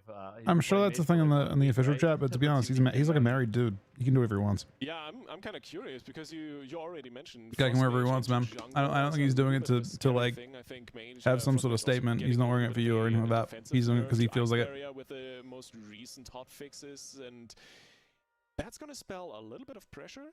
And not my problem. You got to be really good on mage if you want to stay alive. I think he likes it. So I think that it's up to him. The deadly thing about this Frost Mage I don't think it's any kind of statement other than that. The thing that makes it so scary is just the triple threat of crowd control, right? Like, normally you have the Frost Mage just spamming out Polymorphs on the healer, you have the Feral Druid just spamming out Cyclones, and it almost feels impossible to interrupt both of them. And then, of course, you have the Priest as well with that threat of that fear. So if he's pushing in and getting a fear, you get a Polymorph out of that, you're landing Cyclones, like, you have a huge potential for crowd control. I just do worry a little bit about how well Elsewave's going to be able to survive on that mage. You know, you do have multiple ice blocks, lots of defenses from Priest, so there's a possibility that they can survive, especially with TJ Feral able to get out Cyclones defensively. Like, I don't think they're just going to get ran over, but I would slightly put this in favor of the jungle cleave. I'm with you there. I'm a little bit curious about just the general amount of CC and especially roots, especially Frostfire Mage can bring in, because of course once you stack up that Frost Mastery, right, you get the free casts of Ice Nova, so locking down those Hunter Pets and getting a little bit more uptime, or rather downtime for the Hunter Pets from Casu might reduce his damage considerably, right? Yeah, all the roots, the Frost Novas, the Ring of Frost, things like that can definitely be annoying for the Beast Mastery Hunter. I do wonder though, all I think about is like, if they do manage to beat the BM Hunter, then we're gonna see Casu and Marksmanship Hunter, and then it's like, really, that's gonna be like, I feel like super one-sided, but we'll see. There's been a lot of surprises so far, and the weekend is just getting started. This is our 4th game, upper bracket game. The loser of this one will be going down to the lower bracket. So far, Streamer Zone leads 2-0 in the series, just one match away from sending Drive Overload down to that lower bracket. Man, if you had told me at the start of this day that Drive Overload would be in the lower bracket almost immediately, that can still be prevented, but it's looking like it at the moment, I would have probably said you are kidding me, but so far, jungle just seems really good for some reason. Well, I mean, Streamer Zone, yeah, it's Streamer Zone, right? What am I expecting even? Yeah, it's like, I think a lot of players right now think jungle is one of the more powerful compositions. You know, maybe some rogue-based comps beat it, but overall jungle's really solid. And then you have Streamer Zone playing it, so it's like, you know what I mean? Like, people say RMP is good, and then there's Echo RMP, you know, and it's same with, it's like, oh, jungle's good, but then there's Streamer Zone jungle, so they're kind of like the pioneers on this composition. Curious to see if they're going to close this one out 3-0, or if bringing in Elsewave on the Frost Mage is going to be what this team needs to battle it back here. Indeed, match point, extra pressure on top of the team that's already... Oh, well, zoning out because of a little reset. Well, maybe something broke under the pressure in this situation. But we'll get that fixed up. We'll go back into the game in just a few moments here. So don't worry, guys. We'll get this rolling. I love this load screen, by the way. Yeah, it's definitely a good one. It's an action pack, like they're ready to go. Looks like a threes team almost, you know, like getting ready to go into the arena. What are they playing? I mean, Ilaria obviously Hunter, but do we class Andrina as Paladin, or is that a priest, or what's going on? Yeah, I want to say priest. I'd like to say priest, you know, but I don't know. We're gonna have some fact checkers coming in. I really am not sure. I'm sure there's people in the chat like, well, you don't know? Yeah, I'm really not sure. He has his own hero talent. It's gonna be good fun one way or another. Speaking of Thrall and Shamans, I really would love to see some turbo this season. That would really be fun. The enhancement shaman, huh? Yeah. Well, I mean, latest point next patch, right? Yeah. No, well, even in this patch, there was some people playing enhancement shaman. So I think.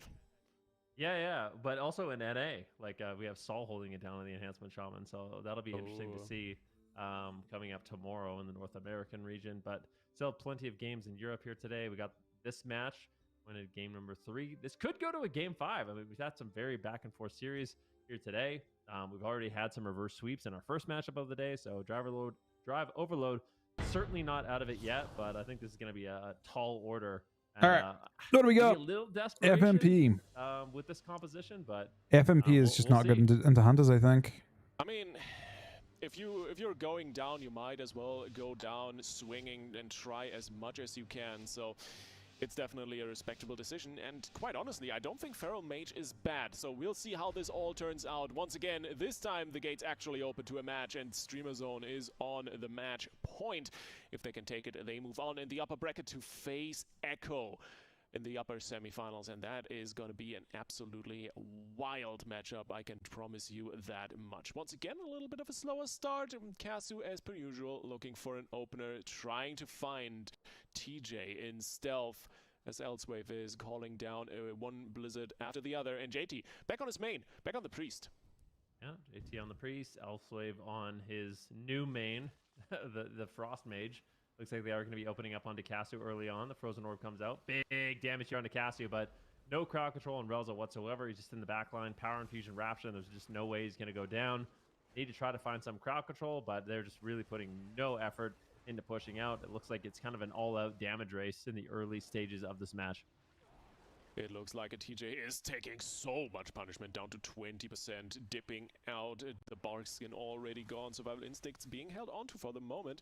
And Elsewave really creating this kind of choke point that Streamer Zone really doesn't want to push into. Nice root onto Tony as he's trying to get out. Jump a maim stun here. TJ pushing inwards, putting Kasu under pressure once again. And of course, immediately the pain suppression traded out from Relza, not taking any chances. And it's a good back and forth between both teams as TJ gets punished on the way out. Good grip, and of course a little bit of frost action here from Elswave, trying to lock down anyone getting too close to him. Yeah, the Snowdrift tech coming in to really get control of the pets. So you get a Frost Over on all of the pets of Kasu, you get a Snowdrift, and you can really just limit the damage that they have down. So it seems like Drive Overload, they're not really going for more of a crowd control oriented strategy. It's just all damage, all surviving, and maybe trying to win on mana is the strategy that they're going to be going with. But a full trap lands on JT, and it's going to be TJ Farrell is in a lot of trouble right now in bear form. Survival Instincts trades. He's caught into a full stun. Nice knock there by Elswave, but the Cyclone lands. Unfortunate. Tony's able to get the Cyclone. They can't take advantage of those defensive cooldowns whatsoever. That was a great Cyclone there by Streamer Zone. Yeah, the triple stack really getting punished very quickly, and of course TJ burned through every single defensive bark skin, and of course the survival instincts. JT now pressing the pain suppression, only has the void shift, and of course Uppies left in the tank to make something happen for his team here. TJ finally stabilizing a little bit with the massive shields coming through, but how long is that gonna last? Because Streamer Zone, they are really in the driver's seat. They're not letting up at all, and Elswave is doing all he can to land some CC, land some damage, and get the peels in for TJ. But once again, Tony finds him with a massive main stun. JT, there he goes. Can't even catch up. It's done. It's all We're not getting to dust in the sand of the Torviron Arena. Streamer Zone 3-0 Drive Overload. Yeah, and a Drive Overload, they did mention that this is one of the most difficult compositions for them to go into, but that's the thing. Streamer Zone, this is their meta potentially. We're gonna have to wait and see. They're gonna have their chance to go up against Echo, and can they do it? They've done it before with their jungle cleave. we'll have to wait and see. But this is a really dominant game number 3. It seems like Yeah, I mean, I'm not sure that Feral is the theme of the day right now. We weren't really going Really? for any type of crowd control. If I had to guess, I would say the bigger thing from my POV has been Hunters. Hunters have been in every game so far. Stun on JT into a full trap, full stun onto the Feral TJ, and they are able to take him down. And I guess BM Hunter looks markedly stronger than everything else. The entirety of the match, and ultimately it is going to be the jungle cleave that prevails over the FMP.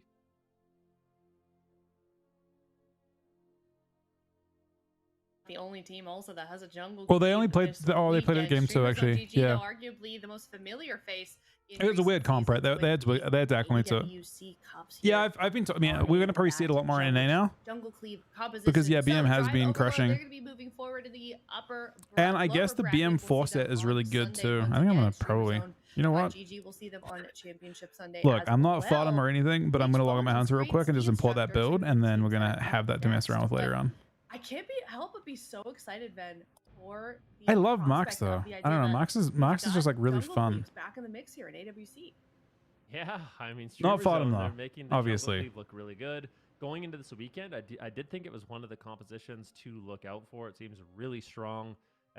Potentially the only thing that's going to be able to shut them down is a subtlety rogue. So a really good subtlety rogue, I think, might give them some difficulties, but who knows? I mean, Ferals right now are really strong. Hunters as well have multiple specializations that are viable. You have the Beast Mastery. All right, Hunter, let's you have grab the Caster's Marksmanship build. Hunter that they can go to. Export. Discipline Priests are good. So I feel like this is Spec, definitely a great BM. opportunity for Streamer Zone. And if they can take down Echo, they're definitely going to be the team to beat. Yeah, this is going to be a tremendous challenge for them. That's in that semifinals, like I mentioned, on Championship Sunday. So that will be a huge showdown for sure. We're going to have to unfortunately wait for that one. Like I said, though, we're heading down into that lower bracket. It's going to be Bleached Bones versus Kindred Ski Instructors Beast. up This is really next. show cool on Freedom, I One of think. the newcomers that we saw earlier Diamond on Ice. today, first match And of the he's day. not. Oh, he's None Soul of Helix, the yeah. casters, and Okay. I imagine people watching from home as well predicted them to be coming out of that one alive. Let's see what but his they had an weapon incredible channels. turnaround. They He's were able to stonebound. reverse See, I love that. ILTU I for feel that like first everyone matchup of went day, and the now other up weapon next belt. I is love that he's Bones actually. up I think next he's the here first hunter facing I've seen elimination playing once that. again. Oh boy, it's gonna be. He's also night intense, elf. That's for sure. I'm a little bit heartbroken for Caster's playing ILTU, different but shit. That's just A little bit. how in this zone. Still Ski 4-piece, no instructors were after those chest. first few games. And honestly, I love the player, Still Cam. Man, he's looking like he's very- having so much fun. So this is gonna be great. I'm very gonna be mastery cheering for Bleached stacked. Bones, but Ski Instructors, honestly, they have my No, heart on actually, the he's other side. he's got way more It's haste than gonna the be other so much guys. fun. Yeah, He definitely. I is also haste just find stacked. out Was he that a doing more couple of dam them or less actually dam? are ski instructors, so it does fit the lore Are they? of their team. He's gone a different yeah, gear, I mean, a I'm not very sure different which gear one path. specifically, but Kinda. the That's admins told me amazing. that two of I'm them are curious. ski I think he's instructors, thinking so- that the I mean, it makes sense. I don't know why else you would I think have he's a thinking the ski weapon golfer enchant. sitting around if you weren't some kind of skier at least. So I'm trying to find the regardless, other we're gonna come one. up to that Smite was series in one. just a bit, but before we head to a break, See, and yeah, move he's very forward, differently we're geared gonna to Smite. play, yes, the Spellcaster Yes. game once Okay. again. Waiting for this for such a long time. Oh yeah, because you weren't on the first round of the day, huh? Yeah. I was getting a You little can bit see jealous all of watching characters y'all played play, today. so If you go to I'm happy. awc.gc.tv, Right. you can go through and you can kind of look at the different talents Here we and go, stuff spell number if you'd one. like to. 1% of Abstracting base thing with the 40 full seconds month causing reset, them to buddy. sleep blank. Awaken them. You never got to optimize the build. Oh no. Oh god. I mean, he's I'm gonna need the choice. the BM Hunter does more dam. Sorry, the Orc one does more damage, Totally straight up, liking. right? Guaranteed. I think But yeah, he might. Saturday. You might be right. He might be optimizing it. I 'Cause don't. Sleepwalk is longer in PvE and shorter than 20 seconds in PvP. Yeah. My build is very wrong. 1% of I base think- mana. Yeah, no. Authority of the Deeps is the PvE enchant. Honest. But Yeah, That's the one Isn't all the PvE players are using. Doesn't Seduction read as a charm? And also doesn't list a mana? yeah, that's true. I'm gonna go with Wyvern Sting. I feel like Wyvern Sting has there's a good chance that Wyvern Sting lasts 20 seconds in PvE over Hibernate and Oh, that's a Sleepwalk. good point. Mm, I'm locking it in. Wyvern? Yep, Wyvern I'm Sting. sticking to Sleepwalk. Hibernate. I think you're right, Ven, but I'm sticking to Hibernate. I respect it. I feel like I should pick another one then. But you got Sleepwalk and know. Seduction as choices. I mean, the text is sleep. I feel like you have one good option and then one maybe not so good. I'm gonna go with sleepwalk. I'm vibing with it. Okay. I'll be different. We got all our bases covered. Imagine it's seduce. Yeah. It might be. You never know. Oh, No! oh, Oh my god! Really? You guys didn't think it was sleepwalk? Let's go. Never played an evoker in my life. Let's go. It was the most obvious one. No, how did we Yeah, come on, guys. What the heck? I knew it this whole time. This whole time. Oh, we have to guess the I think it copies them if you don't have all of them. E, right? I'm Authority of the Deep confident. makes sense. It's I think 100% Ryan would use that too. CRT, and I feel like Why'd you choose the one that's haste? Slightly lighter. I So think it's D. the reason I played haste on Death Knight and the reason why I thought it was really good to begin with, Okay, well we want it still might be right, Are you gonna but say I think something you can else, drop Ryan? it. Like, just so we have So all when of you them? had Doomburst and Doomburst popped 3 wounds, the problem was that Festering Strike gave you 2 to 3, so 50% of the time it gave you less than the wounds that you were taking each time, which meant that if you got a double Doomburst proc, you had to press potentially Festering Strike Which one did you say? Out of the two, 3 is it the times, same? 6 I runes said D. to use 2 Doombursts, right? So the result was you were just constantly spamming, especially with APOC as well. You were just spamming Festering. You needed tons of haste, you needed tons of runes to make that work, All right. and your rotation was very, very It's condensed. a little bit, but yeah. With the change to Doomburst, Oh, no. now 100% of the time, if you're playing Doomburst, Okay. every Festering Strike will always give you enough to use your Doomburst proc. You never have to worry about using 2 of them to use 1. So as a result, your rotation got way smoother, and you don't need as much you don't need as much haste to make that work. In my opinion, I think you can definitely drop a good amount of it without any problems. But I also could see haste being better still. I just think that the main reason you played it is no longer there.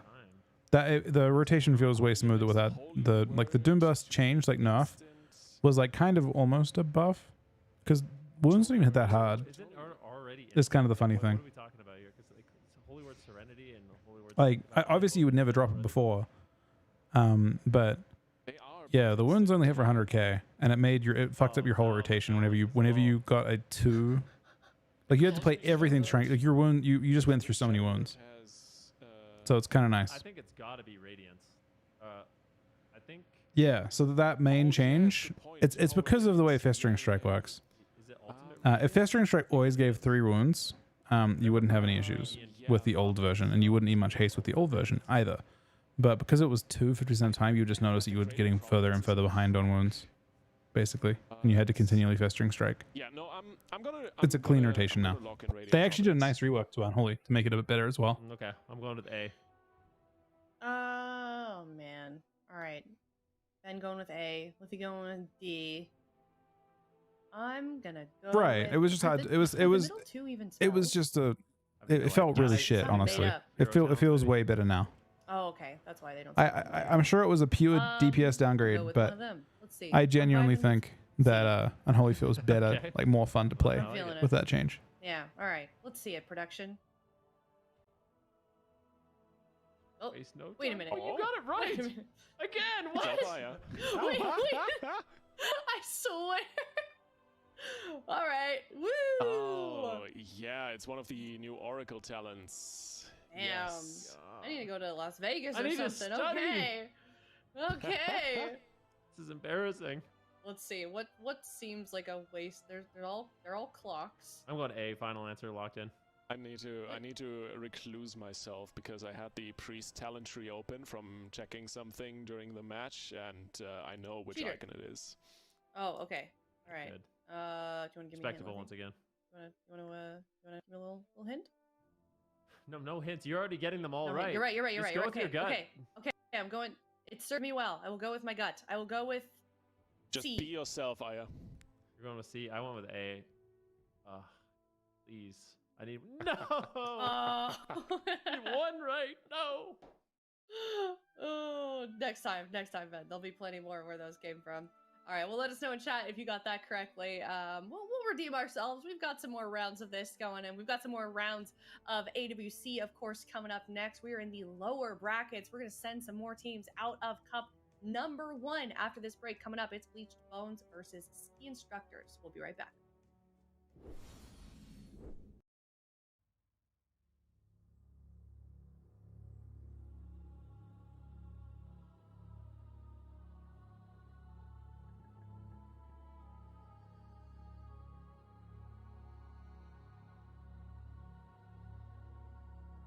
All right, so now we have Swapsy's team versus, it's jungle versus Swapsy now. So we're gonna see if they have. I think they're gonna play that Moonkin thing. I think this is gonna be. If I had to guess on this one, that's gonna be jungle versus Moonkin, Ellie, HPEL. That's what I think.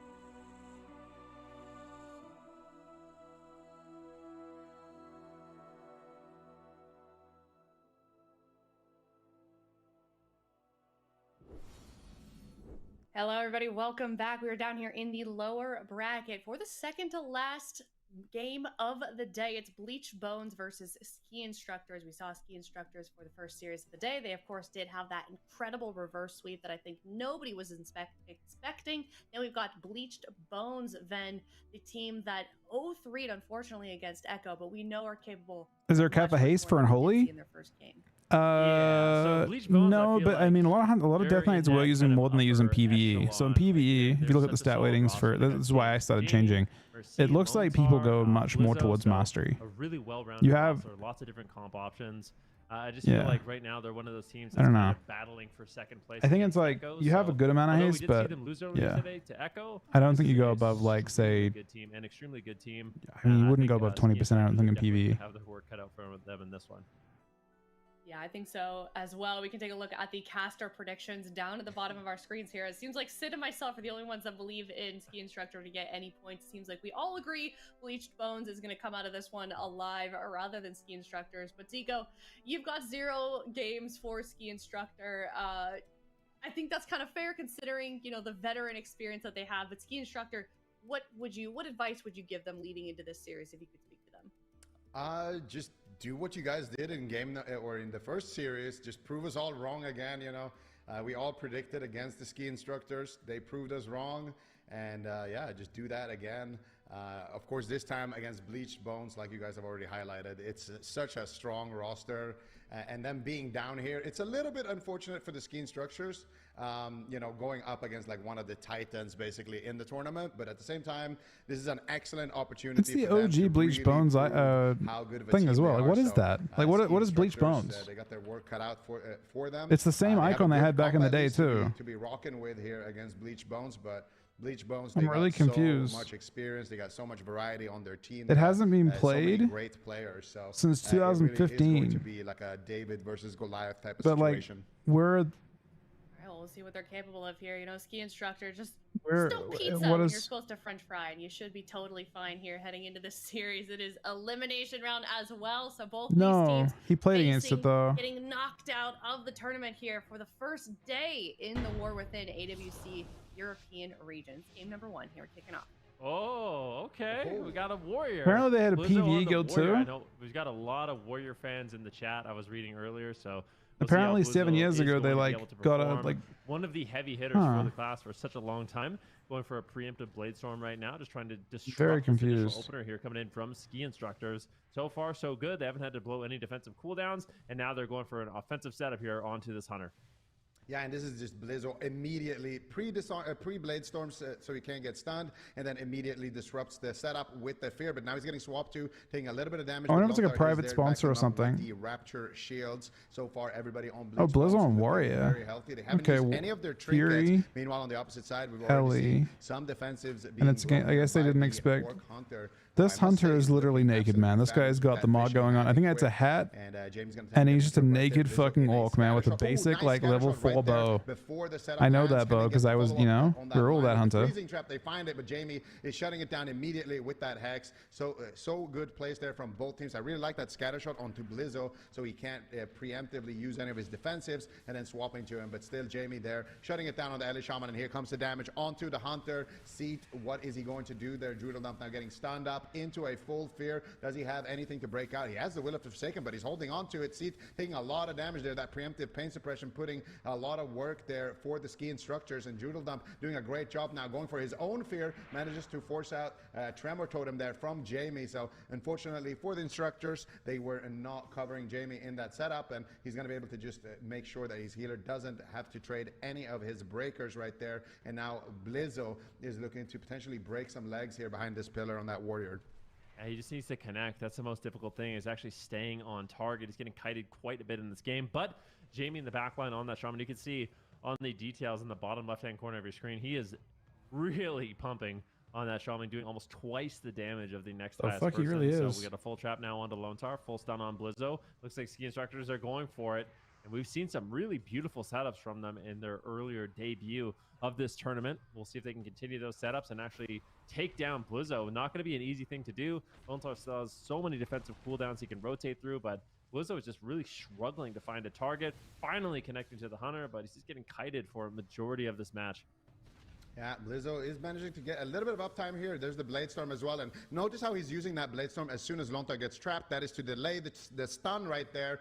But they extend the chain there. Nice half sap coming out there onto Lontar by the Rogue Necro. And he's going to go for the defensive, or offensive actually, Shadowy Duel there onto the healer, trying to extend that chain. Druidal Dump, meanwhile, is sitting through a Hex. Jamie's been on point with these Hexes. Every single time there's a setup happening, Jamie, he has to be the one who disrupts it if they're going after Blizzo. And so far, he's not only doing that, but he's also also, like you mentioned, doing tons and tons of damage. Looking for the rogue, finds the cap totem behind the pillar, looking for the hex. Can he find the hex there? He finds it onto the rogue. They're swapping to the hunter. Blizzo trying to get some uptime here, trying to get some damage going. Nice disarm there coming out as well. Onto the hunter. Jamie now caught up in a kidney shot. Lontar in a blind. Beautiful intervene coming out there onto Lontar to deny the sap. The ultimate penance coming out there as well, doing a lot of offensive work there, but Lontar shuts it down with the pain suppression. And now here comes Bleach Bones behind the pillar, looking for their own setup. Blizzo leading the charge with the fear. They get the follow-up hex there, and here comes Jamie as well with a little bit of damage, but Scattershot is going to slow him down for just a minute. Ooh, see, taking quite a bit of damage. A full Stormbolt lands. It's going to be a trinket swap. Looks kind of good. Using that void shift to keep the they're just getting dumpstered. I mean, Encro is taking quite what a do bit we? of damage. Yeah, we're not. Lone has no trinket. Still has Big trinket, rapid swap, in, though. barrier. He's at everything. And the marksmanship hunters right now, if they could just free cast like this, The only person who's dented right now on the team of Bleach Bones is actually Blizzo. Onto Jamie, but using that new Stone Bulwark totem, that is going to be a huge absorb effect to keep himself alive during that push.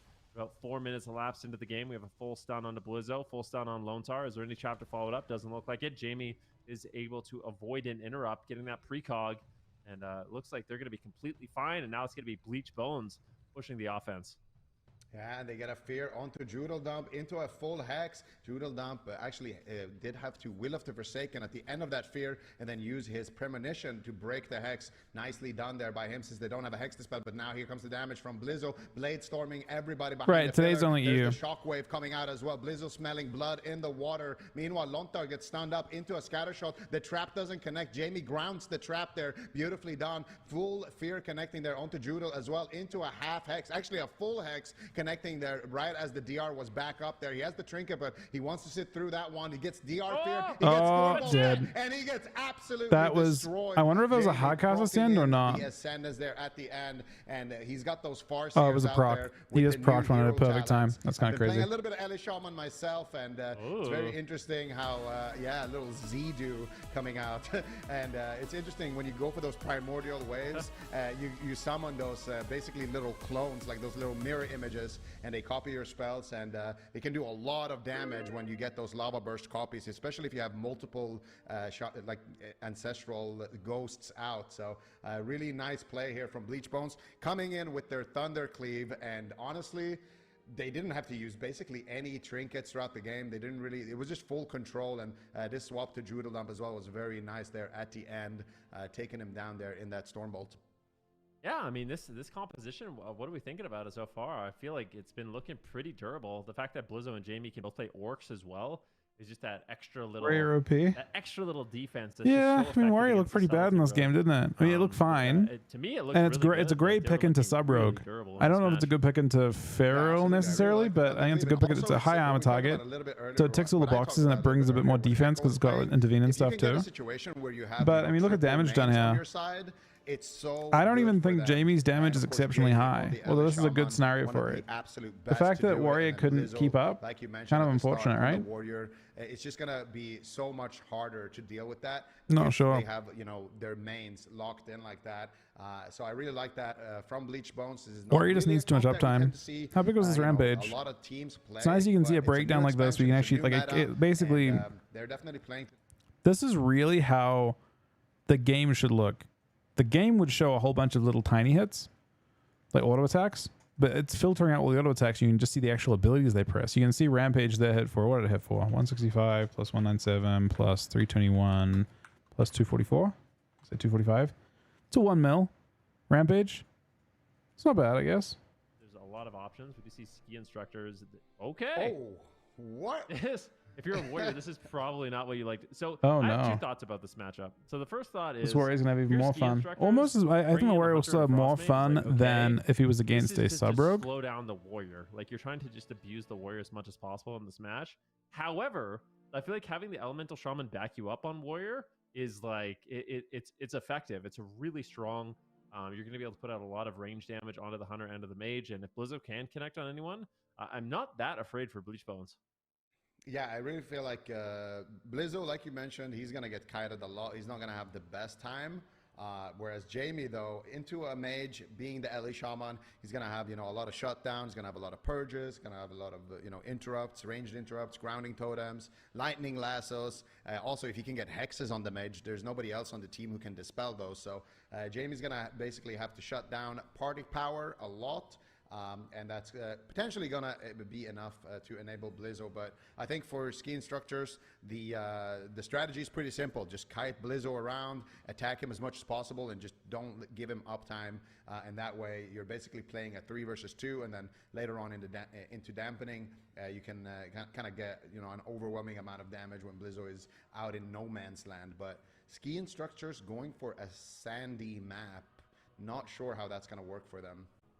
Well, it's just a big play field to just get Blizzo out in the open, not allow him to hit any target. But I feel like for Blizzo, normally what you're supposed to do for warriors, like I feel like a lot of warriors, they get baited into like chasing the mage around, chasing the hunter around.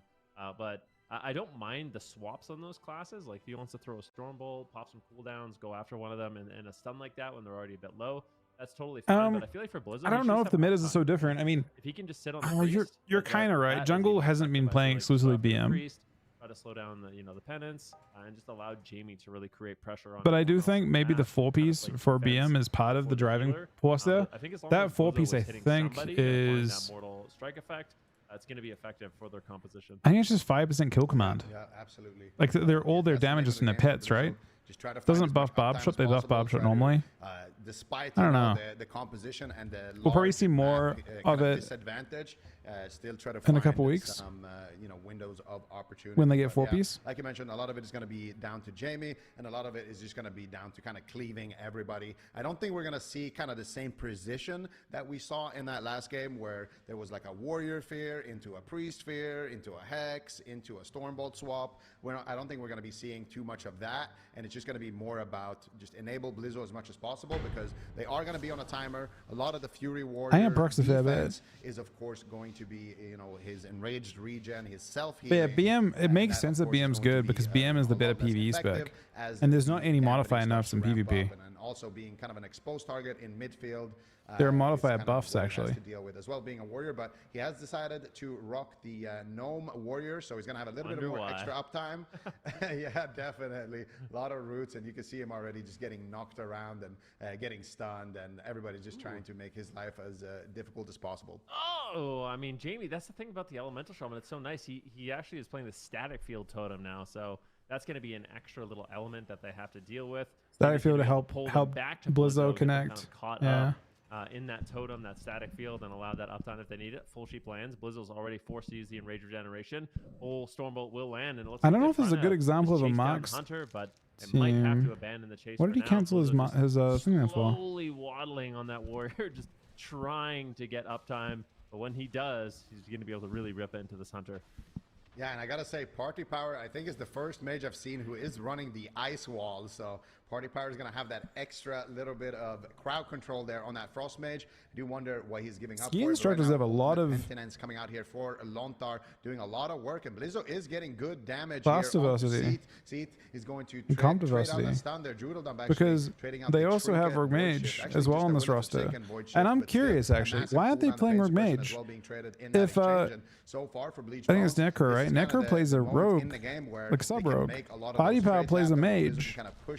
They got a priest, and they just saw Bleach Bones lose to Rogue Mage. For him to be you know what I mean? Too much pressure. Bladestorm connects here onto Seat. They get a full fear onto Judo. There's the hex. We have it as an option. Well. I wonder if we see a game 3. Force there, getting the aspect of the turtle already, and they get a pummel onto Judo. There he goes. Damage coming in. The executes are coming. Echo played it, yes, but ski instructors have it. I suspect they're going to play it this last game. Yeah, it's one of those things. I mean, it's like on paper, you're like, okay, we're gonna have a hunter and a mage. Who can the warrior hit? Oh, I know there's a difference between Rogue Mage and Echo. I'm just normally when you see it, you try and replicate it if you have it. I don't know how much of a main their mages. Be able to get away so easily. I feel like this matchup went heavily in favor of Bleach Bones, making the warrior look good here. I mean, next patch, number 2. And I think it does. Black Arrow, the change to Black Arrow, or like to Dark Ranger, is a crazy buff to BM. I think BM is going to be crazy next patch. I would not be surprised if there's a million of them. Kind of need for a warrior to be effective in these matches. Yeah, so what actually happened here? So they get a full fear onto Judo, then they went for the Hex there onto the Mage, and they force out the aspect of the Turtle, and then they just swap to Judo Dump. As soon as the Turtle comes out, they kick him. I swear, Ellie Shaman's are terrifying in swaps. He probably just gets Earthshocked every time. We'll see his death log in a sec. But I wouldn't be surprised if it's just like a nice little Earthshock for 1.5 mil. I don't. I'm also surprised that Blizzard does as much damage in this game. But this is what he's kind of popping off. Can do in the War Within, and just a beautiful swap. They did have the pain suppression. They did have the ultimate penitence. They did have rapture shields coming up here in about 5 seconds as well. So that really swift pummel that Blizzard was able to land there was absolutely crucial to their success here at the end of this one. So even if they don't get the kill here, though, I feel like things were looking pretty well for Bleach Bones. They were able to force out just so many cooldowns on the side of the skiing structures without really having to trade anything. I mean, look at Lontar. The only thing he's used is his ultimate penitence at that point. He still has 2 charges of pain up. He still has, his Will of the Forsaken, his trinket, everything like that. So really, really ahead. And this map was picked. Yeah, I was just about to say that. This map was picked to counter Blizzo, but looking at the damage, I don't think it worked very well. Yeah, I think that is pretty safe to say. And now we're going to be going to a small map. So likely ski instructor is not. Bro, I called that. Look at that. It's the Earthshocks. You got 3 Earthshocks. You got a proc at the start, and then you got a 1 mil crit at the end. 1 mil crit at the end. Is that a double? Wait. But yeah, how did he get 3 Slayer strikes? Locking in the Warrior Elemental Shaman once again. How's it even happen? Chrome? We have Jamie on Shaman, like you said, the triple main threat. Blizzo on Warrior. I guess the auto attacks just proccing. He's doing nothing but auto attacking. Flexing all of the different healers. It's definitely going to be a show for ski instructors. They could go jungle. Yeah. Yeah. Oh, there you go. So they're going to be. They went jungle. Yeah, I was about to say that. They're already playing a pretty good comp for jungle. They have some pretty solid targets here. And this is also, mains against mains for the ski instructors. Now, this is obviously a team we cannot count out just yet because that is a mistake that a lot of people did in their first series today, where they were also down 2-0. Oh, really, Dev? That's like the reason why I like Dark Ranger, I think, right now, Dev. Entirely, almost entirely. They got hook point. So they're going to have, an easy time landing. Oh, he's Blaze Storm. You just can't see the Blaze. I guess the Blaze Storm takes one above the threshold to see it. They're too nerfed, Blizzo, get CC chains on Lontar. So I don't think it's quite over just yet. Ski instructors going to be making their kind of. It thought the Blade Storm attacks were auto attacks. Obviously. Yeah. Just to see if they can do it. They've done it before, right? We all predicted they were going to lose. Their backs against the wall, down 0-2, and they managed to pull off the reverse sweep by switching up the comp. So. They're going to be trying it again. You want a hook point? It's going to be jungle cleave. Let's see if they can prove us wrong, or if it's a pity, man. I swear I was really sure that Warriors would be crazy, which we all and then expected based off our predictions. Wasn't to be. I mean, they're just such a solid roster. It seemed hard for them not to be. They actually had and close it out 3-0, but time will tell. I don't know. Time will tell. On beta, they actually were it was my favorite class to play, and I was so sure it was I guess if it wasn't a rogue meta, it was a warrior meta, right? And it wasn't. I guess it wasn't either because they actually buffed Feral by enough that, it was a Feral meta as well. Like simultaneously, it was 2 different classes that weren't warrior as your meta specs, even though warrior was the meta spec. Upper bracket with Nuts. Streamer Zone being that jungle, having a phenomenal run so far. I mean, so, I don't know if it's a defensive buff. They are just also a class that relies on, so like the kind of playstyle of warriors. It doesn't. If a warrior connects to you in a Stormbolt, which is already awkward for them, by the way, because they have to. It's a short stun. It's on global, and their globals are long still. The issue with warrior is it needs to get 3 consecutive rampages off to actually hurt you, which doesn't fit with stun windows, right? It's random burst and uptime. 3-0 prediction for Bleach Bones still. That's kind of always been their problem. So good, they just look so locked in. That Tolvir game really kind of sealed it for me. Just how good they are on that Thunder Cleave.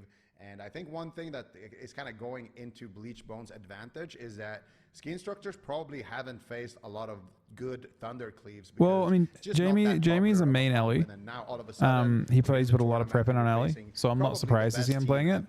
And he plays it well. I think on NA, I've actually seen Ellie. Ellie's done pretty well on NA too.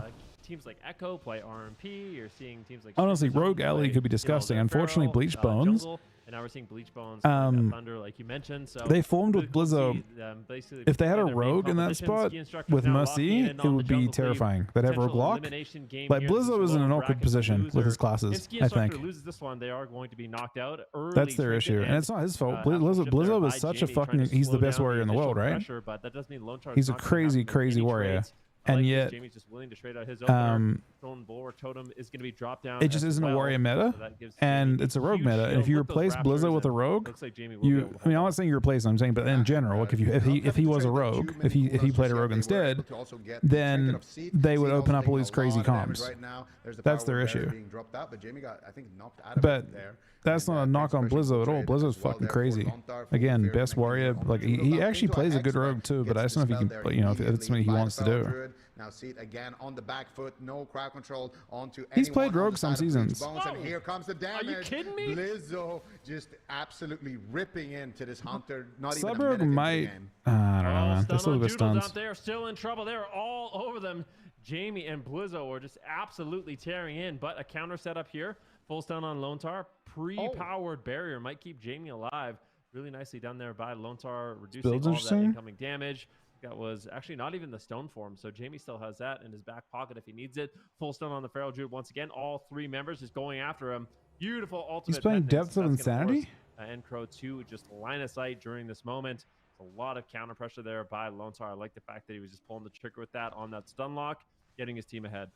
No Odin's Fury. Able to eat a trap right there. No critical thinking. Connects here onto Judel. Lone Tar in a stun, not able to find the follow-up just yet. There's the fear. Lone Tar is going to get Tremor Totem. What are his stats like? Just full mastery? Sure. But either way, Seed is in a lot of trouble. There's a Cap Totem onto Lone Tar for just a second, or an interrupt actually. There's a stun now onto Judel Dump. Can they find any more follow-up? There's the Warrior Fear coming out there onto Judel Dump. Blizzo connecting to his target. Big damage. Disarm coming out there onto the True Shot. Seed trying to find the counter pressure, but not able to find it just yet. There's the rapid fire. Here comes the Bladestorm from Blizzo though. So much damage ramping up here. See it in execute range, and Blizzo will absolutely destroy Look, 3-0. him, and the ski instructors are going to be Blizzo top down. eliminated 500k here single in the tournament. targets. Actually Bleach nothing Bones to sneeze are gonna at, especially continue against to a stay priest. alive in the tournament for Championship Sunday. Yo, and that Ascendance procs, I mean, Jamie is just popping off. Yeah, Odin's has been on off a lot. Shaman. You still get one, but honestly, Jamie, I think, had a really good match, just both offensively and defensively. The way he was able to back up not only his healer, but his warrior, really balancing that offense and defense. That looked really good to me, and it is a huge part of the reason why they were able to get this 3-0, beating 3 different compositions that ski instructors had available. But the damage is just so explosive, Zico. Yeah, absolutely. And I mean, you can see it here, the start of the chain. The Stormbolt comes in, the Fear comes in, True Shot Aura comes out. Blizzard's instantly disarming that, and he's just chopping up this Hunter. Executes are flying in, the Bladestorm's flying in, the Rampage, everything's connecting, and then boom, there is the damage from the Bleach Bones. Jamie is there as well, adding a lot of extra pressure with the lava bursts. And yeah, Bleach Bones, this is the reason why most of us predicted, you know, a win, or all of us predicted a win for Bleach Bones. It's just such a tough beast to go up against, but ski instructors have been pretty impressive in this tournament. Yeah. Securing a top 6 finish, they don't need anything enough. Broadcast, definitely not. They don't have an easy lockdown. thing. But really he can't play it into the rogue mage against Echo because he gets kited the entire game, and also he gets killed. Super good. Their jungle as well. Like basically, Warriors gets deleted by Suburb. Could definitely be up there as well. So definitely a strong roster, and I just love seeing, you know, kind of these newcomer teams come into the AWC and give it their best. But ultimately, it is going to be Bleached Bones with the veteran experience coming in on the triple mains. And I wonder if we see changes today. What do you guys think? I guess if there are changes, it'll be in the next 2 hours. Yes, I do as well, Zico. Could not agree more. And hopefully we do see ski instructors come back for Cup number 2. Oh, he wasn't playing that. No, he's trolling, I think. But we did see this weekend, because they did have I would say that Friday. saying they're balanced is probably a fair assessment. I would say that the 2 classes that completely overshadow them right now are Fury or Suburbs, Asarogs even, and Feral Druids. Right? If those classes were removed from the game, I think Fury War would be in a straight spot, right? It would lose to Wizards, but it would beat everything else. So it would have counters, but right now it has those 3 melee specs that normally they'd be able to compete against. It can't compete against them. And then it also loses to the Wizards they already lost to. That's kind of your problem, I think, with Warrior right now. Maybe would have been.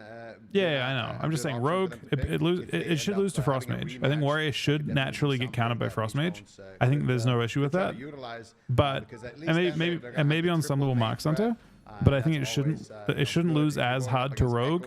It shouldn't lose to Feral Druid at all, in my opinion. Situation you want to be in. You don't really want to be. Yeah, it should lose to specs that try and run from it, Chrome, but it should beat the specs that don't. And it doesn't. Right, that's the issue, I think, with it at the moment. And things like that. So I like it. I mean, it did beat. It just didn't kind of. But yeah. Nerfs, especially Warriors lately. So we'll see if that's something. People are saying that the LE Shaman changes next patch are kind of crazy too. They decide to do on Championship Sunday. They are going to have a day off before then to kind of lock in and figure things out. So they at least have that going forward, and I think they are going to be happy at least that they have made that top 4 secured. Yeah, most certainly. We can take a look at the bracket, how it's kind of forming up right now for the European region. We've only got 1 match left today. That is Drive Overload versus Team Ultima. That is another elimination round. We can see it down there at the bottom. The winner of that one also moving on to play Bleached Bones. So we're just narrowing it down here. It's getting more and more competitive as the days go by here in the EU region. Drive Overload versus Team Ultima, Ben. How do you feel about this series? Last one of the day.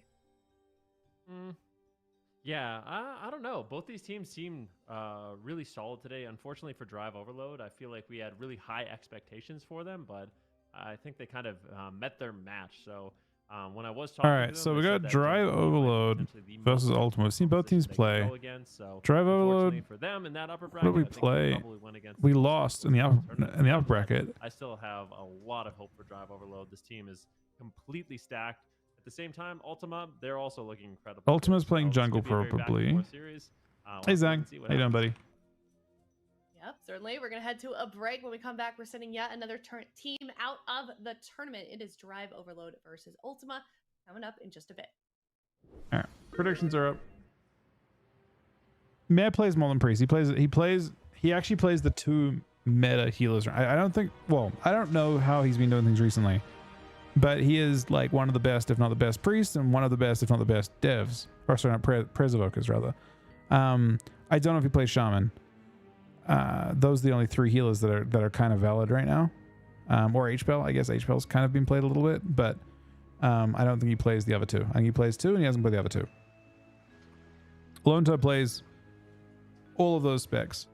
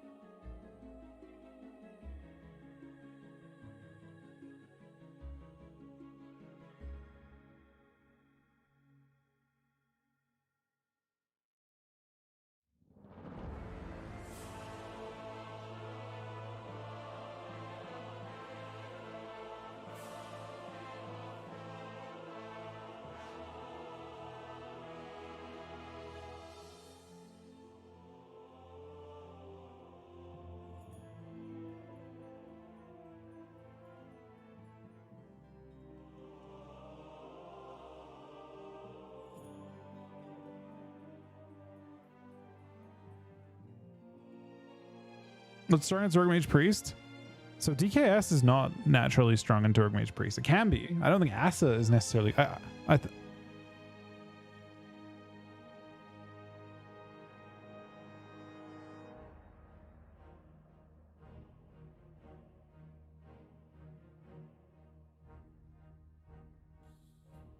There was some DKs. They lost.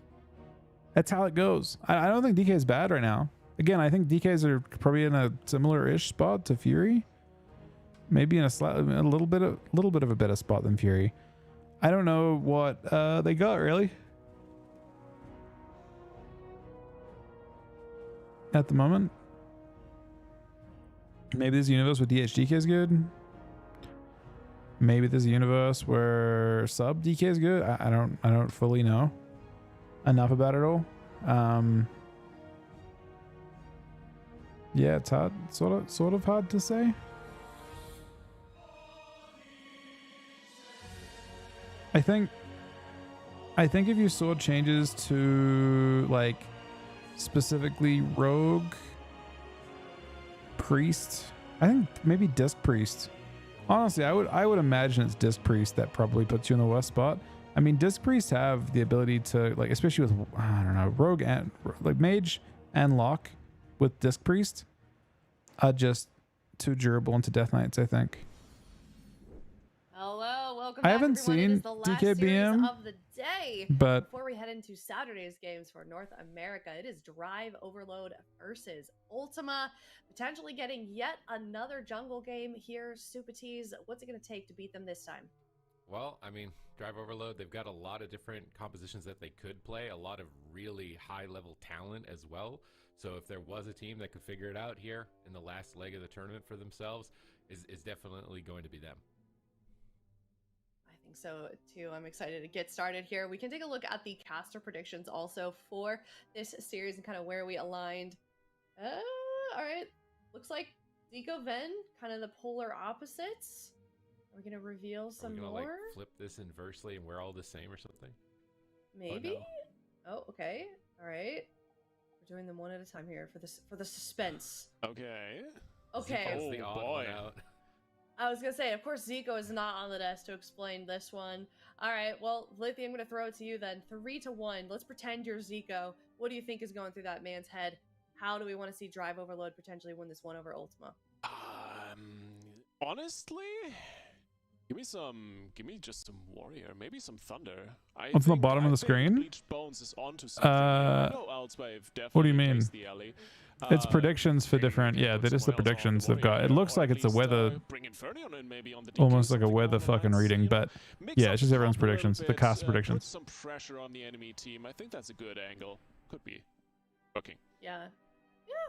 Oh, yeah, don't mean, man. I feel like I'm surprised. People can wear whatever they want. One-sided. Doesn't hurt anyone, right? The favor of just one of these teams here, just because like I feel like there's a couple of veteran Supatees. There's a couple of AWC familiar faces that we've seen as well, but I guess kind of everyone is in agreement here except for Zico.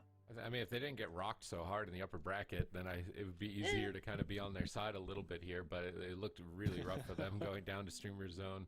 GG, and Ultima looked really clean earlier on in the tournament as well, so I would say that they're very close to at least rivaling Streamer Zone to that extent. So Drive Overload, they've got to figure out a comp. They definitely can't do a Warlock. We saw how well that went, and they're going to go with the same composition, the Elemental Shaman and the Beast Mastery Hunter, trying to run that double caster setup again here for game number 1 and see if they can just outdo Ultima's composition. I don't think I personally thought the 4-piece was good, but apparently people are like don't care about the 2-piece either. Lower bracket by the ski instructors earlier on Wednesday, so this is a team that can do very well, but it can also be upset by some of the more. So we're looking at we're looking at today. The jungle versus this is what they used to beat. The players sitting in stealth. Wait, no, they got 3-1. Just chilling for just a moment here. H-Pel again. Once they find the shaman, find the hunter, find the paladin.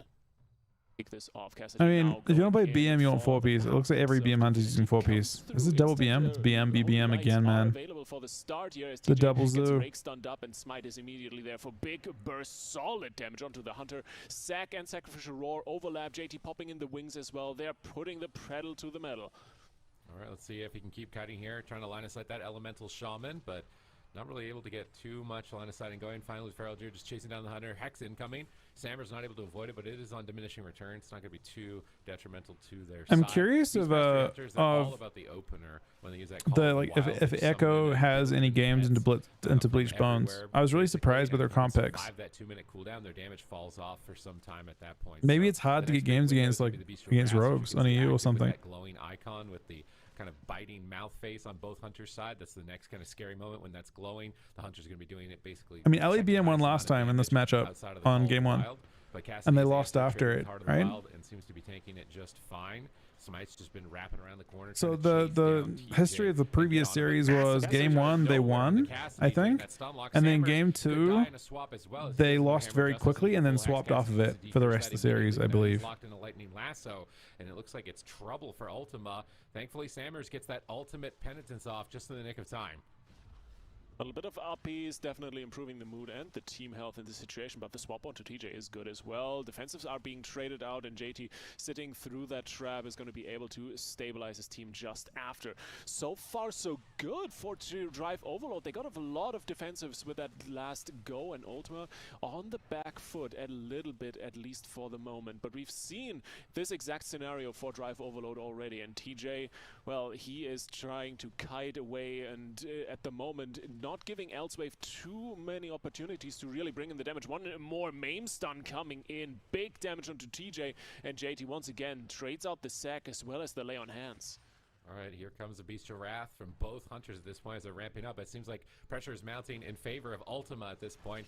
TJ just can't get back to full health, but they turn it around. Freezing trap secured. Cassidy in trouble. Back into bear form, back behind the pillar, trying to recover with the frenzied regens. Powered shields come through, and now Cassidy's on offense, looking to tear into TJ. Divine Shield and Blessing of Protection blown out in the same attempt here. That Blessing of Protection purged immediately. Cassidy's all over them, but he needs to be a bit careful about overextending. He's getting very low. They drop down a barrier to protect him. He gets kicked over here onto the Cyclone. He's still low. TJ is low, just constantly back and forth. JT recovers TG with the Avenging Wrath. And now it's Cassidy looking for Cyclones, trying to stop some damage incoming towards his team. Yeah, Feral's a fast as fuck. Triple blinding light. Well, I mean, it's not. I wouldn't say it's a hunter meta. I think it's a rogue meta. We have not seen many rogue v hunter matchups, and most of the rogue v hunter matchups today that we've seen, we've actually seen the rogues win. So hard to say, but we're gonna see on Sunday. The first game you see on Sunday is gonna be Waz's team, Echo fighting against chill there for a moment. Swap over onto Cassidy. A little bit of damage going out. See that against Stream Zone. Starting to struggle more and more with every passing moment. TJ, well, we don't know yet. It's very possible that it is that the hunters do beat the Stream Zone is the jungle, like the EU main jungle, I guess, the one that you see in tournaments all the time, right? So I'm curious if they can beat, if they do farm. That'll be the big rogue v hunter matchup, I think. You think they can? I don't know. You think I can? We don't play against. We don't have that. We have no way to solve that situation. I do think there's a pretty good chance that we don't have a full picture of the meta right now. Offensive here onto Cassidy. They've got so much momentum at 50% health, but he gets in line of sight. Yeah, I think RMP are LP as well, but it's curious they're not using RLP at all yet. Apparently they played Rogue Mage the whole tournament so far, every series. So it could just be a Rogue Mage meta and people were not aware. I don't know. It's crazy that Mages took so many nerfs. To try and soak the hits, and they don't give a fuck. JT's out of crowd control, and it's really just Drive Overload retreating constantly, trying to pull Cassidy. The thing is that Lock Priest is not like the craziest synergy, right? It's double fair overlap. Their opportunity, but now he's just using the pillar. You're just missing out on a DI. You have a 30-second gouge instead of polymorph. It's just exploding. Aspect of the turtle has to come through to immune the final blow. Broke DPS of okay? Protection was traded as well in this position. Maybe. I mean, again, that's a similar issue, right? Just damage. With the Bestial Wrath, and TJ may need to trade his final defensive here at any moment. LC may just fall over as he trades that survival to fittest yet again. I will say Rogue Mage versus Hunter DK and Hunter Windwalker were like the most one-sided games I've probably seen this entire game. He's just holding on, buying time until he can get to that Avenging Wrath, but he's into the freezing trap. He trinkets. It won't matter. Ultima with full control, gas pedal straight down to the floor, start to finish. Oh, Is that Chan binding playing from shot like Australia or vortex something? Or is he combo playing? was Where's he at? disgusting. Both of them trying to walk out enough to trigger Jungle wins the, against the counter draw comp to in jungle, there although they were before using the counter can jungle. Get that knockback triggered, getting stunned up, double CC, staying out in the open the entire time. So much cleave damage. I am curious if we see Drive changes today. overload. I just don't know what I Really expect. in a rough position here, and maybe it's some of the defensive overlaps. Chuck, we that haven't seen cost them dearly Shaman Hunter towards the lock, end of the game, double especially purge with and Boss sustain. Turtle at the very Well, end. But Hunter's Ultima purge got looking nerfed very, a very lot. solid, except for a very few Shamans moments are just during not. this We haven't first seen a single worst shaman so far on EU. Shamans are quite substantially behind Disc Priest. So to give you an idea of how powerful a Disc Priest is, Disc Priest brings just baseline, right? They bring some of the best defensive cooldowns. Yeah. They have 2 charges of Pains Up. They have Barrier. And normally that comes with like you blunt the other team's offense, so you do less healing, right? But they actually can out heal most healers on raw throughput. Like a healer can actually, you would expect Disc Priest to have the lowest raw throughput of all healers. That's how their class works, right? They also bring PI, so they bring an offensive cooldown for their DPS, like a really powerful offensive. Like PI is worth like fucking 20. It's worth like nearly 20,000 stats. It's like 17,000 haste or something when you have it up, right? It's a crazy cooldown. Then you've got 3 defensive cooldowns, and then you can actually do the throughput of like you can keep up with Prez Evokers on HPS. Normally, you would expect them to do like 20% less healing than other healers because they have defensive cooldowns instead. But Disc is like, this is probably the strongest version of Disc Priest I've ever seen.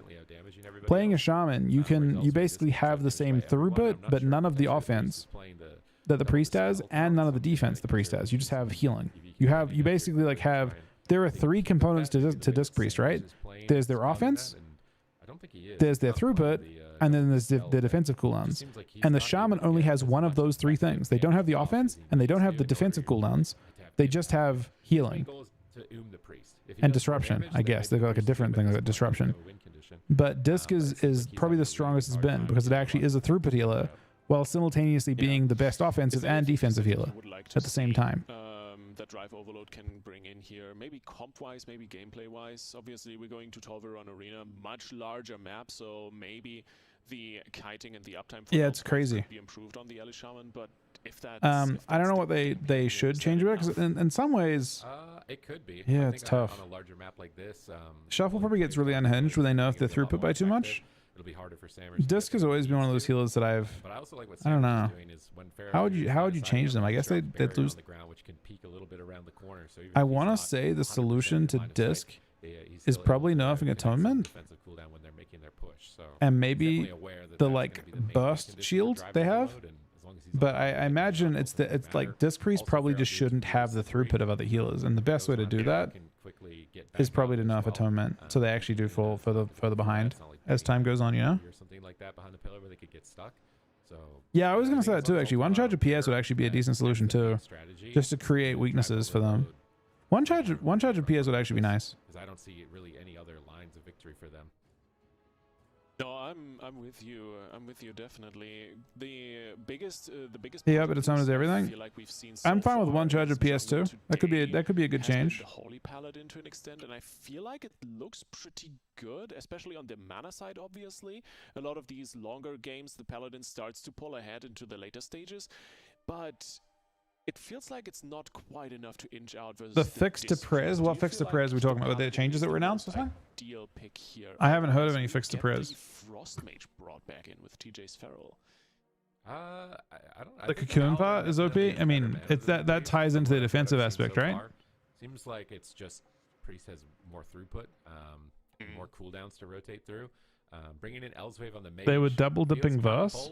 Prez was. I feel like that's not. Where's that? Can you let me to that? Like as a mage player, if you get a game against a feral druid and a hunter, you're not usually very happy about that. I mean, matchup, the so double dipping verse part maybe for both. On their front there, but they must also just Only be one agreeing spell? that like the Ellie Shaman is not able to get enough effective damage. Oh, so Flame maybe bringing Shaper? in Mage and maybe focusing more on CC. Flame 'cause Shaper this is does what- a lot of CC. They might be able to all in and just get on top of the priest and CC chain the priest out and actually play more aggressively than the jungle just because of the paladin. Oh. They did try the same comp against Streamer Zone on Tolveron, and Consume Flame.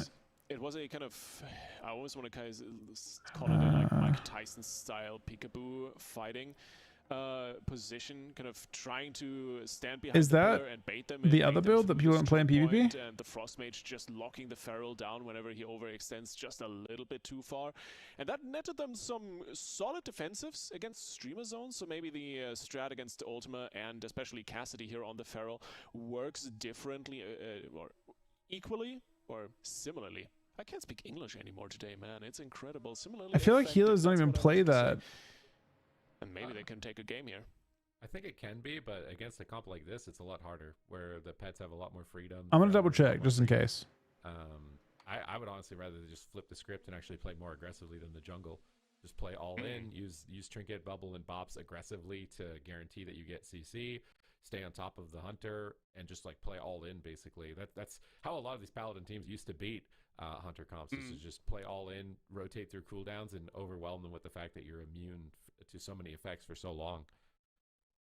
I think it's also kind of one of the preferred play styles into Disc Priest, right? Because Disc Priest excels when you can play with momentum. Yeah, and Flame Shaper is the from engulf build, ahead, which you because don't play. you're just so good at keeping everyone alive while they have Yeah. pressure.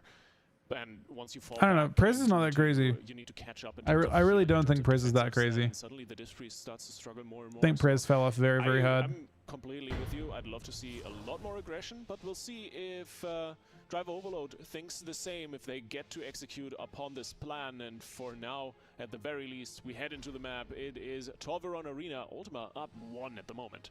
It's looking good for them in that game 1. I think they're desperate bringing in the Mage over the Elemental Shaman in a matchup like this. You can see TJ kind of playing forward from his team, getting ready to intercept if he finds anybody. He's right on top of the Hunter. I can't believe he doesn't see him. He does see Smite. He's going to stun him out of stealth, Frozen Orb down. Elsewave, is he going to play aggressive and blink in? He's moving into the middle of the map. We see Smite going in for crowd control, lands the stun, needs the freeze. Bro, the trap, guilds gets are the so follow-up. close. Looks like they're hammering down on TJ, who's just immediately 21% versus 23%. Completely vacating the premises is here. As I he's mean, able to avoid Echo's all done of for that the day, damage in initial but stage of the game. Now Sammers is caught. He's clotheslined as he came in for crowd control by the blinding light of JT. oh, it says He 30% falls phase behind 3. a bit here as a result, but he's going for an ultimate penitence. That's going to be hitting JT though at the moment, and I don't know if they intend to swap to him, but it's not getting a huge amount of value onto TJ or Elswave, unfortunately. So the ultimate penitence maybe was trying to. Do you think avoid Echo some kills CP. tomorrow? There's so many other uses for it as well. Before they wake up? Barrier comes down onto 2 players, but the pressure is mounting. Yeah, also getting that on cooldown, maybe rotating it in for the later stages of the game, just trying to min-max the value of that talent. But for the moment, well, Sammers is. Do you think like down on the mana next a chance is little Liquid bit, but killing it it's not tomorrow gonna type matter too thing? much for the next 2-3 minutes. Let's see how the pressure evens out. Sack gets traded as TJ drops down to have big heals coming through, and Cassidy, Heart of the Wild, is active. He's trying to make something happen. Finds the clone onto JT half DR though, so it's not lasting too long. The reclone gets stopped, and TJ really taking care of his Bro, if it takes him teammates to the here, next and heroic also split, it's really trying to brutal. put the pressure onto Samus, exactly what we were talking about. Put the pressure onto the priests, CC him up a little bit, and try to strike back and push out the Feral. Well, TJ on I the mean, run it seems like again, so much of gets this fight is the just main getting stun, getting. Tim's It done, but seems they're to stacked me, up. It might be hard to land if the they trap. think that it's not a numbers They thing get a double and it fear, doesn't need to be TJ just nerfed, soaked the trap. then I think both it's time guilds to are they just can't trying actually to do any effective explore the damage last with phase Elswave and Clone timings and TJ in a to dive understand nice how angle. to how to Little arrange push the here fight. for Ultima. Now we see And Justice that on means that Sammers. every they're basically Doesn't look both like they're gonna they're be able both to dual chain it in progressing anything, on each other's unfortunately. It feels progress. like their crowd So control like change on Liquid gets a bit Sammers further, are they see becoming timers, lacking at this Echo point. They sees those feel like timers, and then they're gets a bit just low further, and then CCs and then adjust together. their strategy to it. High otherwise, if they want to start forcing major cooldowns, I want to see stuns into Poly, into Clone, chaining their DRs perfectly like that. And they could definitely still pull this off. See a Comet Storm coming in onto Cassidy, a big burst of damage from that Frost Fire Mage, being able to call That's in every immediate race? and a Comet Storm with that hero talent. It's a nice little combo, but TJ. I think once normally again, there can be JT a into bit more of a TJ line split. Fighting for his life in bear farm, trying to avoid them at all costs, popping his Heart of the Wild just before getting stunned. Nice play by TJ. Yeah, Incarn up as well. They're trying to But go you're defensive right. now, put the pressure onto Cassidy. He's called out in the open, sitting in that Frozen Orb. Massive damage coming in from Elswave. He's trying to land the Polymorph, doesn't quite find it, but the follow-up damage is solid. Full clone onto TJ, taking him out of his damage situation here for just a moment. That Incarnation ticking down, unused. Another main stun, follow-up. Cassidy reclones once more. And for the moment, Ultima have diffused the situation. They force the sack out of JT as well as Ailswave gets pushed.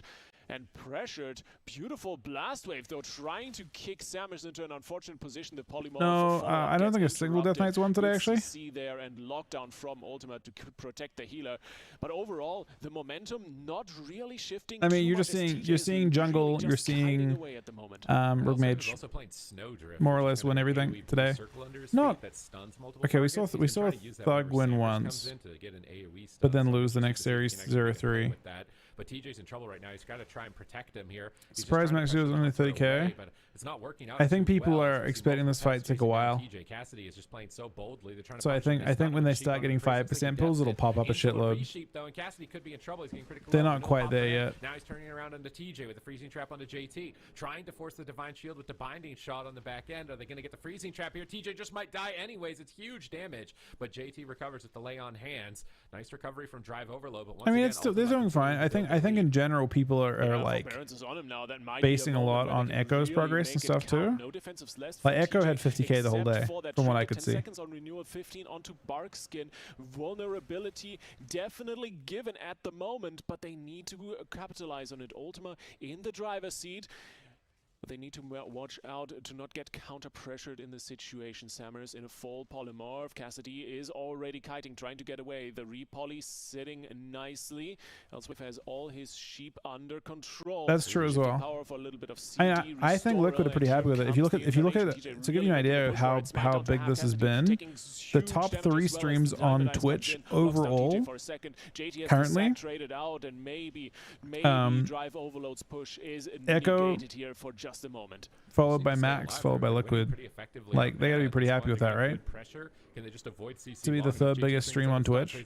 Here comes that snowdrift stun in terms of hours watched, I think it was for the week, for the 2 weeks. He actually had to use his medallion to break it. Cassidy goes for a clone. He gets shut down by TJ. They're still just trying to run laps away from the jungle cleave, trying to fake interrupts. They catch Cassidy behind the pillar. Samus is wrapping around the corner into a Dragon's Breath. A big opportunity for Drive Overload. They're so close to the kill. Cassidy is defying death right now with the survival instincts. Smite is now getting cleaved low as well with that polymorph. Cassidy trying to heal himself, but big TJ bite. is there with the big bites. And Bro, I did not expect. Beautiful setup here. You guys didn't predict this either, right? No shot. Wait, finally, what? Drive Overload finds the moment they've been waiting for, they've been looking for. Lots of pressure on Samus this game, maybe even more possible in the next few games. But the adaptations are working out. Yeah, me too. Mages can AFK pretty well. I think Mages are better than people can credit for. All right, let's see if they can manage to actually pull this back. I really want them to. I need more predictions. I need to be getting some prediction points here. So that 1 point on the board. And now that they just win 2 more, I think I can be content with that. So come on, Ultima, you got to get it together here. You got to see what they do and how they push and how they win with this. Drive Overload just focused on a full. It's a nice balance. Mostly it was turtling and playing defense, but like at this right critical moment, just like, hey, we have a chance. Let's get some CC and then close it out for the win. So that shift for them was really important. Knowing when to go from defense to offense is a team that I feel like a lot of competitive teams fall into the trap of. They feel like, let's just play safe.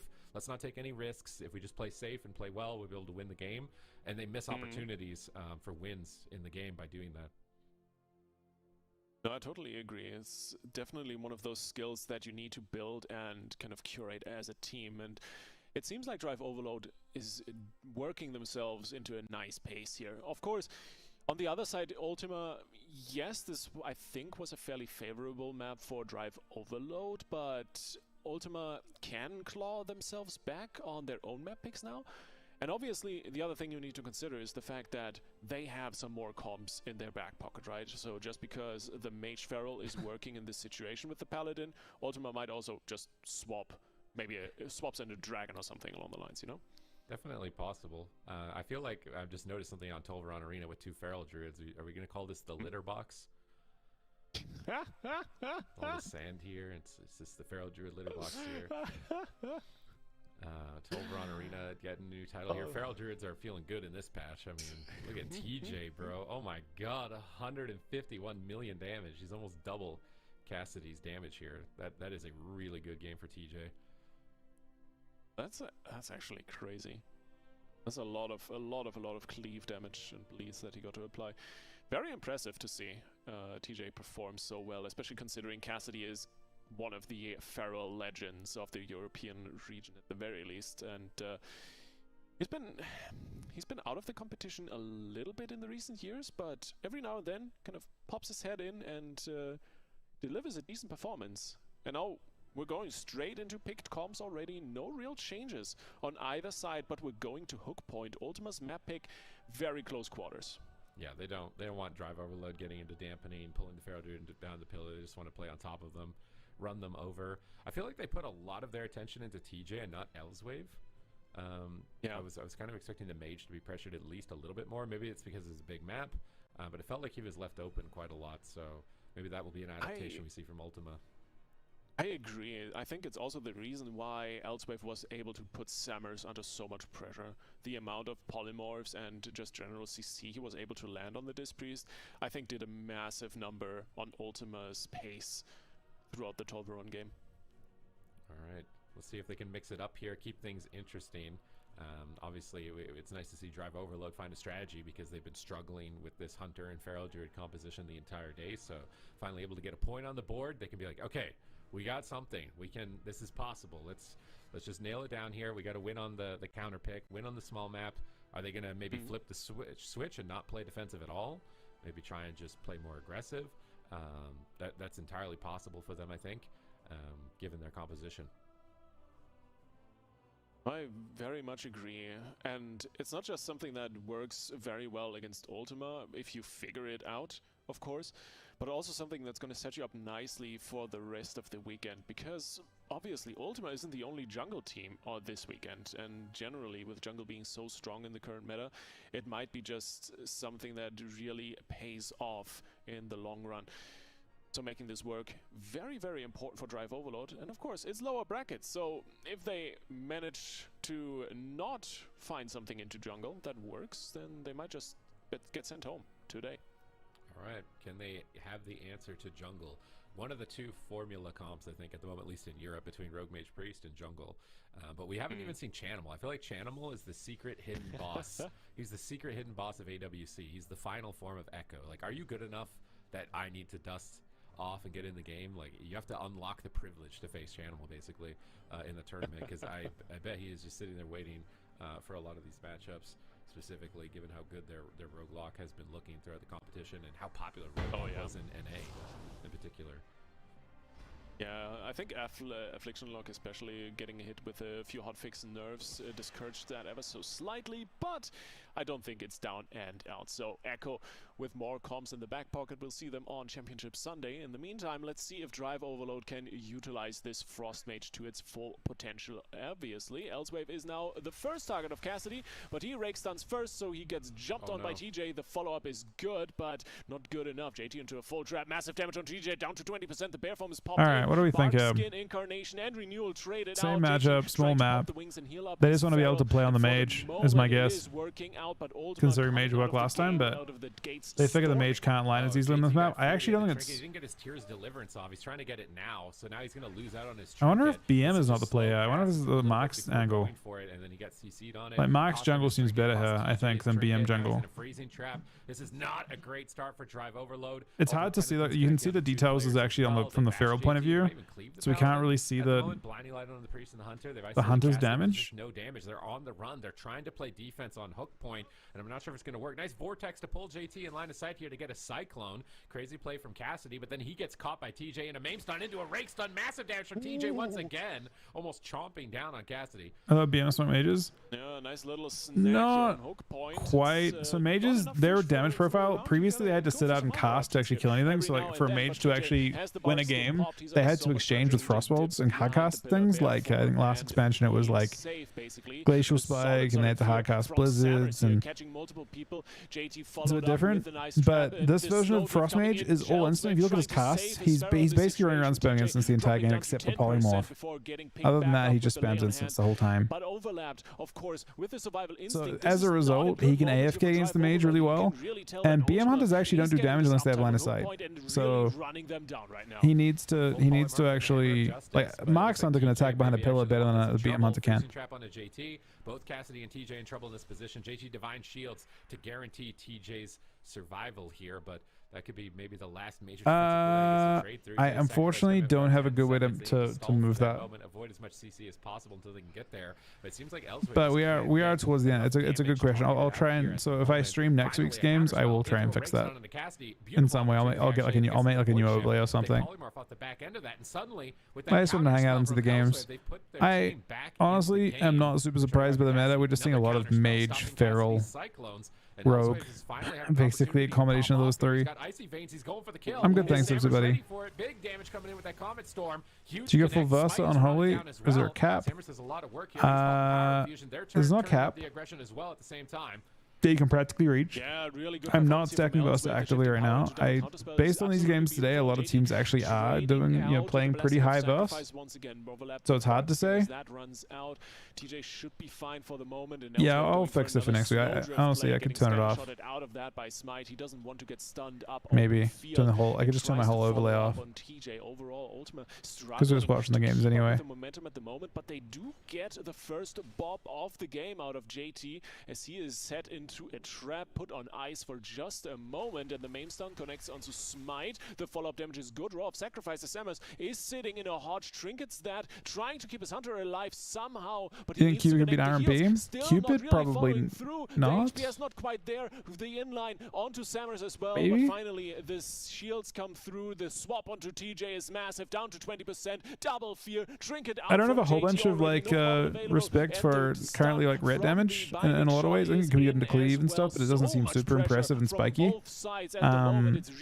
do think that they're good into sub rogues. I think red's good into sub rogue. Red Hunter sounds good into sub rogue, but not as good and not as potent into like mage specifically. I don't think. So hard to say. In bear form, ducking for cover. He can't spend combo points in bear form. He can't get bleeds up either. He's finally back into Cat. He gets a stun onto TJ with a bash onto JT. Can they finish TJ here in this stun lock? Freezing trap has been secured. TJ has options though. He's in bear form, renewal, big heal, but a full fear from Sammers, and that fear. I mean, BM is an accurate apart from the scoreboard. There he goes, man. Ultima, do it. The small map worked out pretty well. Sammers pushing in once again. He finds the CC. I want to see how the damage here. So we're now at 2-1. Ultima got that. A well-deserved win on hook point. But of course, this is the small map. This is their map pick and a little bit of an expected win here for Ultima. Can they carry that momentum into the third map, into the fourth map, and maybe take the series here? Okay. I mean, I think they're gonna. I feel like on a big map, Drive Overload definitely have the potential to win this. And then I feel like on a small map, it's just a matter of Elswave like warming up his aggression.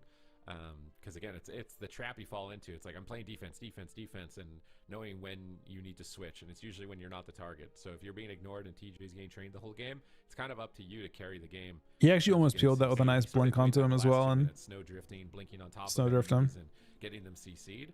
So I think if he's got that game plan in mind on game 5 potentially, assuming they go to a large map for game 4, then I don't think they're out of it yet. This is easily a series that could go to game 5. No, I'm with you, absolutely. I'm checking the talent differences here between Cassidy and TJ a little bit, and Cassidy opting to run with King of the Jungle for that additional movement speed and healing received. But on the other side, TJ going for the more offensive option. What did it say? How much do you have? The details definitely off. How close was BM to top? Brings to the table a little bit more, and I think it's a small difference, but can definitely help with the pacing of the game here.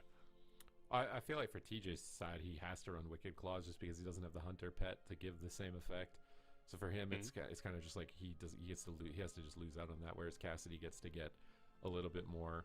How close was he to like his feral and mage and stuff? I think that would mean Cassidy actually should be doing like significantly more damage. So like, are the stats different on the gear? It looks like they're literally wearing exactly the same pieces.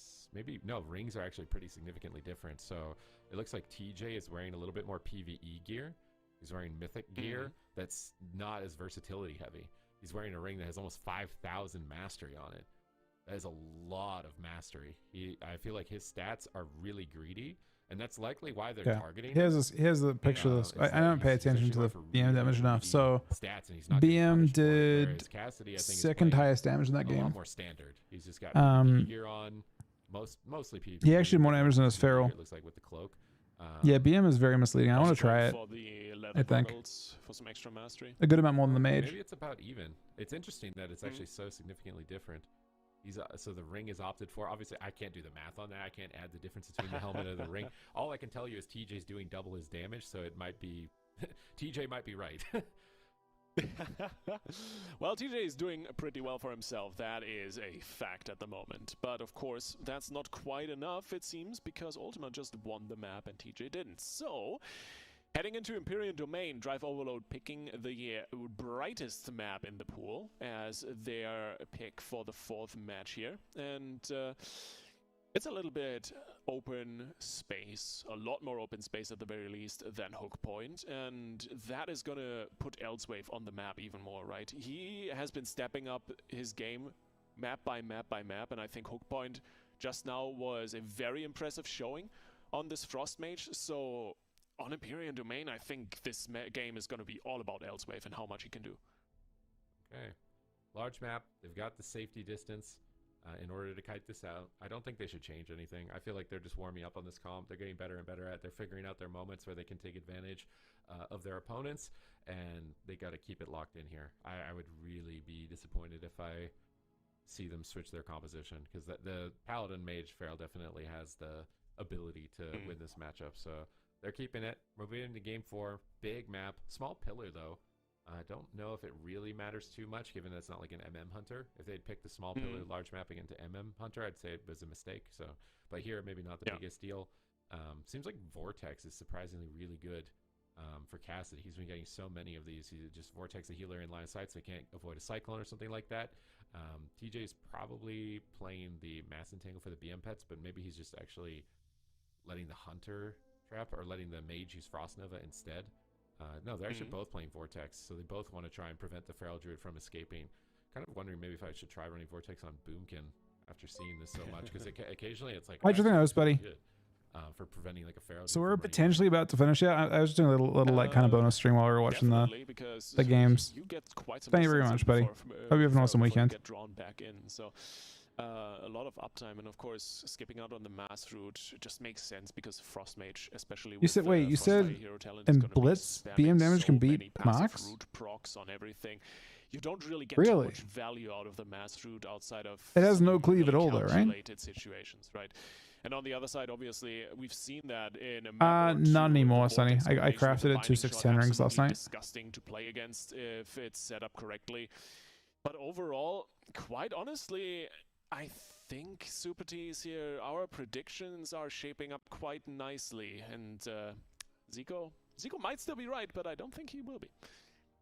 I mean, he might be right on the team win, but I think the score it'll be 3-2. I don't know if we're keeping track of scores 100% for a point or how that's going. As far as adding this up, it's a new maybe bonus points, new segment. Maybe it's like 1 point for the right team, 1 point for the right score, something like that. I'm not sure, but. Obviously, a nice little addition here for the show this time around on AWC. We're jumping into Empyrean Domain, really big map. Being clears a lot. Overload are likely still looking at just kind of dragging Cassidy around, trying to get him in a bad position. position. No, it's well. I'll try it out. I think it sounds fun. Slingshot him at the Priest to get some crowd control to close out the game.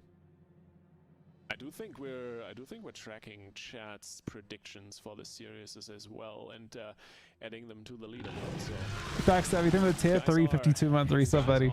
Happy Friday, man. Is chat smarter than the casters? I mean, generally, I think they are very much smarter than me, but we'll see.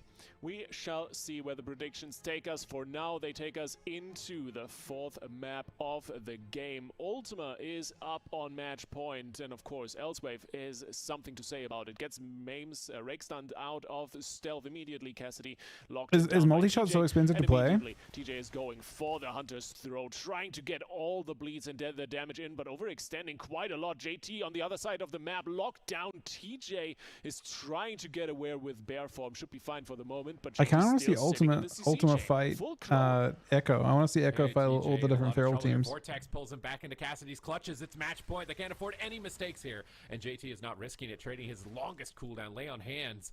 here to save TJ. Not even a minute into the game. He's not likely going to Yeah, that's the one of the things I don't understand. Maybe I thought it was Razor Fragments, but does Razor Fragments exist for Mox?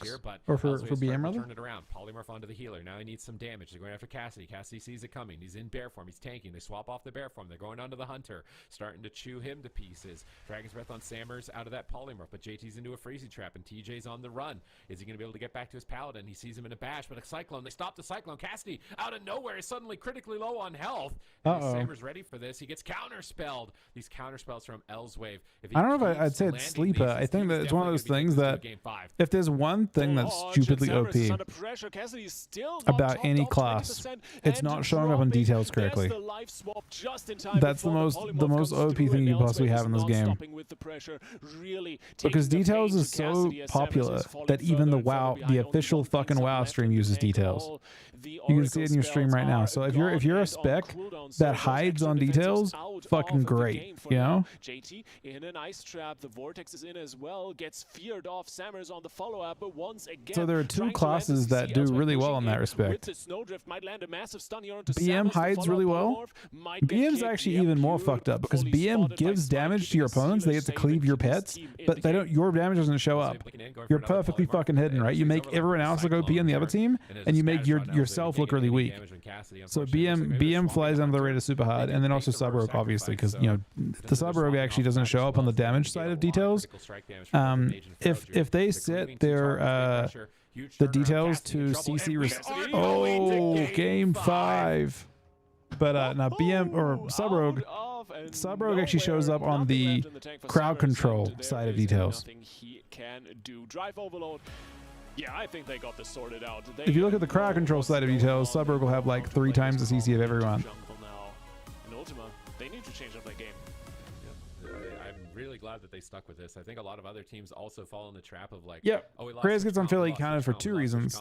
Time dilation, and also they take more damage. They get cleaved more. They give themselves the target because they got to play on top of evil. How should our strategy switch? And that's kind of the nuance that comes with Arena, is that you can't just run it on one singular script. You got to be, you know, the other team might adapt. They might hit a different target. Then you've got to adapt what you were going to do as far as your plan. And it seems like Drive Overload have figured that out here, at least in game number 4, because that looked like a way better game. They were so far ahead, and really just Elswave and these counter spells. Like, if I was Sammers, man, I would just be shaking at the moment. Like, it's just like, oh man, he's got counterspell again. He's just staring at, like, his eyeballs are popping out of his head. Like, that counterspell, I see that. I need to fake that. I can't get through it, man. He's in my head. I'm counterspelled again, and you're dead. So I've been in that spot. It can happen with Warriors too, when they have spell reflect and they just keep reflecting your clone. And you're like, man, why can't I fake a spell reflect? Like, they just get in your head and it becomes a mind game. Yeah, you can almost think Sammers isn't wearing his precog ring, but he is indeed playing with that. So Elswave, just incredibly dangerous, and there's a reason. There's a reason Zico pumped him up at the start of the show. This man looks absolutely dangerous, just needed a few games to warm up, which, quite honestly, isn't too surprising. Sometimes you just need to shake off the dust, the rust, whatever you want to call it, coming into the first week of a new expansion. And I think now he's warmed up, now he's ready to play, and Ultima, well, game plan change definitely needs to happen. Comp change, that's up for discussion. All right. I mean, they want to bring in Nethi? I feel like Preservation Evoker is even easier. You can't play Prayers. But maybe Devastation. Yeah. But you do have this massive one-shot potential with the Devastation Evoker and the Pharaoh, right? You could actually go for Elswave and pressure him. I could see it. I feel like I saw this Calvish's team in the open bracket North America. They'll play the same. Absolutely just dominated as Feral Devastation. So I could see that. Maybe they need to just switch it. Maybe it's like, hey, this isn't working anymore. They've kind of figured us out here. We're going to Runes of Lordaeron. We're going to this a lot here. Like, man, it's a hunt map. 5 Runes of Lordaeron. It's like a classic. It's a great map. It keeps happening here. Drive Overload, of course, they're not changing. They're like, yep, we found what works. We're not changing. Hopefully you don't figure something else out, because we would like to win right now. And Ultima, they're taking their time. So they might be considering bringing in Nethi. NA's tomorrow. Yeah, I'm a big it's not a terrible map for Perez, or for Dev, but Ultima keep running with them. I think they're playing the same comp. It looks like this is a good hunter map. Bring in Nethi on multiple roles, not just the Dragon DPS, but also the Dragon Healer. A very talented player, and of course, that opens up the comp pool even wider than it already is. With They have Samus on the Fair as PS4 well, right? example. So yeah, this seems like a good very map for curious what Ultima has in jungle. store. Maybe they're also saying our game plan just needs to change a little bit. We are good with the comp. We've already won 2 games against Drive Overload. We just need to shift gears again and hit them where it hurts. Okay, 45 seconds here. It's the last game of the day, no matter what here. One team is going to be out of the competition. The other advances to Championship Sunday. Big opportunity to earn points to qualify for the War Within Finals as well for Europe. It's really important you get as deep as possible in any of these cups. So that way you can secure your top 3 position, avoid the gauntlet. That's always a really scary position to fall into. Not to mention that who knows what type of changes might be happening intermittently between the cups. So like if you've got a comp that's working out really well in the first cup, you better make sure you're doing really well within the first cup, because you don't know necessarily if it's going to be able to keep performing at that level, or if you'll have to adapt and make a change mid-season. But Ultima are not adapting or making a change. They're just sending it again, just straight down mid, jungle cleave, open field. They're saying, okay, TJ, there's nowhere for you to run. Running it back, this time probably on the cat, and without too much space. I do like Ruins of Lordaeron a lot in this matchup. It's gonna cause a lot of excitement, I think. The big question for me is how well can Sammers maneuver around Elsewave, because you gotta stay safe from this Frost Mage. The amount of lockdown and especially the counterspells, as you mentioned, Supatis, those have been deadly for Ultima. Yeah, it's hard because the last counterspell of the game, he got kicked at like 99%. It was like 99.9%. Sometimes it's about like saving an emergency heal that's instant for those situations, and maybe he just ran out of them at that point. But trying to like keep something in your back pocket for Discipline Priest is usually Powered Life, which as Oracles is even lower cooldown. So when you're really low health, you can use Powered Life, and it's a big heal, just immediately recovers you. So it's honestly a bit surprising to see Sammers casting when Cassidy is that low, and not just going for the Powered Life, unless Drive Overload just doing so much damage that they forced it, killed him through it, and then he's like, oh, guess I have to do this. Bro, it's gonna be stressful, Nethy. I'm sorry, dude. Teammate falls that low. I don't know. It doesn't look like a terrible matchup for jungle. Yeah, Powered Life I can't say I see it being better for Dev, right? Or Prez. Nah, or Prez. I mean, they both look pretty uncomfortable. Shadow Man a while ago for this priest, which kind of made getting kicked even more annoying. But on the other side, you have Power Word Radiance, which is on a separate spell school as well. So you have those options to get those extra hits. Is it already over? If you get interrupted at some point, but yeah, I agree with Prez being bullied. The pressure on Ultima is just too high for those few instant heal options you have. Oh, okay, on parent, yeah. Situations to really you guys got this. The game in the end there. But of course, well, let's hope for Sammers that I believe he can maneuver around that a little bit better. Maybe he is now aware of the fact he's under so much scrutiny from Elsewave here. But of course, star of the show. The thing I really want to see that I haven't got to see yet, unfortunately, in this tournament, Nethy, is I want to see jungle fight the mage, like the rogue teams, basically. Let's see how it works out here as we're heading to the map. So we need you guys to get through here to be able to see that part of the meta. Open first, so Cassidy's going to intercept. Here comes a Comet Storm. Not doing too much damage. Just might just disengaging away from it, getting on top of the Paladin. Stun into Freezing Trap. Does he get it? He gets the Freezing Trap. TJ is going to be into bear form here in a moment, I would imagine. He's actually just sitting at cap for quite a long time, taking a huge hit. Nice barrier from Sammers, but he's caught into a polymorph. He actually already got Sammers' Trinket. So Sammers not in a great spot for his team. That's his main mechanism to avoid crowd control in that discipline. I've been saying since before they nerfed Prez and Disc, for that matter, that I think Disc was a mile ahead of Prez. A mile.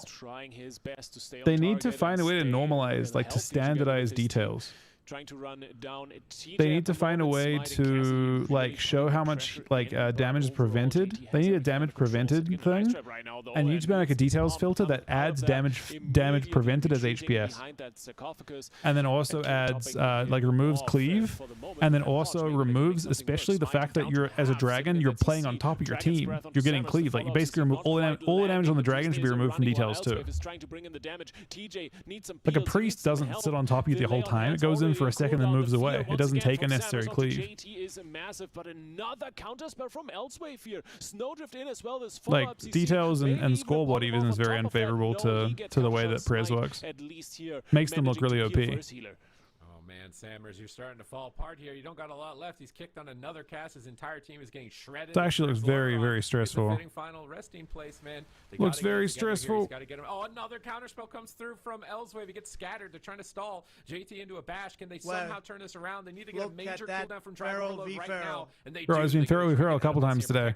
But another looks terrifying. Oh, it's a nice kick onto JT. On JT. He's going to just wrap around the corner here for a moment and likely line of sight and get his Tears Deliverance off and hand a Divinity. That's great for JT. He gets two major big heals. He's going to be able to extend that Tears Deliverance for quite a long time with those instant Holy Lights. Cassidy caught into another stun. Sammers is trying to recover. He's going for the ultimate penance. Did he manage to get it? No, he stopped it. Oh, he's in a Frozen Orb. He's breaking Polymorph on himself by standing in a Frozen Orb. That was really smart by Sammers to punish Elsewave and move into that Frozen Orb. But now he's just faking it. Dragons, but they're really not letting him cast that ultimate penance. We see the I think he's intentionally. Oh, shit. Light. His team is still low. He's stunned with no trinket. Pain suppression comes out, but everyone is dying. They trade survival of the fittest. They trade survival instincts.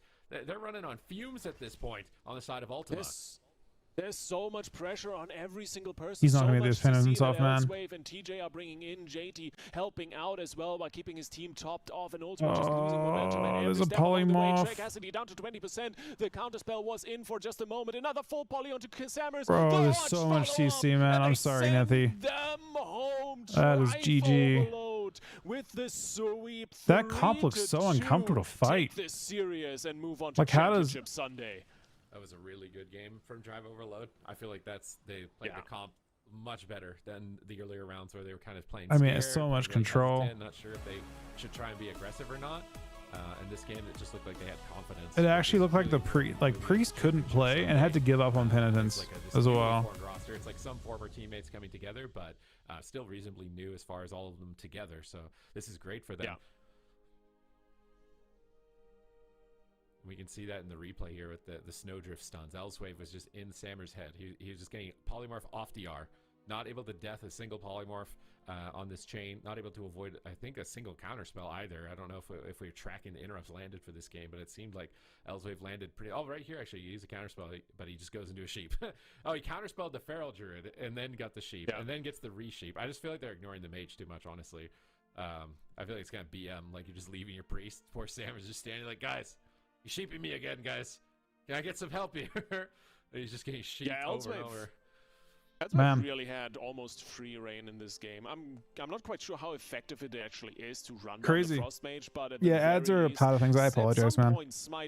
I really am sorry. CJ a little bit with the counter shot, but definitely not to the extent that they probably would have needed to on this map to keep Drive Overload from running them over, really. If it makes you feel better, I didn't press the button to make them play. I think. I mean, honestly, Sammers does have a lot of tools he can use himself. Maybe the map actually backfired for them because it's not really a great pillar to use against a mage with this specifically, and it seemed like it actually went in favor of TJ's team coming onto Runes of Lordaeron. So unfortunate for them, as it does mean they're out of the tournament, but they're still a phenomenal roster. Hopefully they're able to come back next week stronger and prepared for these types of situations, because obviously it seems like the competition is leveling up amongst a lot of teams, as we're seeing a bunch of newcomers, returning players even from just Dragonflight last season, and Dragonflight coming in together with new rosters as well. It's very exciting. Very exciting too. It's only day one as well for the AWC season here in the War Within. So very exciting stuff indeed. I couldn't agree more. Said hope they come back next week, Ultima, because this is definitely a good season so far for a jungle team. So Ultima for sure has a lot of potential that I don't think we've quite seen yet. But Drive Overload, they're going to be playing against Sorry about the ads, guys, for those that had to watch them. I apologize. Might prove to be a pretty difficult series for them. As Death no. In that last one, do you feel like they might be up to the challenge? I think they are starting to look a lot better and a little bit more on the level we were expecting of them start of the day. But of course, Bleached Bones is a powerhouse team, and especially kind of showing what they could do against who won jungle earlier. It's going to be a tough one. It's going to be jungle a tough did one. not win. Did not win. For Drive Overload, crazily enough. Not easy.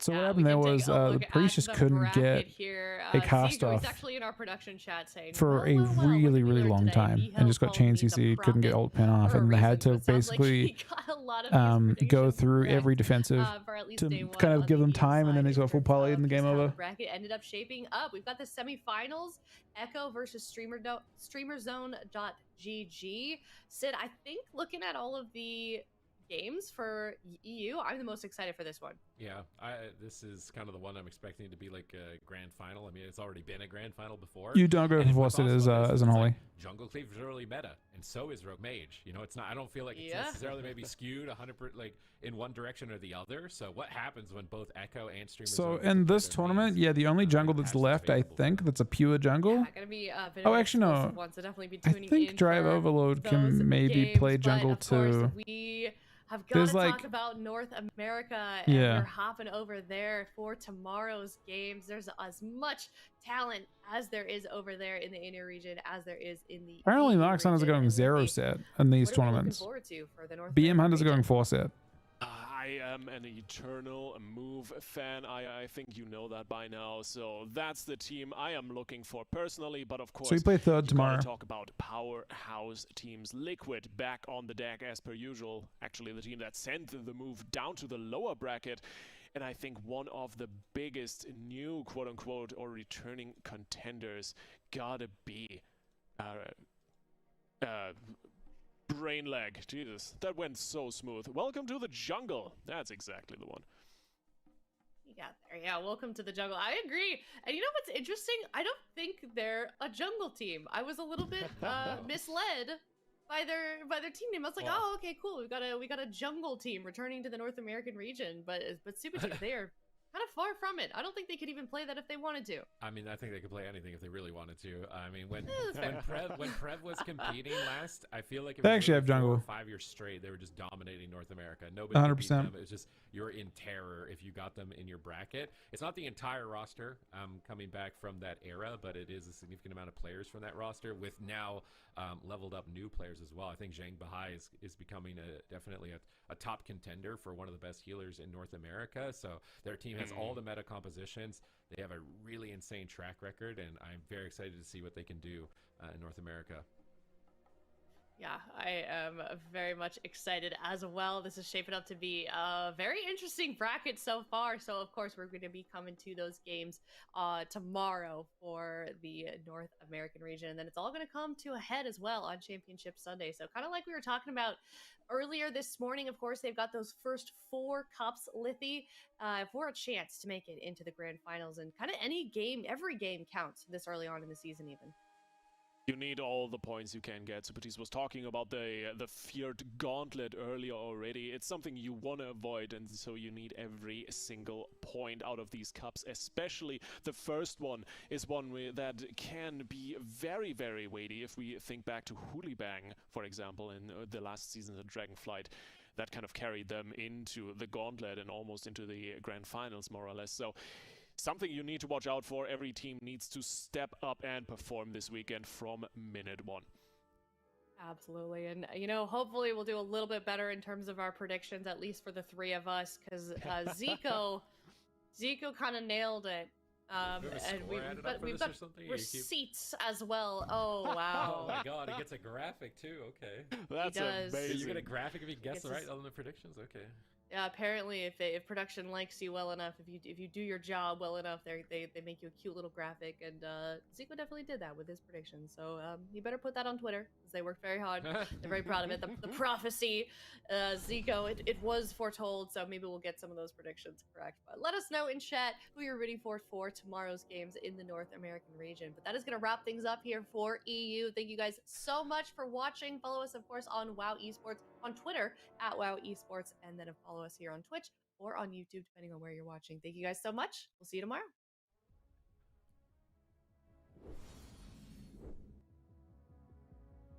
Pretty good session, I think. Meta was about what I expected. We'll see how we can do tomorrow. We play third. I don't know if I'm streaming. I'll be streaming tonight for a little bit, but maybe kind of a small amount. We'll see. I think we have war games tonight in like a couple hours.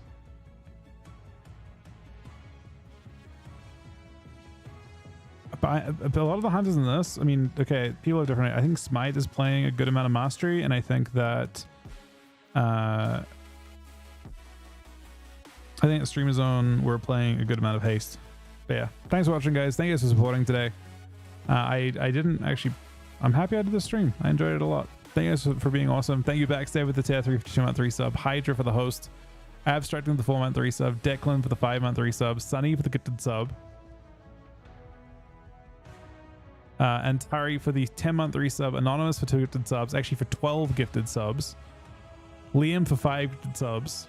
It actually counts as I think Liam with 7 gifted subs and Anonymous with 12 gifted subs because of the extra like bonus subs from Twitch. But yeah, thank you for watching, guys. I will talk to you guys later on tonight. If I don't see you guys later on tonight or this weekend in general, have a good weekend, guys. See you guys soon.